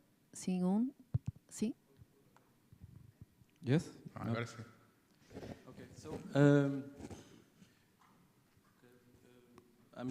during my presentation, I'm going through the genesis of the laboratory. Then I'm going through some logistic challenges, and then I will talk about the first activities of Login Collab. So this is Polytechnic Institute of Guarda. Sometimes it gets cold there. These are some cliché sentences, but I want to highlight the last two because they frame the genesis of the Login Collab. In higher education, you must have the capacity to do technological and scientific research and to return value to the innovation it produces. So what I'm saying here is we can do good science, we can do good research, we can publish in good reviews, but if you can't create value with this science, we cannot increase the competitiveness of our economy, we cannot have better salaries, so we need to create products, we need to create services. And the last one is to frame the city of Guarda, why this collab is settled in Guarda. It's to value what make us unique. And what makes Guarda so connected with logistics. It is a privileged logistical location. It is the main cross-border crossing point for goods by land. Every day, more than 1,500 heavy trucks pass by. There are several logistics and transport companies. Sorry? Don't know? Okay. There are several logistics infrastructures, there are several logistics and transport companies located in the region. According to the National Institute of Statistics, there are around 231, okay, no? Yes, of course. 231 companies related with the transport and logistics sectors, which represents about 9% of the economic activity. We have several logistics infrastructures, logistic platform, park tier, road and rail terminal, and the recently approved dry port that will be managed by APDL, the Administration of Portos do Douro, Viana do Castelo e Leixões. And we belong to the Atlantic corridor, this logistical axis that as Aveiro, Leixões, Guarda, and Salamanca, and which several studies point out that it can be boosted and be a feeder corridor for north of Europe. Concerning some logistical challenges, you know that all of us know that globalization has increased society's dependence on logistics, making it a critical success factor. Nowadays, I want to buy something anywhere with any type of device and to receive the product promptly anywhere also. And I want this as much fast as possible. On the other hand, the pandemic and the war, they also promoted even more the e-commerce, but they also demonstrated weaknesses in the resilience of the supply chains. And okay, that's quite understandable because logistics is a large global network made up several networks that can be may have local, national, international dimension. In addition to its intermodal character, aerial, terrestrial, and maritime. But despite of this, logistics must know how to adapt and react in a timely manner to these challenges and other ones like climate change, where this challenge places great demands on the logistics sector, where decarbonization throughout the logistic chain will have to be thought out and implemented. And like all the other sectors, logistics is evolving, business models and value chains are undergoing rapid changes, with digitization and automation creating several opportunities.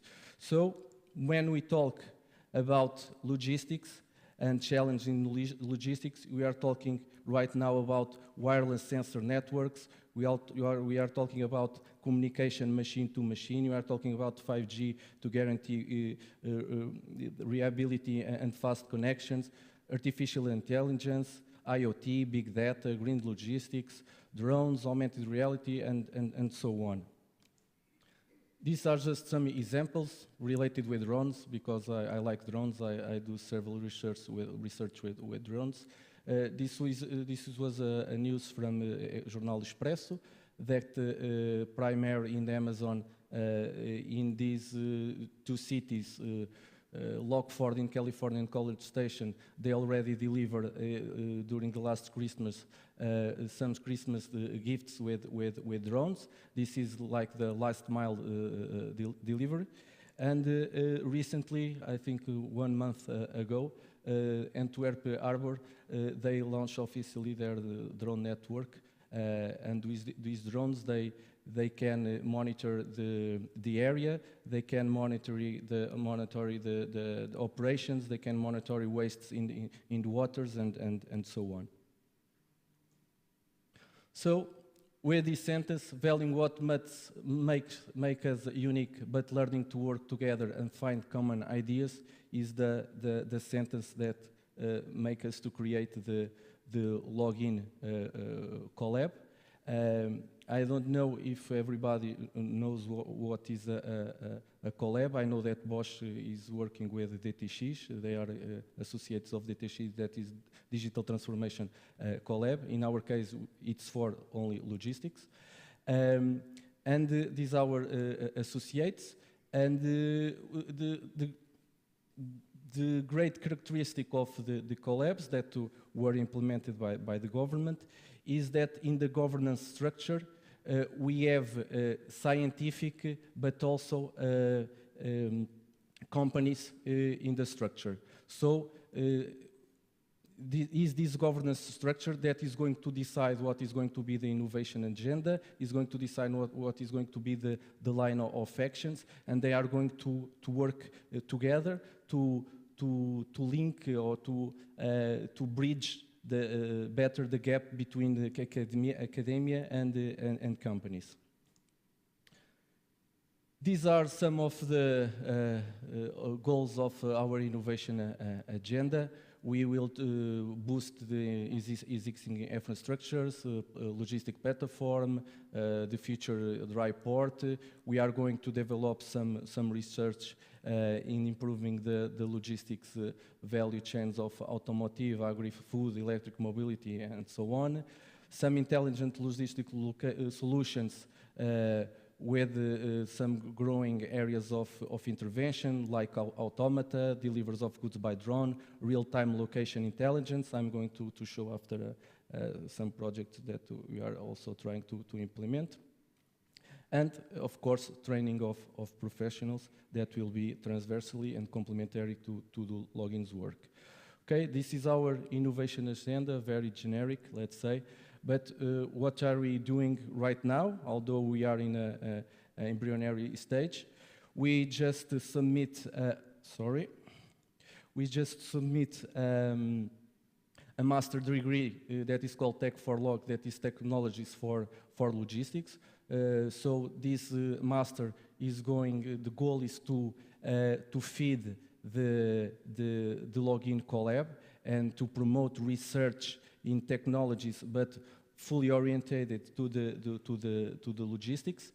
And we are going we are going to increase also the competitiveness and innovation in the Atlantic Corridor. The Atlantic Corridor, as I said, it's made by, in our case here in Portugal, Aveiro, Leixões, Guarda, and goes down through Salamanca. And today, this was a project that was submitted to POCTEP.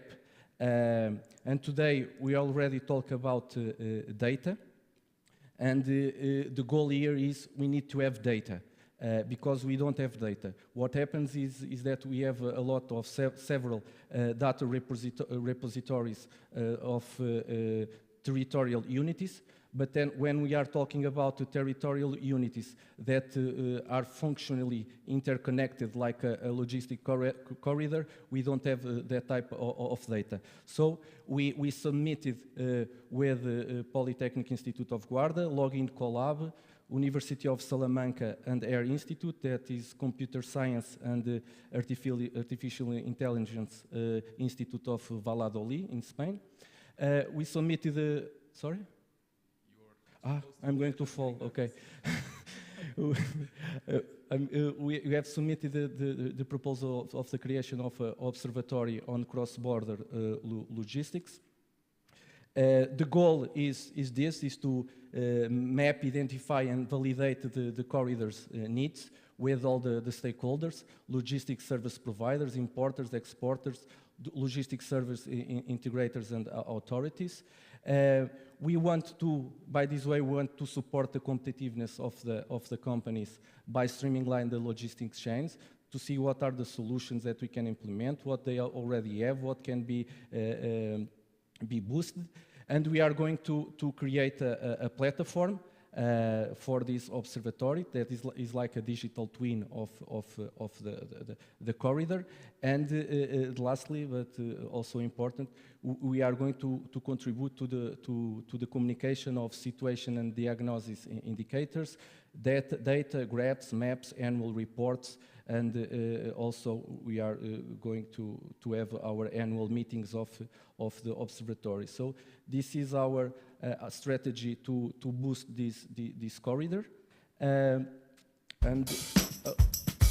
Okay, this is a project with Mapify. This is Leixões Port. This is a train that is going with some cargo. It's going to Guarda. Then we have some trucks here. That is the logistics platform of Guarda. Now the train is going to Guarda, and this truck is getting loaded, and you can see the color changes. When it's full loaded, it can go, and even you can check the dynamic stability, the cargo changes between the journey that is going to make.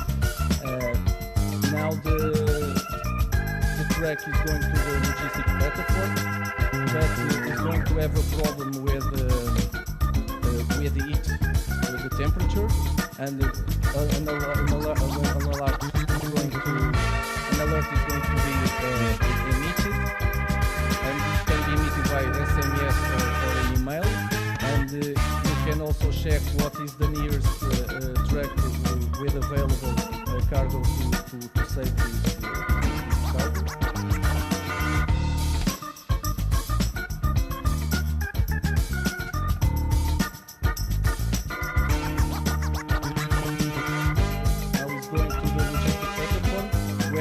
accepts that the polygon is going to receive a message to know the parking slots that are available for him, or if there is a specific park to load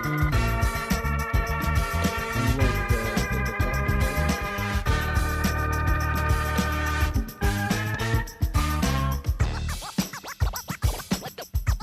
So everything in real time. So this is what we are trying to implement now, is this digital twin of the corridor with IoT integrated in real time to get real time insights for decision making and to improve the competitiveness of all the companies and to improve this logistic corridor that is so important. Okay, as I said, we are still in an embryonic stage. But with this, we think, with this collab, we think we can business leverage, economic growth, technological development, and it can be a logistic hub that is going to contribute to a green, digital, and resilient Europe. Thank you for your attention.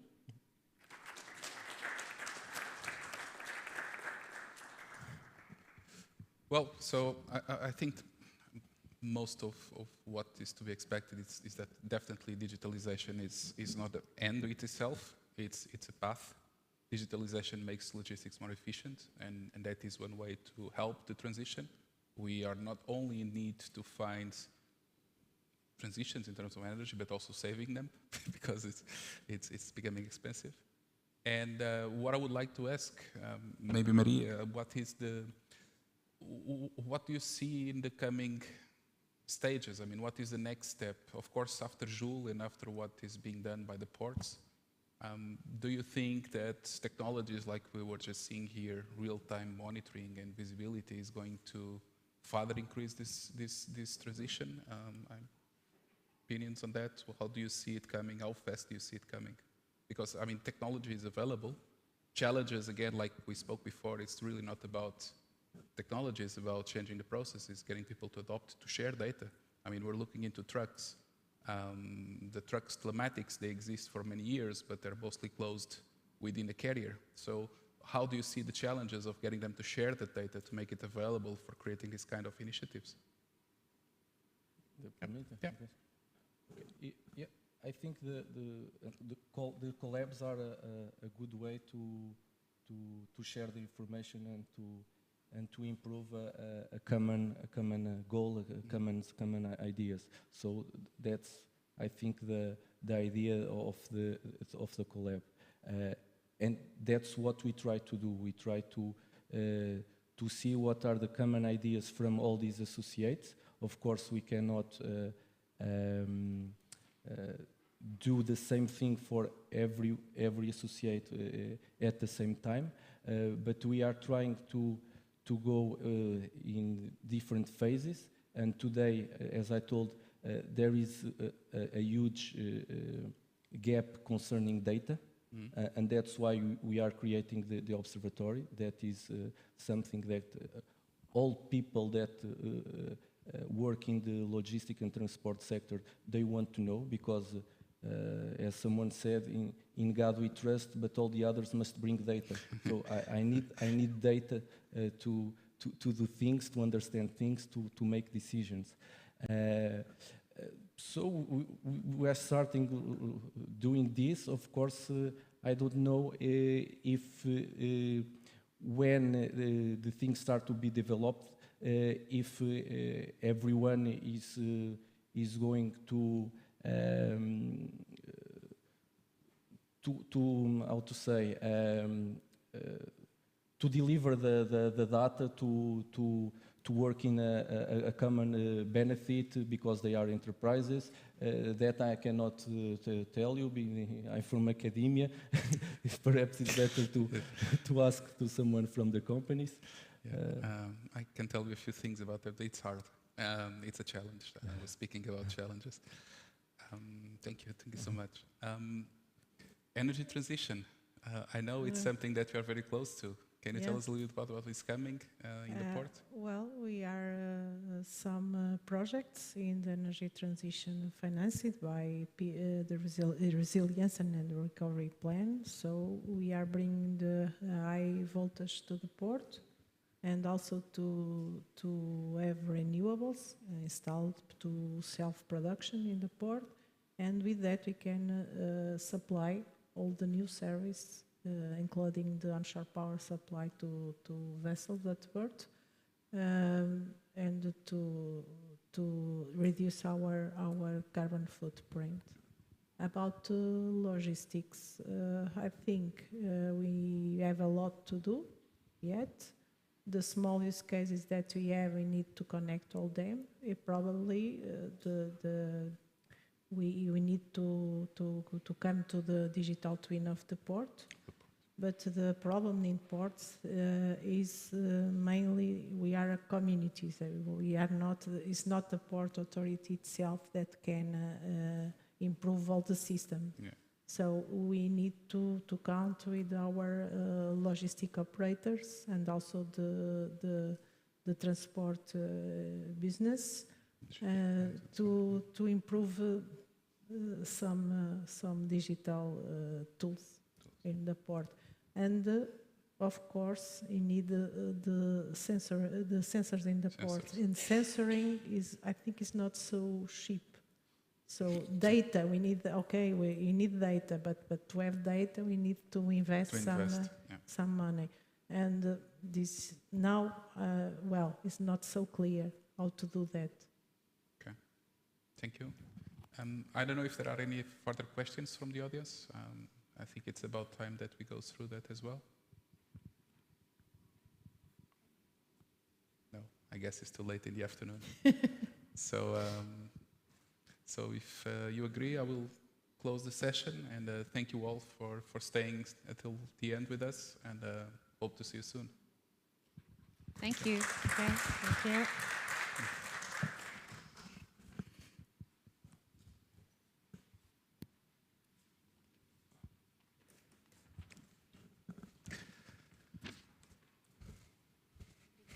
Obrigado. Obrigado. We are almost at the end of our conference, but we still have time to call to the stage Mr. Carlos Alves from Inova RIA to do the closing session. Please, let's give a round of applause. Thank you. Okay, I'm not Carlos, but I will close the session for you. So first of all, I would like to thank you all to have survived this long journey today. And for our foreign partners, it's not only today, it was since Monday we are traveling around the country, seeing a lot of companies and also RTOs and universities. But it was a journey that showed that, again, Industry 4.0 or 5.0 is not only for tech companies. In fact, we started with an electronics company, but we ended in seeing metal companies, also plastics, and a company that makes cisterns in Aveiro, and a ceramics factory. So it was a long journey, and you could see that, in fact, we are not looking or not thinking on going to a digital and green future, but we are looking for our future. There's now no other way to survive what is happening in the world without digital technologies and without doing this energy transition. So we started the morning discussing a lot of projects in other countries, like in Flanders, what they are doing in several aspects, energy efficiency, hydrogen, and so on. What our companies like Vista Alegre and the whole group of the Mobilizing Agenda in ceramics and glass is doing to save energy, retrofitting equipment. So it's important to reduce carbon emissions, but it's also important, like I said before, it's important to survive. In many cases, energy is the most important cost in many companies. In Vista Alegre, is probably 70% of the cost is energy. So if we don't save it, if we don't change the way we work, then we'll not survive with this kind of climbing prices every day. So again, and I'll pick another topic, data. I'm a little bit fed up of talking about data, because data, like Tiago said, can be oil or it can be mud. It's crap. What we are looking for is knowledge. Otherwise, we cannot do anything with data. Data, and when Tiago was showing his PowerPoint, I was recalling my time as IT manager, and it looks like backups. Yeah, we store it. But when we need it, we cannot recover from the disaster because we don't test it, we don't have information, we don't know anything about it, and probably it's ruined. So if we don't have annotated data, if we don't try to use the data to create the knowledge, then probably when we decide to use it, it's useless. So data is the fuel, or it's the blood between what is the real world, the goods that we have in ports, that we consume at our homes, and the virtual world, the digital one. So today was a journey to show what is being done in Portugal, what is being done in other countries to accelerate this path. And we can see that in Portugal we are doing very good things. It started, like Caldeira said, it was in the molding industry, true. A very important challenge was in shoemaking, like I said. It was important. They are striving, a group of companies together changed the way the Portuguese shoes are seen in the world. They are competing with aliens for a long, long time. But all the industry changed from a very traditional manual industry to a very digitized one. Other industries are doing the same, and it's the only way to survive. It's using digital infrastructure, using digital technologies, and making it greener, because we have to save our world. Caldeira also said one thing that is very important at the end. We didn't mention that much people. But in fact, it's not only scarcity of skills, we are also looking at very gray-haired people. Ever more Europe is looking at aging as an issue. So when we get old, we certainly will not be able to do the same things. So technology will also help us to work more time doing different things, and will help us replace the people that we start losing because we are getting old and we don't have kids to replace us. So everything will change, and the only way to do it is using digital and green. So I hope the journey in Portugal was good for you. I hope all those people here enjoy the day. We try to provide you the best content possible, and not in a boring way. We are not trying to sell anything, just to highlight you to look at technology in a different way. We have to use it, but we have to use it with care. So thank you for attending the conference. Thank you for resisting till the end. I know it's a very long journey. The day is appealing to go outside, to have a drink instead of being here. But once more, I'm proud to be part of this organization, and I thank you also to the team that set up all the projects. Thank you. Thank you. Sorry for my mistake. Sorry, Pedro, for my mistake. No. Thank you for your presence. Pedro Roseiro, International Project Manager of Portuguese of ICT. So, towards a green and digital future conference ends now. We thank all the speakers and moderators who took part in these panels of excellence. We also thank all the partners involved in the organization of this event and Ange for the opportunity to be in this disruptive space of excellence. Now, we will see the short presentation of an entrepreneurship project of Ange called Starters, and we will now stay with Beatriz Couto. Yes, please.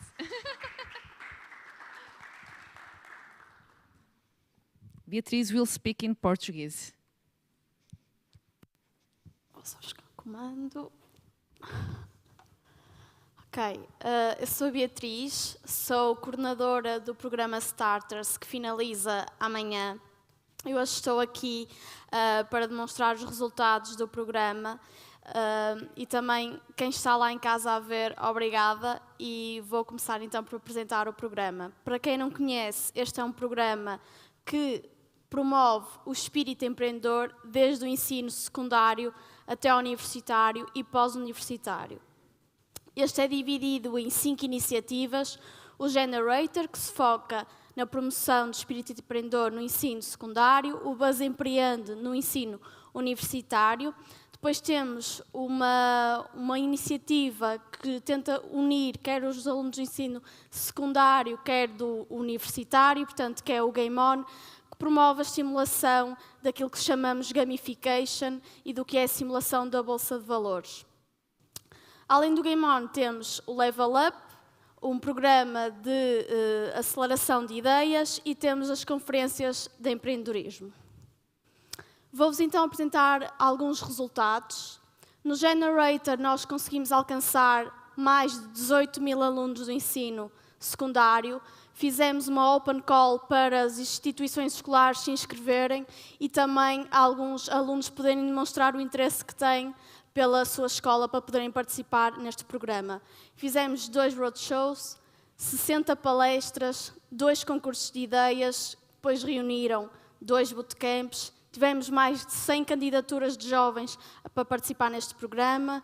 Fizemos mentoria aos jovens todos e, por fim, dinamizamos 10 breakfasts, onde levamos um conceito mais informal de juntar aquilo que são os nossos jovens, aquilo que é o nosso futuro e também os empreendedores. No Buzz Empreende, alcançamos muito mais que 6 mil jovens. Fomos até 30 universidades da Zona Norte, Centro e Alentejo. Alcançamos 45 empreendedores que fizeram os seus testemunhos inspiracionais, 50 pitches de empreendedores que estavam a começar o seu negócio. Isto foi feito em 2 semestres.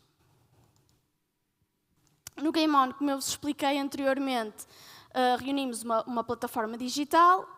Este foi o projeto que tivemos mais dificuldade de captar a atenção dos nossos jovens, o que me surpreendeu bastante, porque estamos numa era tão digital e eles tiveram algumas reticências em participar só online, enquanto que nos outros programas que foram físicos eles participaram até bastante.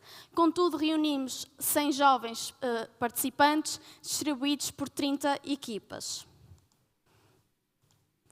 Nas conferências de empreendedorismo realizamos 3, com cerca de 900 participantes, distribuídos por conferência. Fizemos 3 ações de networking, tivemos mais de 21 oradores participantes, acho que chegamos aos 24, e mapeamos mais de 50 projetos. O Level Up foi aquele programa em que nós unimos os jovens que decidiram sair um bocadinho da sua zona de conforto, do recinto universitário, e decidiram embarcar então na jornada de se inserirem num programa de aceleração e de promoção do espírito mesmo empreendedor. Este programa foi dividido por 3 ações de sensibilização e capacitação de startups para financiamento público e privado, e tivemos nestas 3 sessões 75 jovens participantes. E além deste programa de sensibilização, tivemos a acontecer em paralelo um programa de aceleração, em que tivemos 20 participantes, 10 em cada programa, e ao longo deste intenso programa de aceleração tivemos mentoria, capacitação e aceleração. Vou-vos, para finalizar, também para não me estar a alongar muito mais, vou-vos apresentar um vídeo que demonstra a realidade e o espírito que os nossos jovens tiveram nos nossos programas. Aqui está.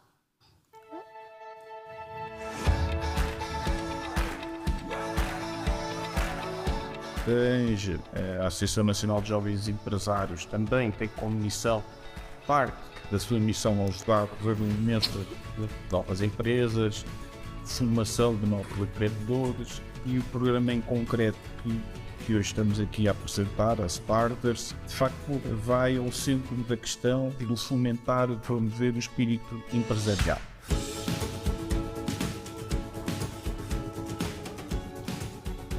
O nosso acrónimo ANJ significa Associação Nacional de Jovens Empresários e, portanto, temos uma série de serviços, desde a promoção do empreendedorismo, onde estamos, que nos trouxe aqui, até à aceleração de empresas, e passando também pela formação das pessoas, dos jovens,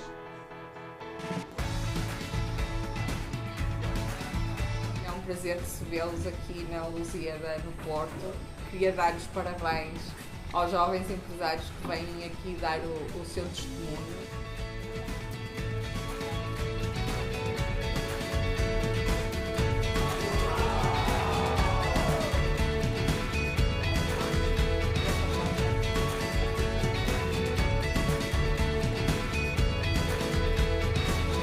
Obrigada a todos.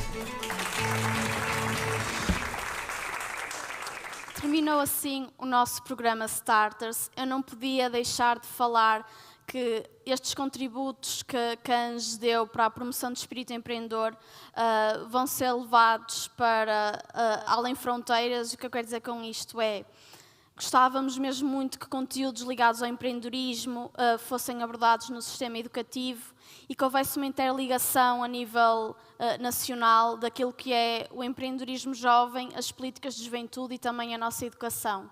Muito obrigada a todos.